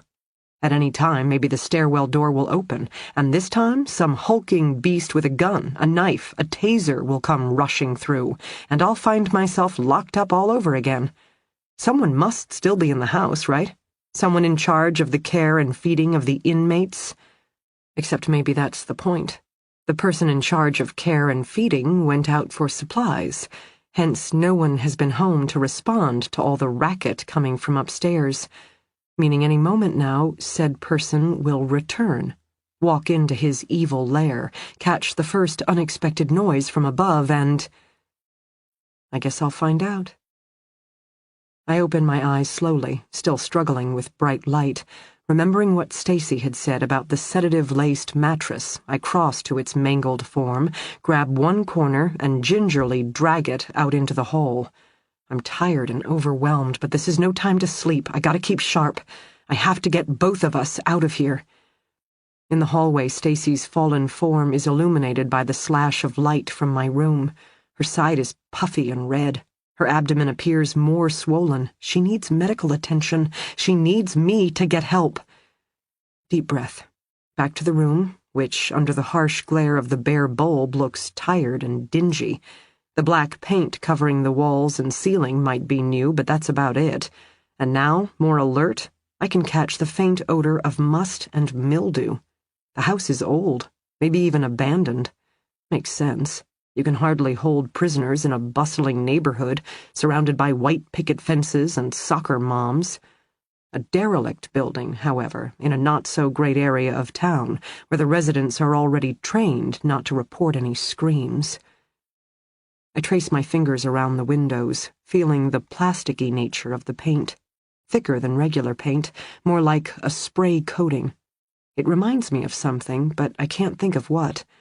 I can dent it with my fingernail, so it's not a hard shell, more like rubbery.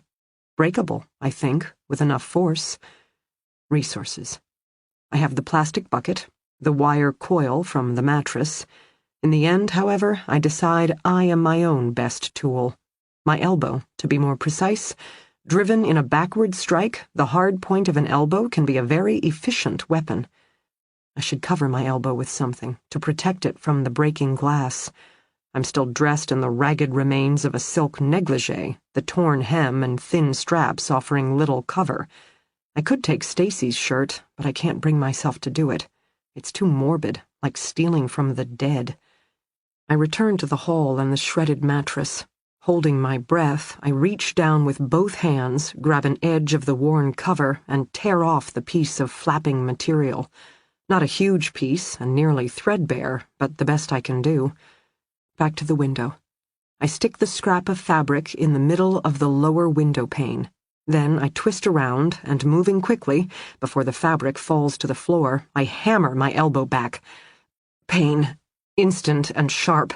I suck in a breath, will myself not to scream as the pain ricochets down my arm, turns my hand momentarily numb.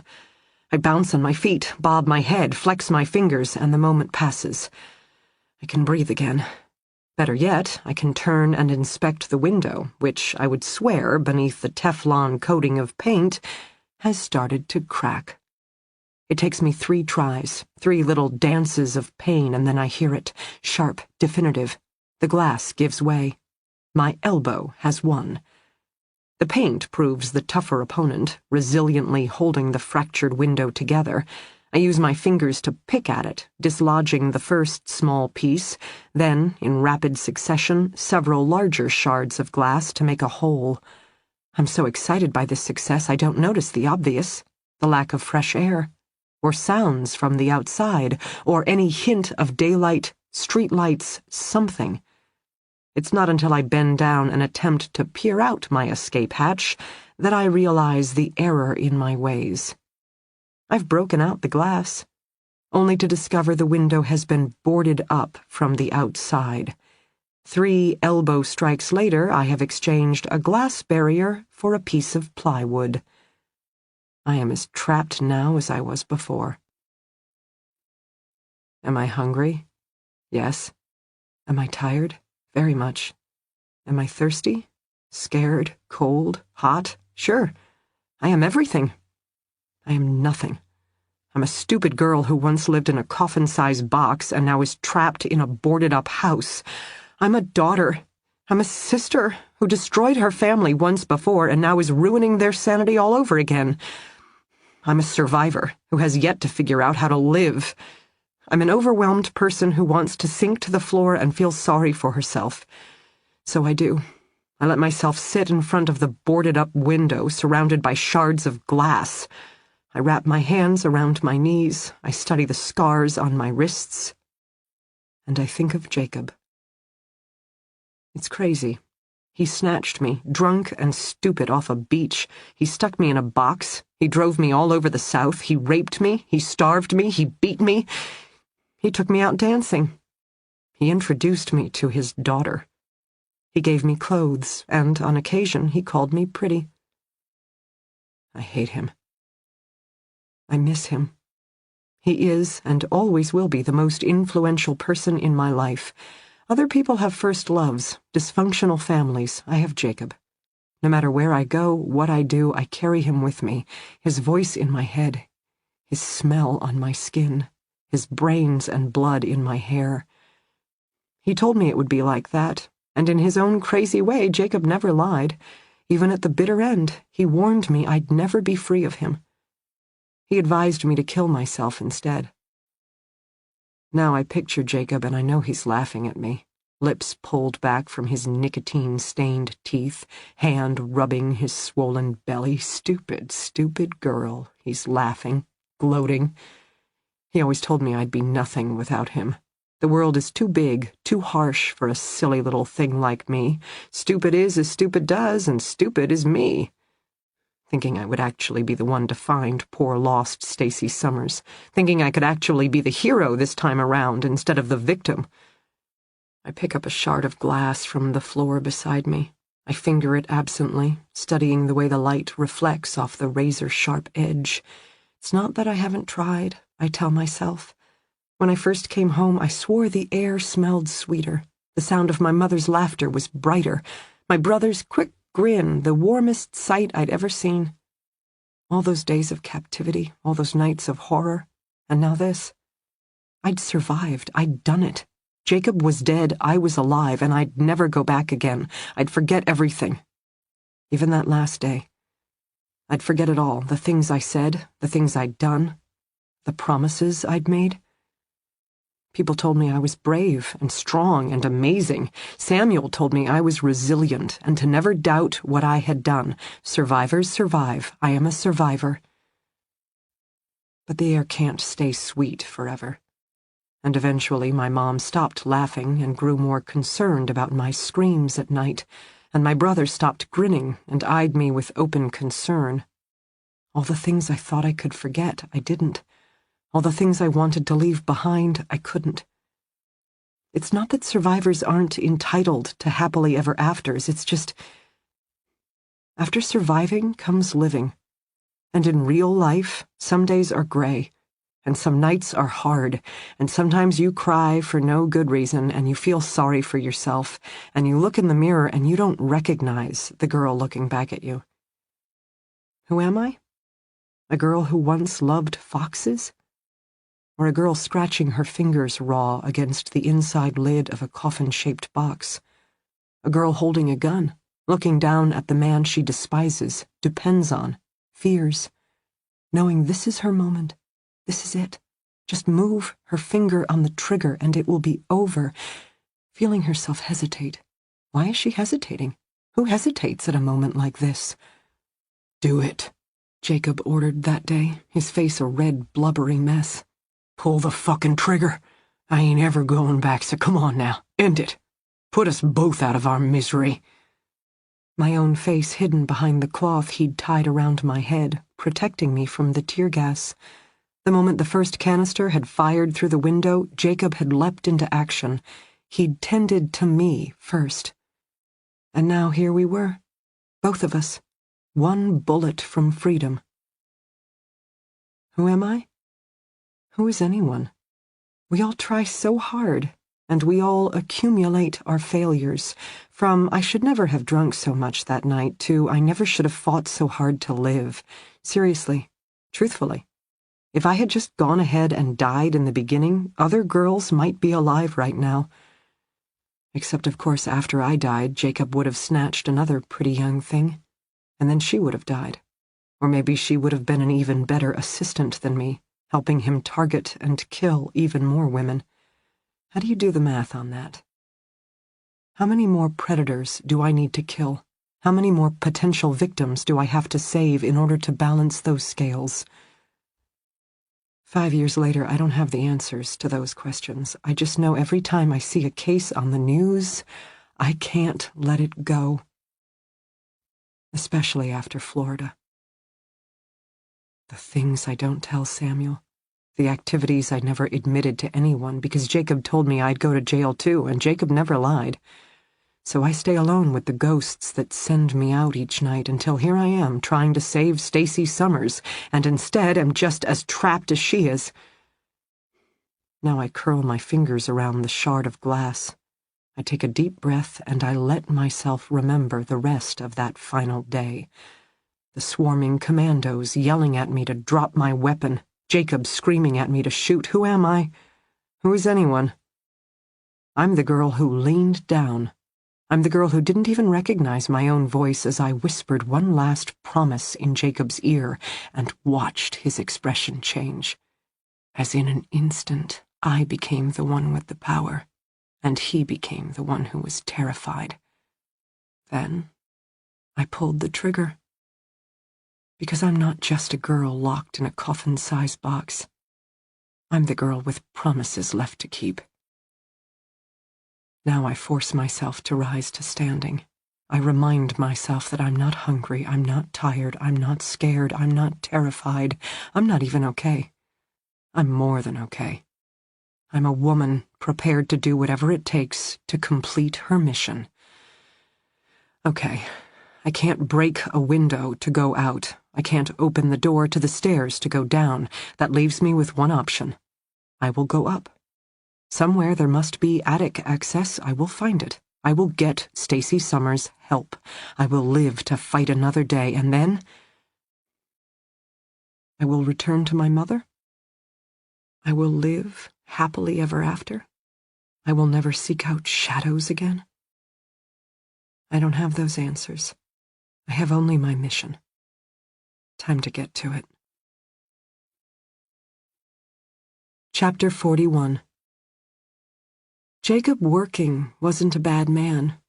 We'd cruise down the highway, container load in tow, playing the license plate game. Driving, Jacob laid off the beer, weed, God knows what else. He talked instead. About anything, everything. Sometimes he'd rant about government and politics and all the ways a hard-working guy like himself would never get ahead. But he was just as likely to get fired up about something he saw on The Late Show. And wasn't that Letterman a funny bastard? I got to sit in the front seat, his audience of choice. He'd talk, I'd listen, and then it would be time to pick where we wanted to stop for lunch. And hey, I remembered this cute diner from the last time we passed through, and he'd agree. That was the thing about Jacob. He wasn't opposed to making me happy. He'd even started watching Grey's Anatomy. Of course, most of these moments occurred as we drove west, away from Florida. But eventually, in the way long-haul routes worked, we'd get a new assignment, sending us back. I would fall silent first, watching the signs go by, not bothering to read them out loud, or care if we came upon, of all things, a license plate from Alaska. Jacob, on the other hand, would become nearly feverish. His eyes brighter, hands tighter on the wheel, more sex, way more sex, because he was anticipating now. Except it wasn't me he wanted. It was what would happen once we were in Florida again. I begged him to let her go. She wasn't good for him, I tried to say. She goaded him into more and more dangerous behavior. He already had me, and look, he'd gotten away with it. Why couldn't he be happy? But he couldn't, the closer we came to Florida.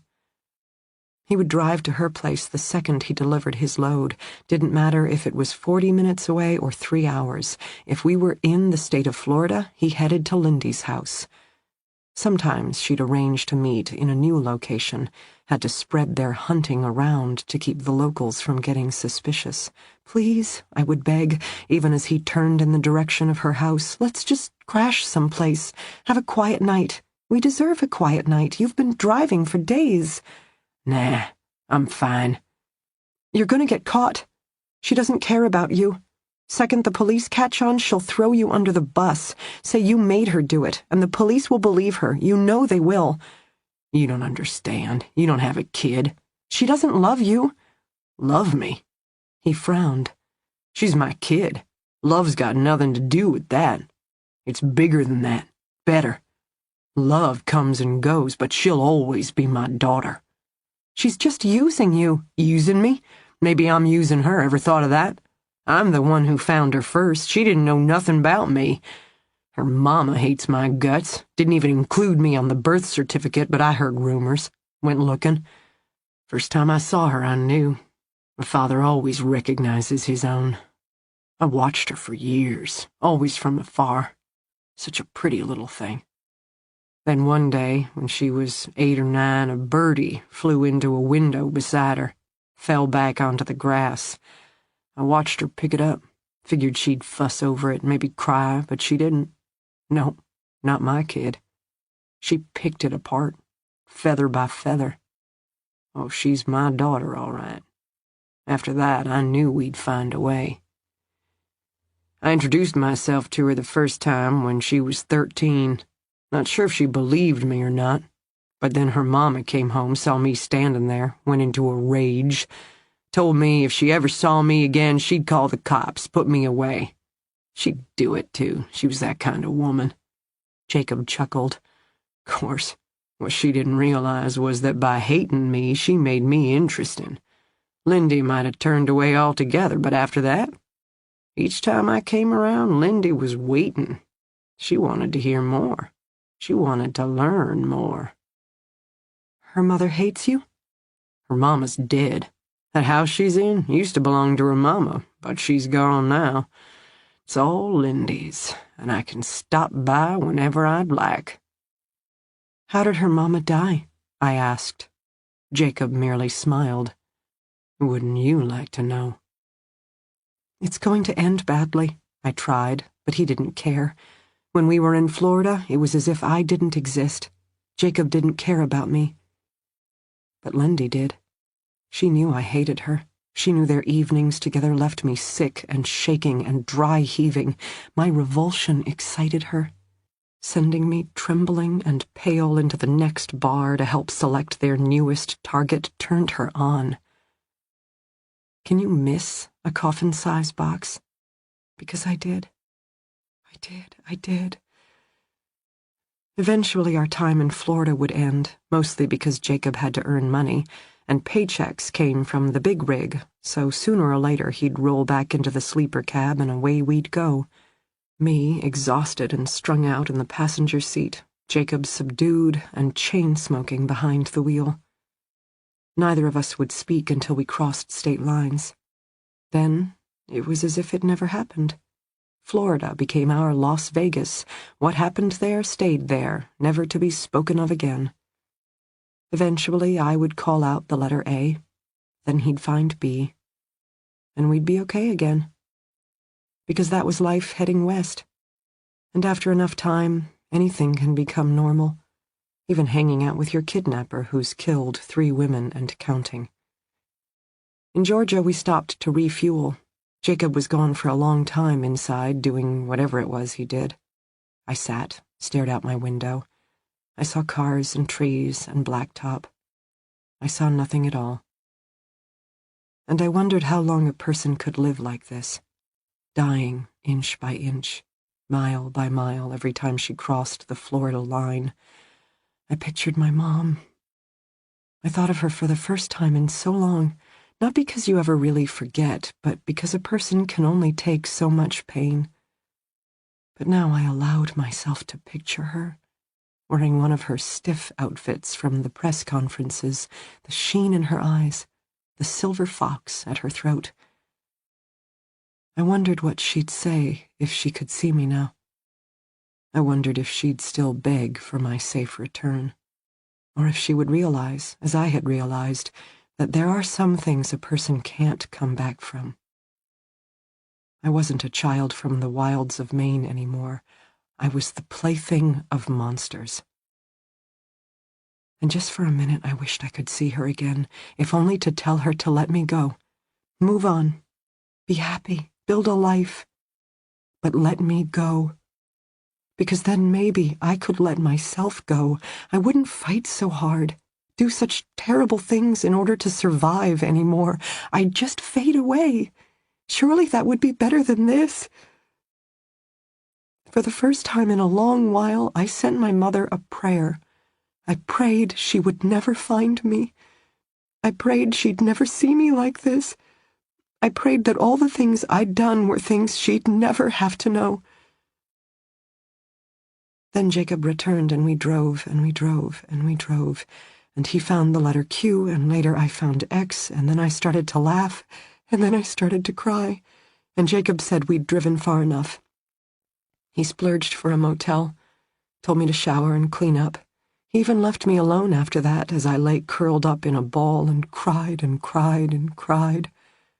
For the mother I hoped and begged and prayed would never see me again. For the little girl who'd once fed foxes and now helped hunt humans for sport. For the life I'd lost and for the future I needed to give up because I couldn't go back to Florida again. There was only so much you could adapt to and accept. I'd hit my limit, and Florida was it. Which meant it was time to let go. Give up. After all those days, nights, weeks, Jacob had threatened to kill me. Now I needed him to get the job done. He had a gun. I'd seen it. A single shot through the head. Certainly it would be kinder than what he and Lindy had done to the others. But how to provoke him? Crazily enough, he seemed to have come to like me. Lindy might be his homicidal partner, but I was his audience. A man liked an audience. In the morning, I would refuse to climb back into the rig. I would scream. I would scream and scream and scream. Then he'd have to shoot me, if only to shut me up. In the morning. I never got my chance. At dawn, just as I was starting to open my eyes, a loud explosion came from the window, shattering glass, the sound of gunfire, then a hissing cloud of... Jacob running out of the bathroom, shirt still untucked. He had a towel in his hands. He slapped it, wet and dripping, around my lower face. I didn't understand. Not him, not the hissing gas, not the shouts from outside. Jacob raced to the other bed, coughing, hacking. I watched his eyes swell, tears streaming down his face, snot flooding from his nose, his hand under the pillow pulling out his gun. I remained sitting, mesmerized behind my dripping face mask, as the door of the motel room flew open and black-clad men poured into the room. Jacob falling to his knees, moaning, groaning, sobbing pitifully, he stared straight at me, reaching out with his hand, offering me his gun. So I took it, hefted its weight, felt its heaviness, while black-clad men continued to stream in and yell words I couldn't compute. This wasn't about them. This had never been about them. This was about Jacob and me. His lips were moving. He was begging me to shoot him. No, he was ordering me to shoot him. Just do it. Pull the trigger. The black-clad men came to a halt. They stood all around us. They didn't seem to know what to do. Because of me, I realized. Because I was holding a gun and they didn't know what to expect. No doubt they had instructions to shoot Jacob, his murderous ways having finally caught up with him. But me? No one knew what to do about me. For the first time in 472 days, I was the one holding the gun. I was the one in power. "Do it," Jacob commanded. "Pull the fucking trigger. I ain't ever going back, so come on now, end it. Put us both out of our misery." Then, when I still didn't move, "Hell, save a bullet for yourself. Why not? Once they hear what you've done, think they'll take it easy on you? Think you're really any different than me?" I knew what he was saying. I understood completely. "You'll never get over me. You'll never forget. I'll always be inside your head. Every night you wake up, you'll reach for me. Every time you drive down a highway, you'll look for me. And a man you'll meet, you'll wish he was as tough as me. There's no coming back. So just pull the trigger. Fucking end it." He was right, I thought. But he was wrong. I was not who I was, and yet I wasn't who he wanted me to be. My mother, stiff clothes, silver fox charm, my mother begging to see me. "I'm sorry," I said, but I wasn't talking to Jacob. I was talking to my mother, who had no idea she was about to get exactly what she'd wished for, which, if memory served, was a kind of ancient curse. I placed the gun against the top of Jacob's head, then I leaned down and I whispered in his ear, "I'm not going to die. I'm going to stay alive, and someday when I'm strong enough and skilled enough, I'm going to head to Florida. I'm going to track down Lindy, and then I'm going to kill her. There will be nothing of you left, Jacob. You, your daughter, the strong ones, I will kill you both, and it will be all your fault. You never should have snatched me from that beach." His eyes widened, a look of fear, not for himself, but for his precious Lindy. "I will never think of you again," I promised, swore, lied. Then I pulled the trigger. A fine mist, blood and brains in my hair, the men in black surging forward. I won, I thought. I lost. I already understood. Then a woman was standing there. "Flora, it's okay. Flora. Flora? My name is SAC Kimberly Quincy. I'm here to take you home."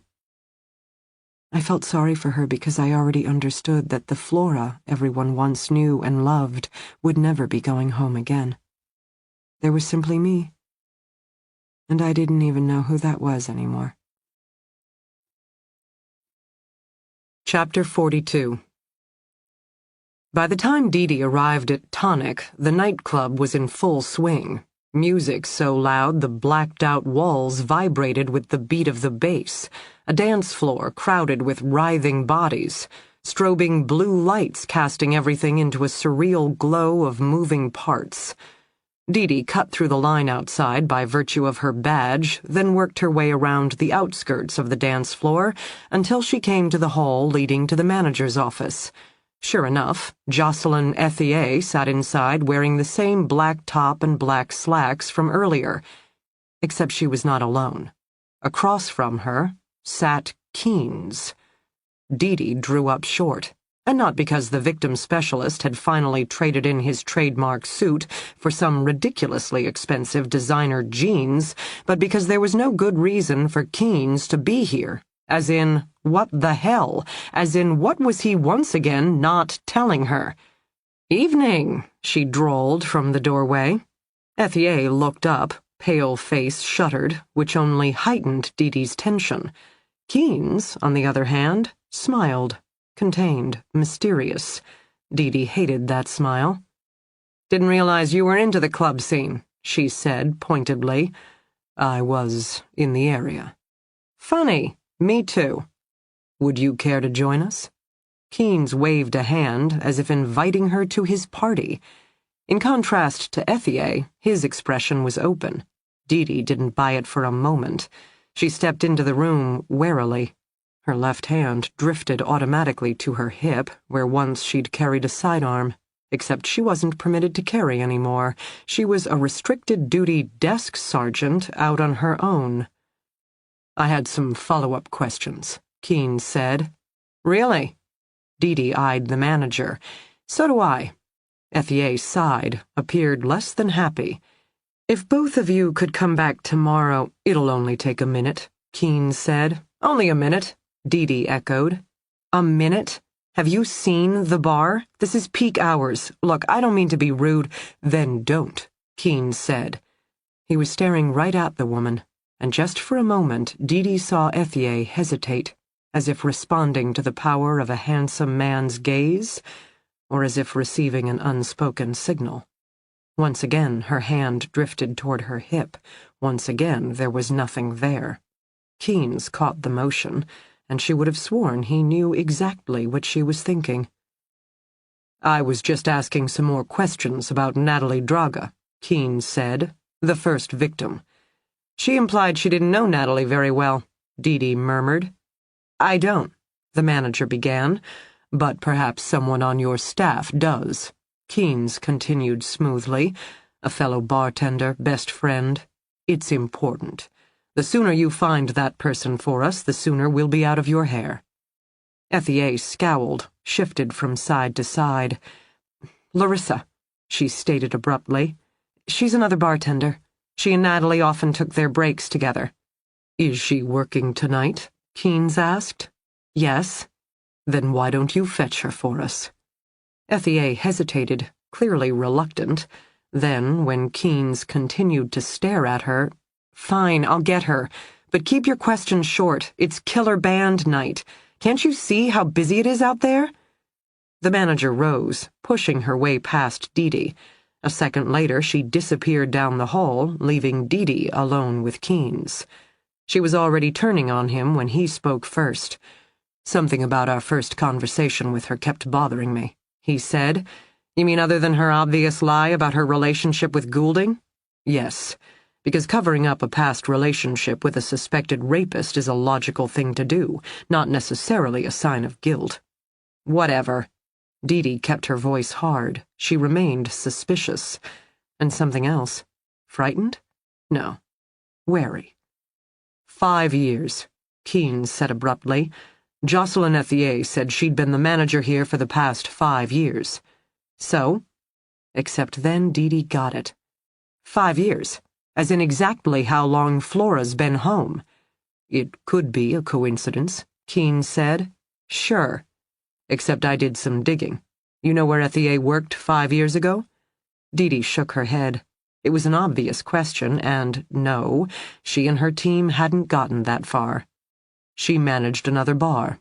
In Tampa, Florida. Now D.D.'s heart accelerated in her chest. "Florida? As in Jacob's home state?" "Think it's still a coincidence?" "No. But why did you send her out of the room?" "So we could compare notes. I could tell you were suspicious." "You sent her away. As in, how do you know she's coming back?" Keynes's eyes widened.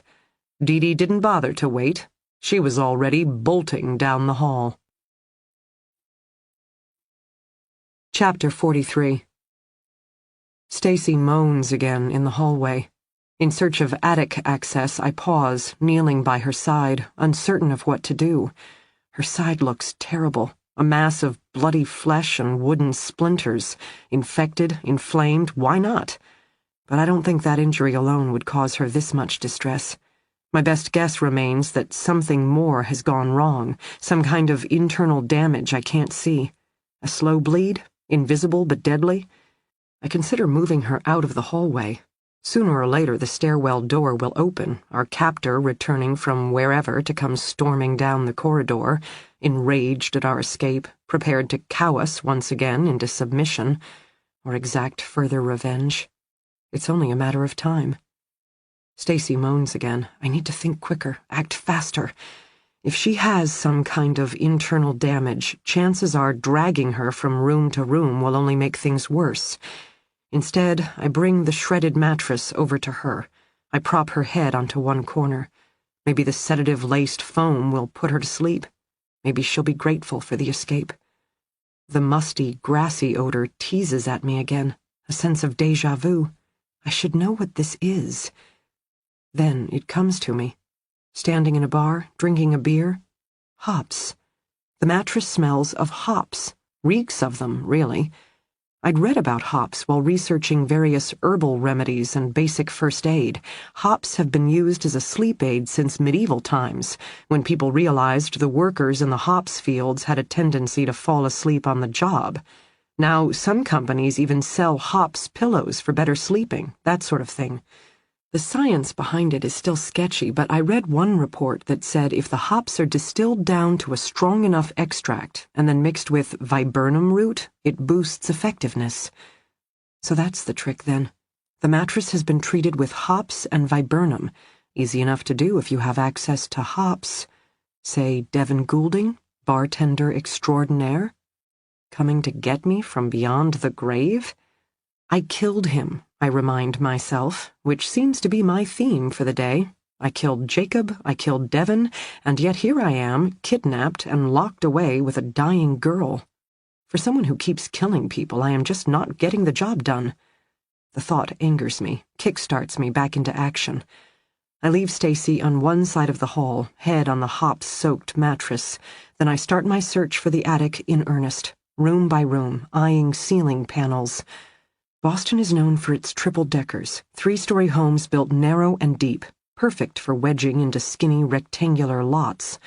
This floor's layout, hallway in the middle, bedrooms either side, is consistent with that.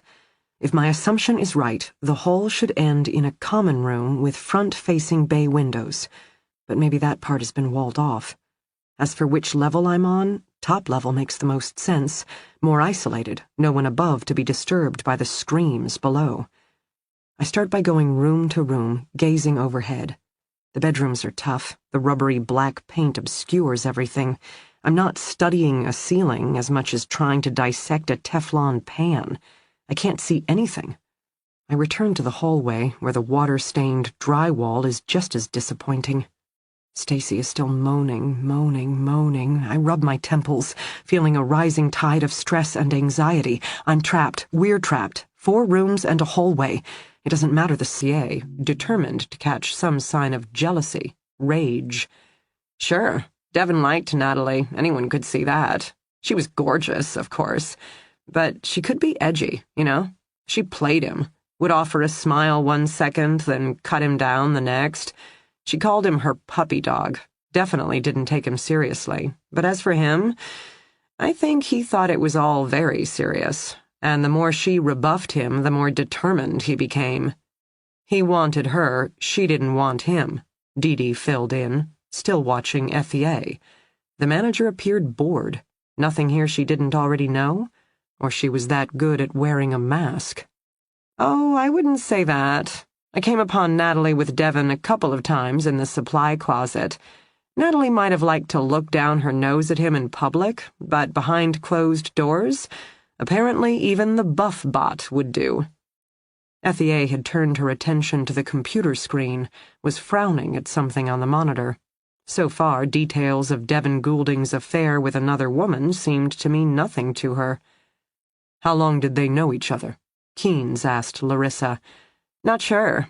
I mean, most of the time Natalie worked here, Devin was chasing her, but she didn't stay that long. Couple of months? Like I said, she was just passing through. What brought Natalie to Boston? D.D. asked. Change of pace. She said she was tired of Florida, though how you can tire of sun and sand. Florida? I thought she was from Alabama.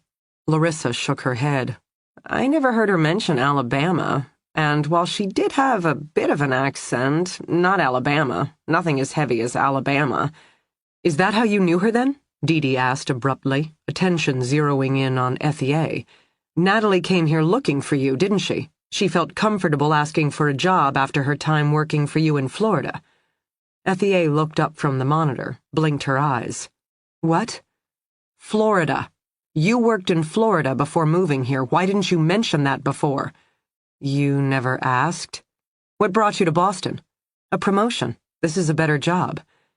Did you read about Flora Dane? Keynes now, piling on. Her story was in all the papers, her return home to Maine. At least in the beginning, the talk of her returning to school in Boston. I have no idea. That must have rankled. D.D. now, pulling the manager's attention away, keeping her disoriented. She kills your father and everyone hails her as a hero. Strong, brave girl who saved herself. What the hell are you talking about? Larissa shrunk back, clearly wanting out of this sudden change in conversation, but having no place to go. When did you first sleep with Devon? Big hunky guy like that. Must have felt good to wrap him around your little finger. Until, of course, Natalie showed up, took his attention away from you. Is that when you decided she must pay? And to make your revenge that much sweeter, you forced Devon to help. Wait a second. She didn't sleep with Devon. Larissa suddenly speaking up. D.D. and Keynes both paused, stared at her. The blonde flushed, fiddled with the hem of her skirt. Jocelyn was never involved with Devon, if that's what you're asking. She was involved with me. At least when Natalie first arrived, Jocelyn and I were together. I'm the one— The girl paused, looked down. I'm the one who messed everything up. Not Natalie, not Devon. They had nothing to do with our breakup. That was my fault. All my fault. D.D. frowned, studied the manager, who was now bright red with embarrassment. Management is not supposed to get involved with staff, Ethier said tightly. If my bosses found out— You were never involved with Devon Goulding? D.D. asked. Needless to say, not my type. And Natalie Draga? Well, more my type, but to be honest, Ethier glanced at Larissa. I prefer blondes. How old are you? Keynes asked abruptly. 34. And your parents? Roger and Denise Ethier, live in Tampa. Do you want to call them? D.D. looked over at Keynes. I don't think she's the one. No, he agreed. And yet all roads lead back to this bar, the victims, Devon Goulding. She stared at Ethier, stared at Larissa, willing them to help her. What aren't you telling us? For the sake of Natalie, Stacy, and Flora, what are we still missing? Chapter 45. Glass shard. I still have it in my hand. I wipe my palm on my bare leg, then tighten my grip, studying the door, calculating which way it will open. The lights. I've turned them on in all the bedrooms to aid with my search. Now I jog quickly down the corridor, snapping off switches before they can give me away. Stacy is muttering, twitching, no time to hide her. But maybe her presence in the hall isn't a bad thing. The noise will distract our captor. While he peers down the hall, trying to figure out who's moaning, what's going on, I can make my move. Attack, then evade. It's as good a plan as any. I'm ready. I focus on the door, breath held, ears tuned for more footsteps. My efforts are soon rewarded. A floorboard creaks right on the other side of the door. He has reached the landing. I crouch low, glass shard in hand. I keep my eyes peeled on the barely visible doorknob, a slight silver gleam in the now darkened hall. The door will open toward me, into the corridor. Plan A. Trip up my attacker and dart through, yanking the door shut behind me and leaving my captor as trapped as I had once been. From there I'd have smooth sailing down the stairs out into the free world where I could flag down help. Plan B. Fight like hell. I have surprise, training, and a shard of glass on my side. Wars had been won with less. The door rattles slightly. I hear the rasp of a metal bolt being pulled back, unlocking the door from the outside. And now? The handle turns. I will myself to be lower, smaller, invisible in the dark, as the door pushes open. 1 inch. 2. 3. Enough that I could get a foot in to block it. The door opens. A figure fills the void, and then I spring forward, clutching the glass dagger close to my chest as I lash out with my foot, an oomph as the person falls, not forward into the corridor as I'd hoped, but backward onto the equally dark landing. No time to think, no time to redirect. The heavy metal door is already swinging shut as I suck in my stomach and slide through. A dark void to my left, stairs, I think, twisting toward them, just as a hand snaps around my ankle. A woman's voice sings out, "Molly, it's been so long." Stacy Summers has been telling the truth all along. Outside our locked rooms, things are much, much worse.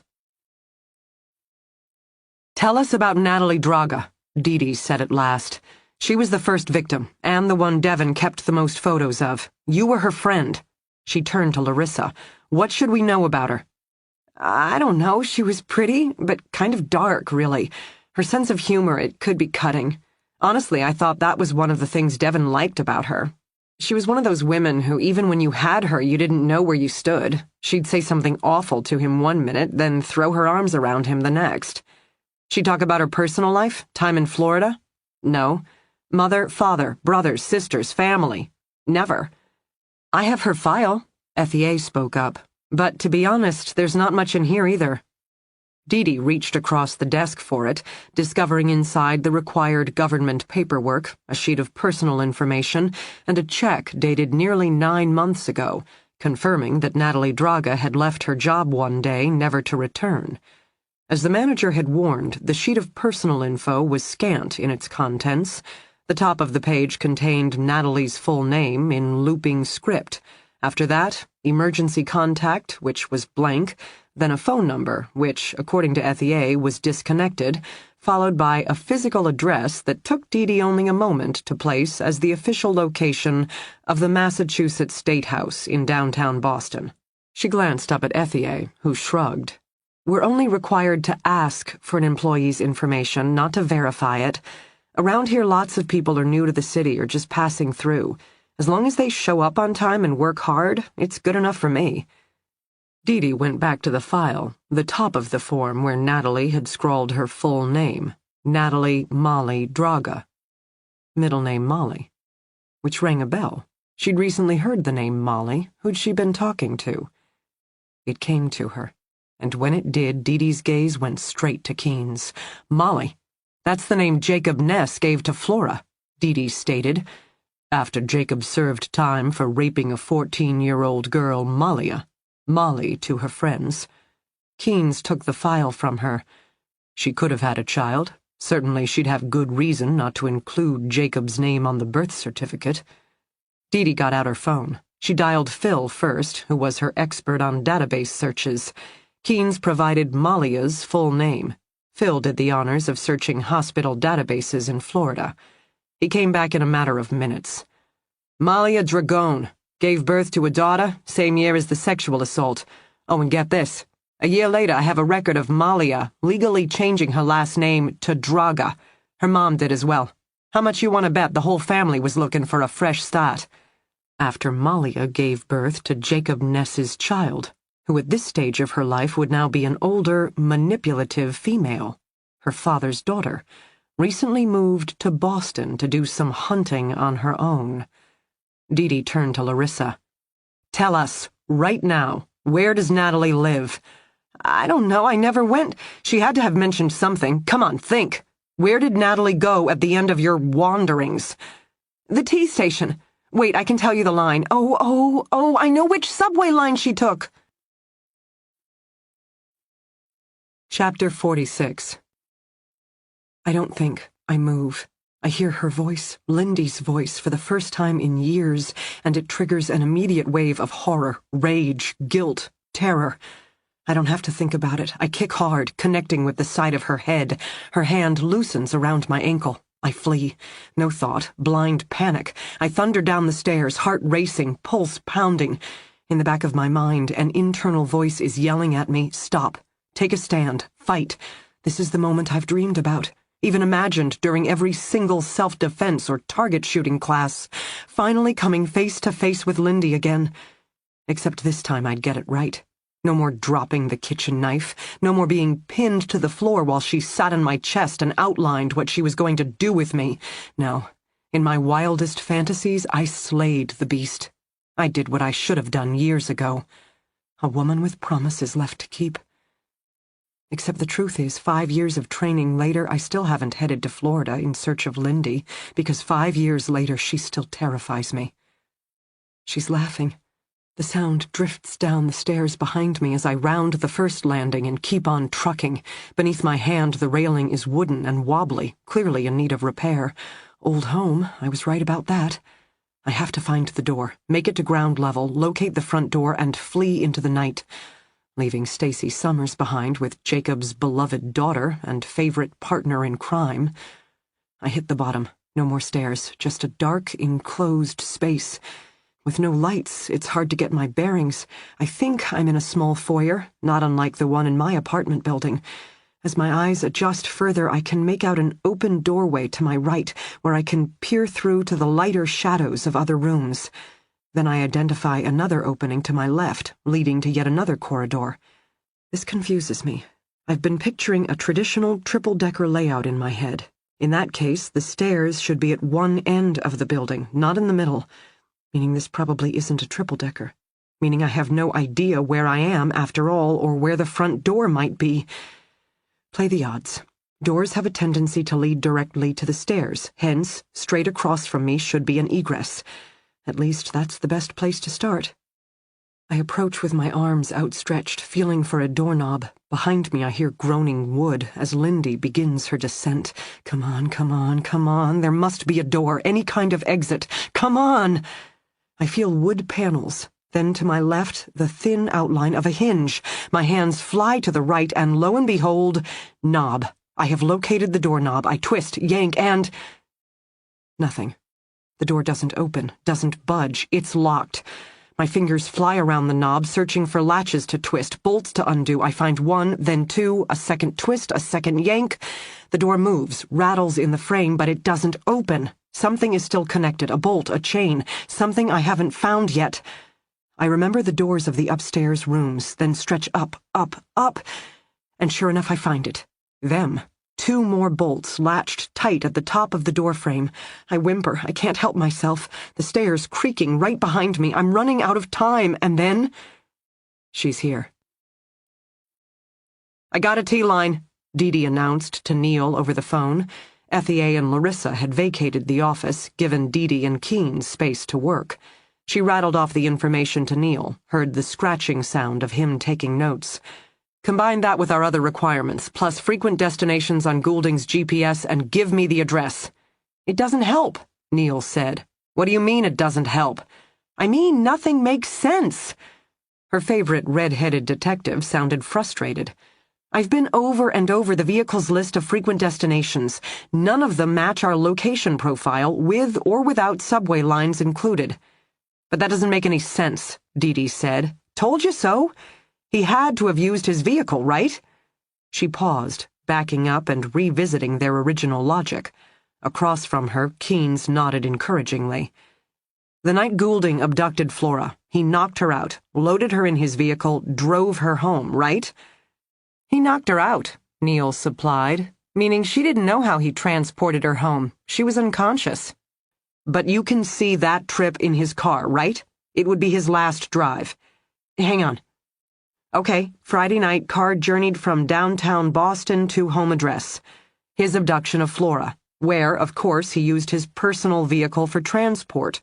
It's not like you can take an unconscious girl on the T or dump her into a taxi, so he's got to be using his vehicle for at least the initial kidnapping." "Okay," Neil agreed. "Parking garages." Keynes mouthed across from her. D.D. nodded, then repeated the words into the phone. "If Devon's driving someplace all the time, he'd need to park. What about parking garage passes, memberships, something like that?" A pause. She could hear Neil talking to someone, most likely Carol on the other end of the phone. "No monthly payments to a parking garage," Neil reported shortly. "Really? But that doesn't make any sense?" Both she and Neil sighed heavily. They were close. D.D. could feel it. Just one last connection, deduction, and then... Flora and Stacy Summers at the mercy of Jacob Ness's daughter. D.D. shuddered just thinking about it. "Oh, ooh," Neil said suddenly. "What?" "Carol has a point. Maybe it's not separate." "What do you mean?" "The location. Maybe it's not unique. For example, we wouldn't notice him driving to work, right? Because that's his job. Of course he's going there." "He's not holding 4 women in a nightclub," D.D. said, though her gaze drifted up to the black-painted ceiling. She shook her head. She was being ridiculous. They'd been here during the day, when the nightclub had shed its blue lights, and was a tired but definitely very busy shell. Given the number of people passing through at any time, cleaning up, restocking, prepping, no way 3 kidnapped girls would go unnoticed. "So not his job," Neil was saying, "but another logical destination no one would think to question."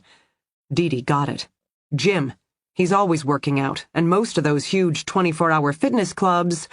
are located in South Boston near the water," Neil filled in, "where, in the name of gentrification, half of the area is being demolished and the other half rebuilt. I got an address for the gym. Even better, Carol says it's right by some of the boarded-up tenement houses which are still waiting to be torn down." He rattled off the gym's location. "Thank you, Neil." Then, not even grudgingly, "And you too, Carol." D.D. hung up the phone. Then she and Keenes were on the move. Chapter 47. "I've been looking for you," Lindy sing-songs as she pads across the landing, through the right-hand doorway, deeper into the building after me. I flee first, forcing myself away from a locked door into the rest of the building. I think I'm in a living room. I can just make out the shape of a sofa, table, chairs, maybe a ground-floor apartment, long and narrow. I try to create some kind of blueprint in my mind to guide me as I creep deeper into the gloom. The windows here must be boarded up as well. It's the only way to explain the total darkness. I make it through a second doorway into another shadowed hall. I halt on the other side, my back pressed against the wall. I still have my shard of glass from the broken window. I clutch it to my chest and try to get my breathing under control before the sound of my own panic gives me away. Time to focus. Time to pull it together. I'm not Jacob's terrified little mouse anymore. I'm a woman with promises left to keep. "I read all about your last day with my dad," Lindy is saying now. Her voice comes from behind me, in the first room, I think, near the sofa. "Bullet through the head. Did he beg for you to do it? I knew if they caught him, he was never going back." I don't say anything. Deep breath in, deep breath out. I'm not tired, I'm not hungry, I'm not cold, I am okay. "I worried in the beginning, thought the police might come looking for me. So I disappeared for a bit, spent some time in Texas, Alabama, California, saw more of the country. I figured Jacob would approve." Her voice is closer. Deep breath in, deep breath out. I can do this. "But you didn't tell them about me, did you, Flora? You kept our time together to yourself. Our special little secret." I squeeze my eyes shut, bite my lower lip to silence the whimper. She's right. I never told. Not that piece of the puzzle. The shame, the horror, I don't know. But all survivors have their secrets, things we can't say out loud because that makes what happened too real, not just to other people, but especially to ourselves. Samuel suspected something. He dangled bait during our initial sessions, but I never gave in. No one wants to be a monster, and certainly no one wants to talk about it later. "I thought I would let you go," Lindy continues now. She's drifted to the left. Not moving forward, but now into the kitchen area, prowling around the table and chairs. "But I just couldn't. The fact you were still alive and doing well while Jacob... I don't expect you to understand, but I know that you, of all people, realize just how special Jacob's and my relationship was. No one ever knew me the way he did, and no one ever accepted him the way I did. He was my father. And I was his Lindy, a special nickname he made up just for me first time he saw me. Natalie belonged to my mother. But Lindy? I was his. And you, little bitch, had no right to take him from me." Her voice so close it's nearly in my ear. She's right behind me. Other side of the wall, I realize. No more breathing. I suck in all the air, hold it in my lungs, will myself not to make a sound. "Last year, I decided it was time to get serious. I came looking for you. Paid a visit to your mother's farm. She was easy enough to track down using the internet. Did she ever tell you that? Mention an old friend who stopped by? She's a tight one. No matter what I tried, she wouldn't answer any questions about you. Best I could get is that you lived in Boston. So I decided to move here, too. Why not? Nice change of pace for a southern girl like me. I got a job, prepared to settle in while I continued to look for you. And then I met him. Devon. A man who didn't even know what kind of man he was, but I knew. I recognized him immediately. And then it was easy enough to bring him along. I set up the house. I let him make me its first occupant. Then I sent him in search of more playmates. Because a girl like me has certain appetites, as you know better than anyone. I shake uncontrollably. I hate the response. Primal, visceral. But the more she talks, the more it all comes back. Those terrible nights, the noises, the taste of bile. I'm not okay, I'm not okay, I'm not okay. I'm Molly again, and I'm not going to make it. You killed him, too, didn't you? I went to Devon's house Saturday morning. He never stopped by after work, never called. I knew he was getting restless. I had told him he had to lie low after getting caught on video. Sloppy. We had to rein things in, keep it tight. But that's the problem with trained dogs. Sometimes they fight the leash. So I went to Devon's house to check up on him, and what did I discover? All those police cars, the crime scene tape. You. I saw you sitting in the back of the patrol car, garbage smeared all over your face, and just like that, I knew what you'd cost me. Again. Did you really think I'd just let you go? Walk away a second time? That I wouldn't follow you back to your place? That I wouldn't hang out on the fire escape, waiting until your landlords had stepped out to come back down, pick the lock to their apartment, and steal the master keys? Then, when all was quiet, I unlocked the door and walked straight into your apartment. A little chloroform cocktail to disorient, a quick shot of sedative to knock you out completely, and that was that. I replaced the keys in your landlord's apartment, then hustled you down to my own personal taxi. I drive it at nights. The perfect way to earn extra cash while cruising the streets for fresh opportunities. No one notices a taxi driver. No one even questions one loading a stumbling, disoriented woman into the back of the cab. Poor thing is drunk. Good thing a taxi is taking her home. Now, everything is exactly as Daddy would have wanted it to be. You and me together again. Except this time I'm the one with the gun, and you're the one who will never leave. You're mine. You'll always be mine, Lindy whispers, and just like that she's in the doorway, right beside me. I don't need light to know there's a smile on her face. No more thinking, no planning, no preparation. She might have found me first, but that doesn't mean I didn't know this day was coming. I slice the piece of jagged glass across her face. She screams. I turn and bolt down the hall. D.D. drove. In terms of distance, it wasn't far from the nightclub to South Boston. Through narrow, winding streets and way too many red lights, she careened, fishtailed, and flashed her lights. Keynes gripped the oh shit handle above the door but didn't say a word. She found her way to the tenement housing from memory. Once upon a time, in the days of Whitey Bulger, this section of Boston had belonged to the Irish. It had been a hub of gangland activity, drugs, and poverty. In the 1990s, however, rent control had ended, forcing many low-income families from the area, while the demand for waterfront real estate led to a nearly overnight gentrification. But before there could be progress, first there had to be demo, which had been long and ongoing, with at least one stretch of boarded-up former tenement houses shuttered away behind a chain-link fence, still awaiting its fate. She came to the fencing first, drove around looking for a gate, discovered 2 other patrol cars already parked in front.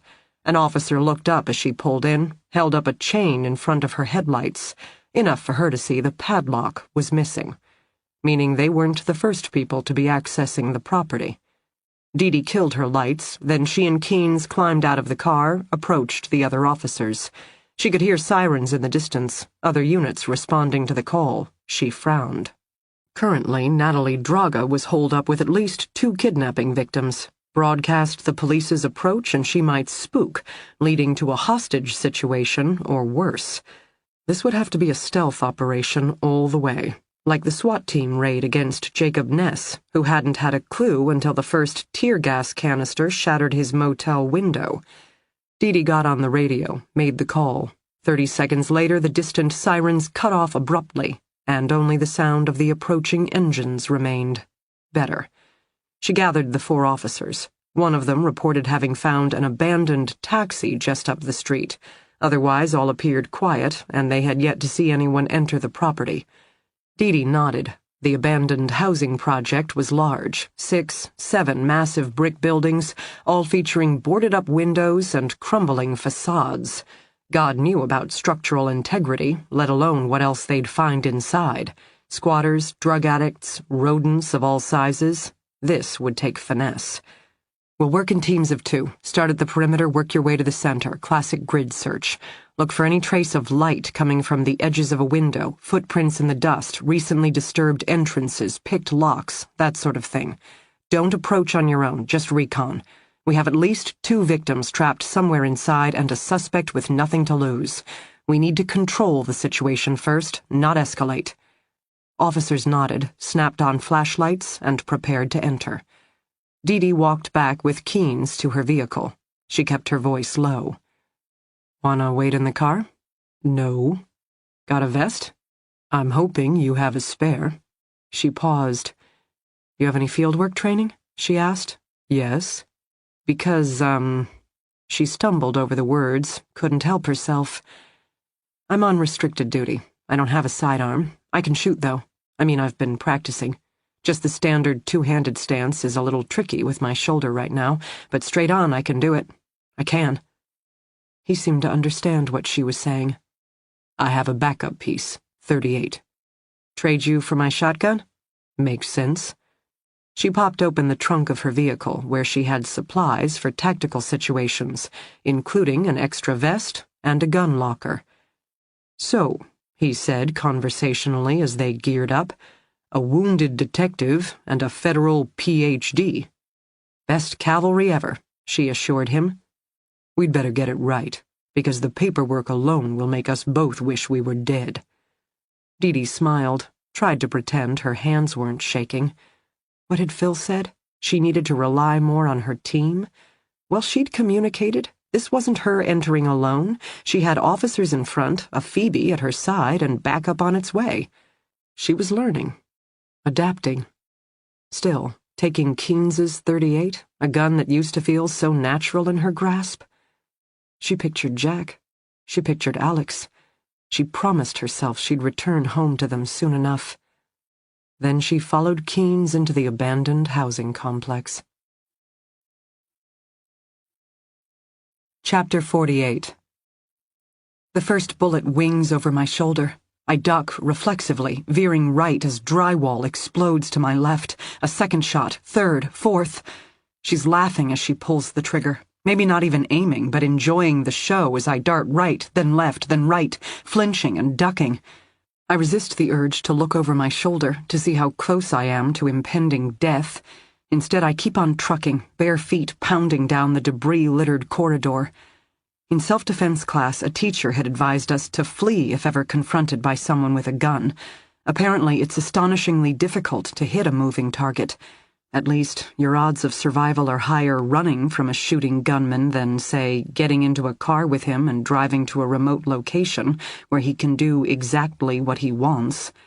So I sprint, chest heaving, elbows tucked tight, head ducked low, trying to make myself a smaller target. My foot hits something sharp, then something stabbing. There's no time to pause, pick out slivers of wood, or worse, pieces of glass. I keep on running, transitioning from a relatively domesticated section of the building to some kind of construction zone, the smell of dust and neglect heavier in the air. The hall is too dark for me to see where I'm going or adjust my footsteps to avoid the sharpest objects. More shots fired. I run for my life. Doorway to the right. I careen through it without a second thought, intent on getting out of the line of fire. Only afterward does it occur to me it might be a bedroom, or worse, a bathroom, a room with no exit where I'd be trapped. But in this case it appears to be yet another common room. I've given up on my theory of being trapped in a traditional Boston triple-decker. The structure is too vast, too many hallways, too many rooms. Not a warehouse or commercial building because the rooms are small. Maybe a group home? Abandoned, undergoing renovations, something. I should stop, get my bearings, but I can't think anymore. I sprint down dark hallways, leap through dark spaces, like a deer through the woods. I might be crying, which is stupid. Last thing I need to do right now is make any undue noise. I crash through another doorway, step on something sharp, and feel it slice deeply into the ball of my foot.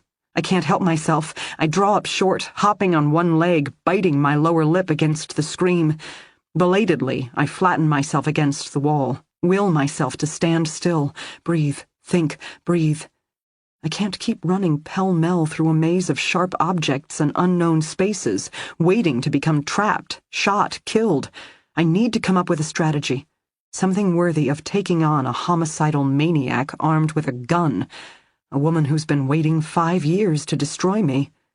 Though to be fair, I've been waiting 5 years to kill her, too. My breathing is ragged.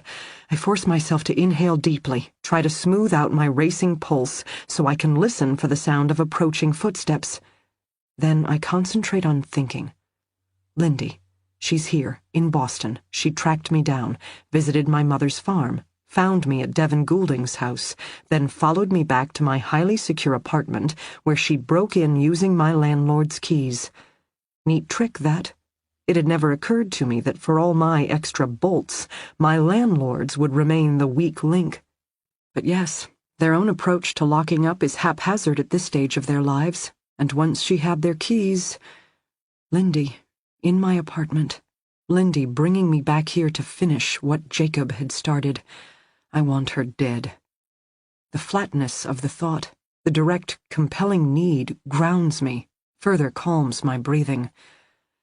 I've hated her since the first time I saw Jacob watching her, since she threw her arms around him in welcome, since they sat on the sofa, heads nearly touching.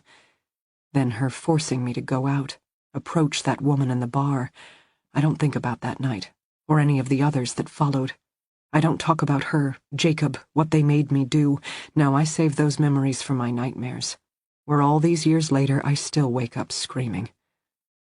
Jacob made me roll the bodies from his rig to the marshy grass alongside the road.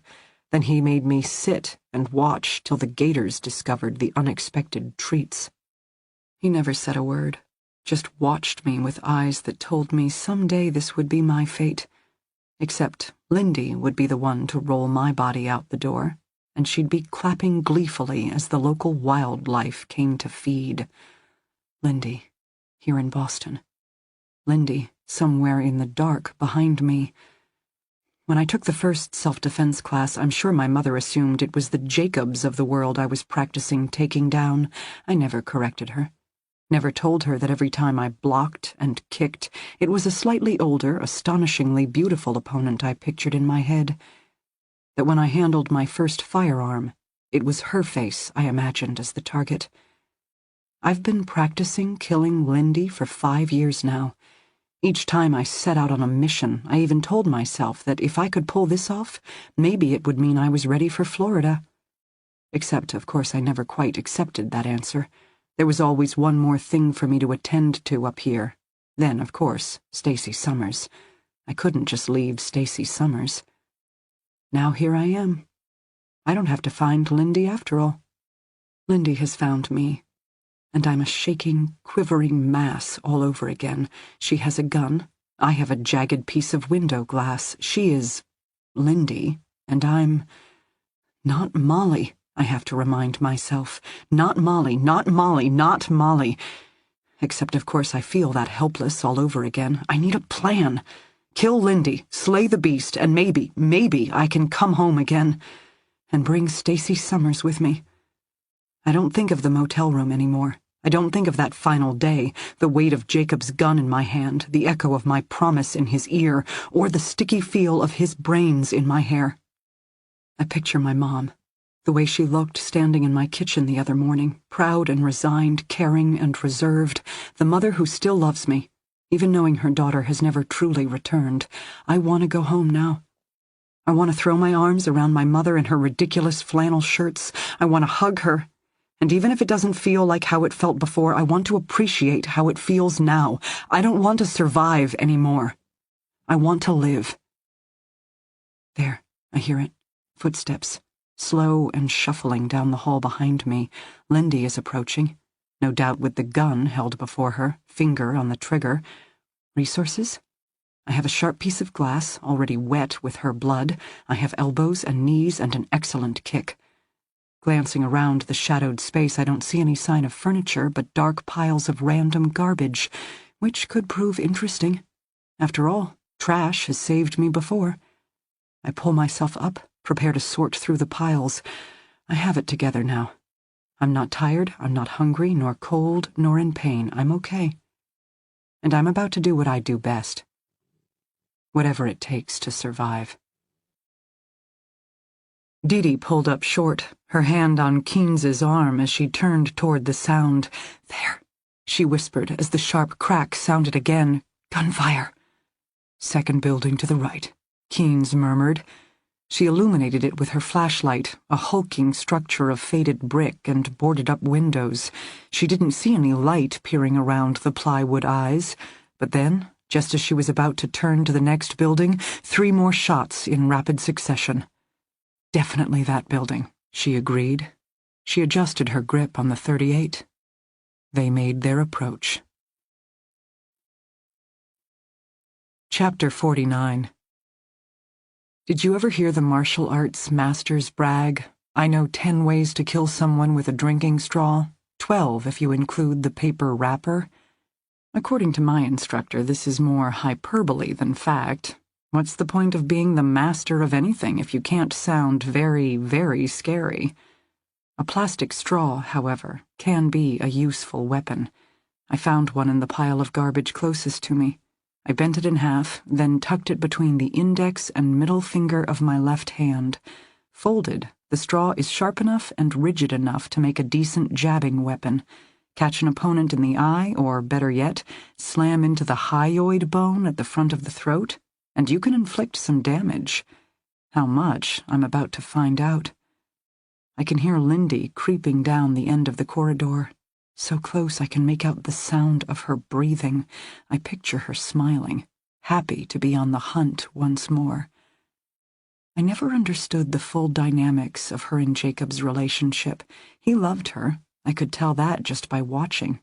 And Lindy? She was excited to see him. But love? I don't know. I think of Lindy as a sleek, dark panther stalking the night, aroused by the scent of blood. Does such a creature truly love? I think she loved how special Jacob made her feel, how powerful and strong. When he appeared, hunting was twice the fun. I guess she thought the same of the bartender with the amazing pecs, Devin Goulding, the guy I watched burn to death in front of my eyes, the memory of which makes me feel powerful and strong. No one wants to be a monster. And yet, here we are. I expect Lindy to lead with her weapon. The gun will appear first, followed by her arm, and in that unprotected moment I will lash out with the glass, aiming for her wrist, the back of her hand. One deep slash, she'll reflexively drop her firearm, and then we'll be on a level playing field. Of course, she's too smart for that. When she finally appears beside me in the doorway, she has her elbows glued tight to her ribs, gun tucked to her chest, a human wall, presenting only the side of her shoulder for attack. Even if I got her with my glass dagger, it would be a glancing blow, nothing serious. I hold my breath, will her to take one more step into the room. Then I'll kick out with my left foot, go for the side of her knee. I am not tired, not hungry, not cold, not in pain. I am in the zone, where I can kill another human being and feel just fine about it. I think, in that moment, it would be best if my mother never touched me again, because the daughter she misses is a happy girl who loves foxes, and I am someone else. I am something else. Lindy steps into the room. I kick just as she twists toward me, her teeth flashing white in the dark. She's already bringing the gun forward, clearly having known exactly where I was standing, exactly what I was planning. What neither of us can predict, however, is that my missed kick throws me off balance, sending me careening into her, collapsing onto her form.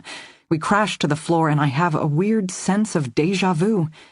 We are in her dingy little house. I have the kitchen knife. Gun. She has the gun, trapped between us. Pointed at her, pointed at me. I'm not sure either of us know. I can't afford to roll away, which would give her the room to aim. But tangled up in each other, I can't effectively jab or stab. We wrestle instead, her determined not to drop the gun, me determined not to lose my broken glass or plastic straw. I smell blood. Hers from her slashed cheek, mine from my lacerated feet. Then pain, sharp and piercing, her teeth biting into my ear, grinding, pulling, tugging. In response, I twist my right hand, rake the shard of glass down her side, then twist it cruelly. Neither of us gasp or scream or cry out. We are intent. This is serious business. But just for a second, I think I hear something in the distance. She bites me again, chomps, chews, does her best Mike Tyson. I can't afford to care about her teeth. The gun is the problem. I need to get the gun away from her. Rolling across the dusty floor, trying to bring my left hand up, I still have the bent straw wedged between my fingers. Now I punch it, best that I can, into her throat. We're too close, inside each other's kill zones. Once again, I dig in with my makeshift weapon. Even if I can't take a backswing for effective strike force, I can poke, press, scratch, and claw. She gurgles as the straw jabs deep into her windpipe, interfering with her ability to draw air. I shove harder, determined to capitalize on the advantage.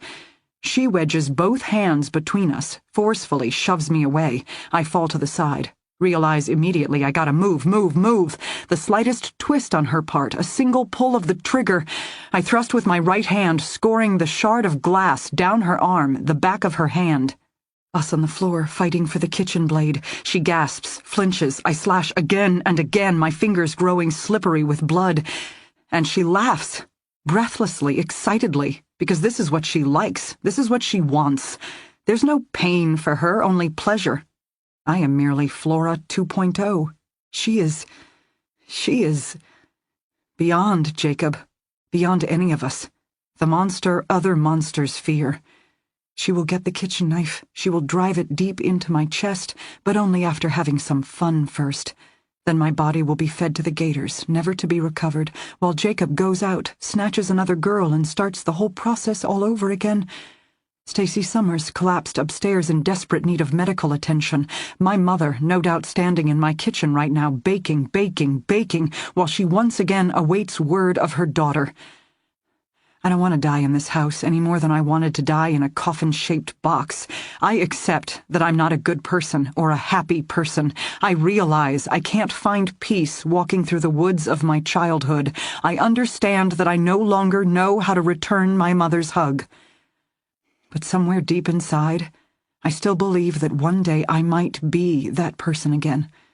That just because I've turned into a monster doesn't mean that one day I won't change back again and be the girl my mother and brother both miss. Someday I might find myself again. Noises in the distance, the groaning wrench of plywood, hard pounding footsteps. Beside me, Lindy stills, listening as well. Her gunshots have drawn notice. Others are coming, most likely the police, SWAT officers with tear gas. If I can just buy time, they will save me again.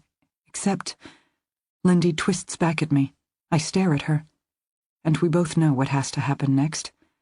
Because this isn't about outsiders. This has to be, about her and me. My right hand slashes down with the shard of glass. Her arms pop up, absorbing the strike just long enough to level the gun. I follow with my left fist, plastic straw still tight beneath my fingers, as I punch it hard into the side of her neck. Her wheezing gasp, a suspended moment of time.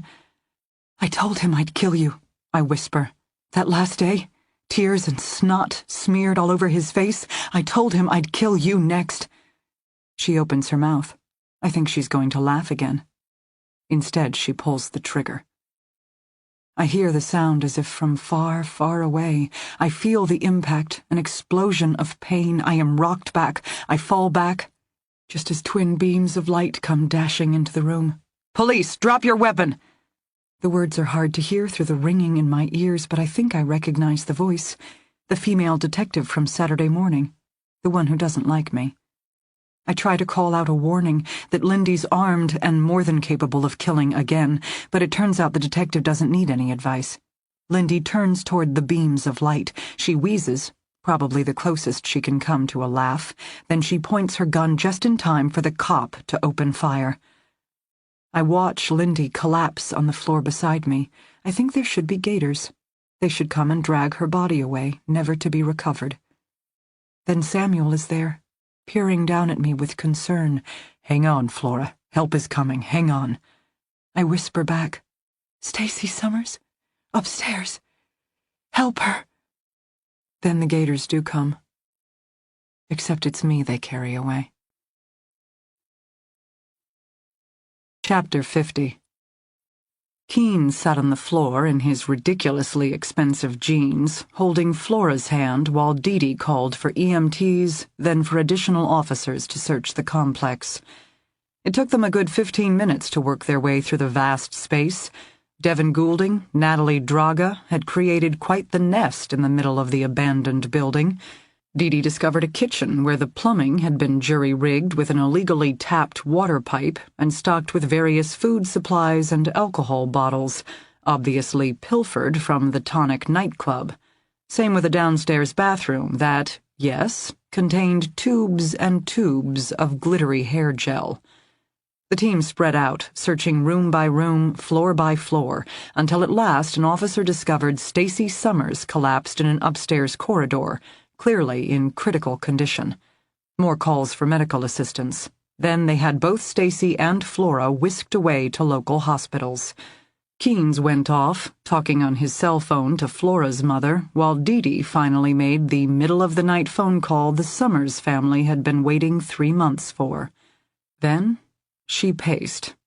Keynes hadn't been lying. The paperwork for this kind of incident would be something else.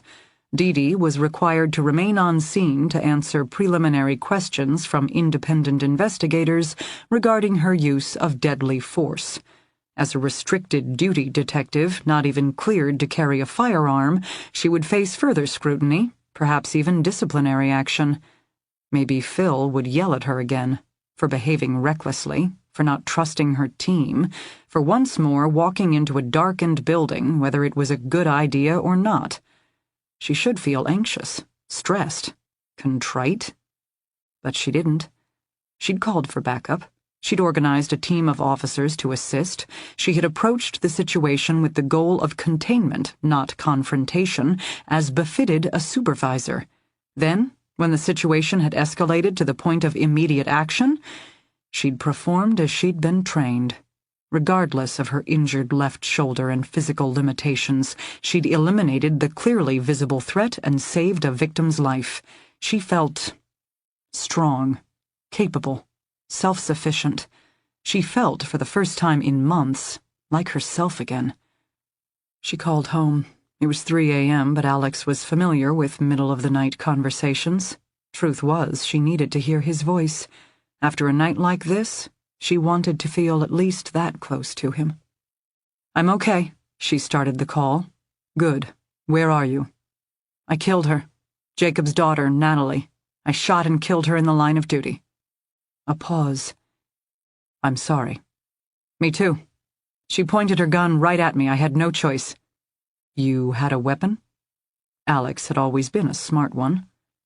"I borrowed one to enter the property. We heard shots fired. We went in prepared." He didn't say anything, because going in prepared wasn't the same as going in cleared for duty, and they both knew it. "I was scared," she whispered. "I've never been scared before. It's always been just part of the job, but this time, all I could think about was my stupid shoulder. Could I aim fast enough? Would I be strong enough? I did what I had to do, but I was scared. Cal Horgan is going to ream me a new one." "With good reason?" "I don't want to be scared. And sitting at a desk, that feels like hiding to me. Being on restricted duty, that's being frightened. I want to be cleared. I want to be the detective I used to be." "Honey, your injury—" "I did what I had to do. A suspect leveled a firearm at me in a life-and-death situation, and I performed under pressure. I won't be scared again, Alex. And I won't stay chained to a desk." "So you're not calling home to tell me I can get out the bubble wrap, roll you up, and keep you safe with me forever?" "I'm going to face disciplinary actions. Probably. I'm going to need your support. You have it. Then, I want to pass my physical. I want to be cleared for full duty. Is it okay if I'm scared? Because this call right now, my wife just faced an armed gunman, not my favorite middle-of-the-night conversation. I want to be the detective I used to be. D.D, I fell in love with the detective you used to be. I married the detective you used to be. You don't have to change for me, or for Jack. We know the detective you used to be. Okay. Are you crying? Detectives don't cry. But a restricted duty supervisor, maybe. Thank you for still being alive. Thank you for having my back. Did you find the missing girls? Both Stacy Summers and Flora Dane. That's great. Are they all right? D.D told him the truth. We don't know yet. I wake up to bright lights. I'm staring at white ceiling panels high overhead, a scratchy sheet tucked tight around my chest, metal bed rail clearly visible. I turn my head just enough to see Samuel sitting slumped in the chair, head in his hands. No suit this time, but a jet black dress shirt and dark jeans that would be more appropriate for a nightclub than a hospital room. My mom is on a plane, I find myself thinking, then have to catch myself. I'm not in Georgia, I'm in Boston. And I haven't just escaped from Jacob, I've escaped from Jacob's daughter. For a moment, there are so many thoughts in my head, so many memories, emotions. I'm not sure where the past ends and the present begins. I'm not sure who I was and who I will ever be again. I'm in limbo. It's not the worst feeling in the world. All the promise of a fresh start without the pain of actually attempting it. Oh, my shoulder aches. My head is fuzzy. My mouth is dry. Lindy with her gun. Me with my broken glass and plastic straw. She pulled the trigger. So did the detective. And we all fell down. She's dead. I don't have to ask to know. Lindy must be dead. It's the only way to explain me being alive. I got out. I'm free. And just the thought makes me start to laugh, though it's not a happy sound coming from my throat. Samuel appears immediately at my side, offers me water, fusses with the edge of the blanket. I don't see my mom yet, but she must be in the hospital somewhere. Even if she hates me, is heartbroken, furious, devastated, she's not the type to back down from a fight. I guess I get that from her. I'm laughing again. Or crying. Because here I am, except who am I? A killer? A woman only comfortable in the dark? A woman with no promises left to keep. Except who is that exactly? I wish I could scrub my brain. I wish I could bleach my eyes. I wish I could take my entire body and empty it out. No more memories of coffin-shaped boxes or Jacob's tobacco-stained teeth or exactly how it smells when human flesh bursts into flame. I would give it all up. Remember nothing, know nothing.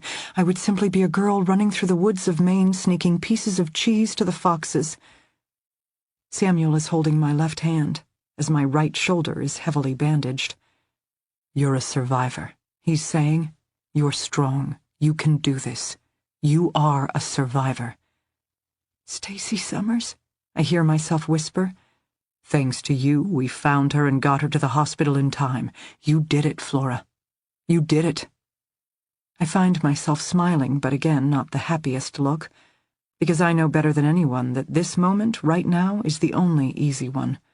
This 1 second, where Stacy gets to wake up, finally free, with her parents by her side, and they cry and she cries and everyone is so relieved. Their wildest dream has just come true. And the other moments? Tomorrow, the next day, the one after that? She will need help, I think. And then she will have it. From me, from Samuel, from my mother. We all started this journey together, each in our own way. I would finish it.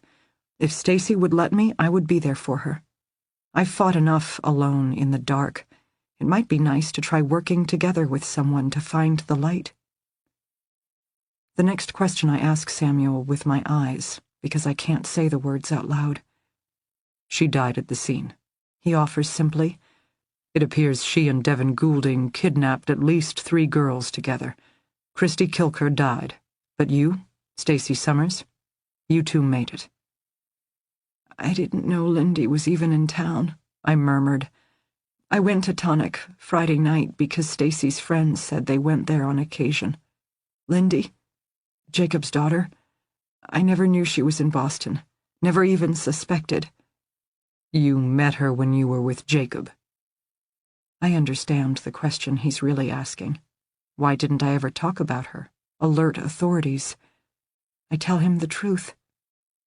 No one wants to be a monster. "You're not a monster, Flora. You're a survivor." "It's not enough. You think it will be, but it's not. You saved a girl's life. I killed a man." And that quickly I can feel the darkness rushing in again. I watched him burn and didn't even care. I stood alone in the void. I'm always alone in the void. "Then make a different choice, Flora. No one said living is easy. You're still going to have to get up each morning, and you're going to have to make decisions. It's been 5 years, and here we are again. Do you really want to keep making the same choices?" I don't have an answer. He's told me similar things before. First, you survive. Next, you have to stop feeling like a victim. It all sounds so simple, and yet... My mom appears, hovering uncertainly in the doorway, trapped in her own version of déjà vu. Her sad, determined face, her terribly ugly flannel shirt, the silver fox charm nestled at the hollow of her throat. So many things I should tell her, so many apologies I should make. I want it to be as simple as Samuel makes it sound. I want the same happily ever after Stacy Summers surely deserves. I want to tell the truth and hope that it sets me free. I pull my hand from Samuel. I hold it out to my mother. "I'm sorry," I say. "You don't have to. I blamed you," I hear myself say. "I didn't mean to. But you wanted me to come home so badly. I would watch you on the news, begging for my safe return, so I survived for you. Even when it would have been better if I hadn't. Even when I wanted to let go, I survived because I didn't want to let you down." She doesn't say anything, but I can tell from her expression that she already knows. She glances at Samuel. This is something they've discussed. They realized, even if I didn't. "Jacob had a daughter. They forced me to go out with them to bars. They forced me to help pick up women to kill. 3 times. 3 women dead because of me. I can't change that," I tell her honestly. "Even now with Stacy Summers, it still doesn't balance the scale." "It's not your scale to balance. The crimes are on them. I watched him burn. That crime is on me. Flora, I don't know what you want from me. I'm your mother and I love you. Even now, even after you're telling me these things, I'm your mother. And I love you." "I don't know who I am," I say. No one does. Everyone spends their lives figuring that out, even people who've never been kidnapped. "I still miss him. And that's wrong, that's twisted. I hate him for being inside my head." "Then welcome him. Thank him for helping make you strong. Thank him for dying so you could go home. A man like that, he has no defense against gratitude, Flora. Welcome him, and he'll leave on his own." That's New Age crap. That's the basics of turning away from hate.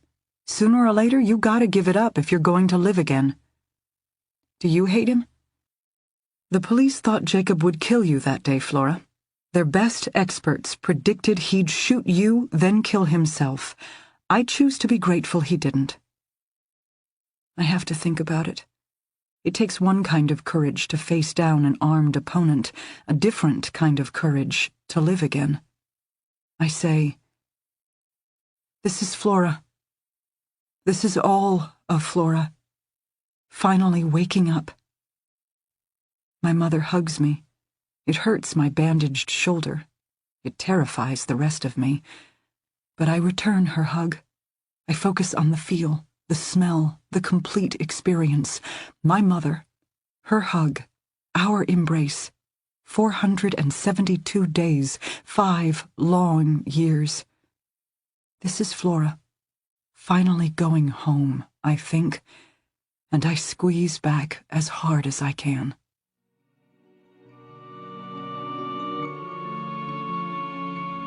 We hope you have enjoyed our presentation of Find Her by Lisa Gardner, performed by Kirsten Potter. Performance copyright 2015 by Brilliance Audio. All rights reserved.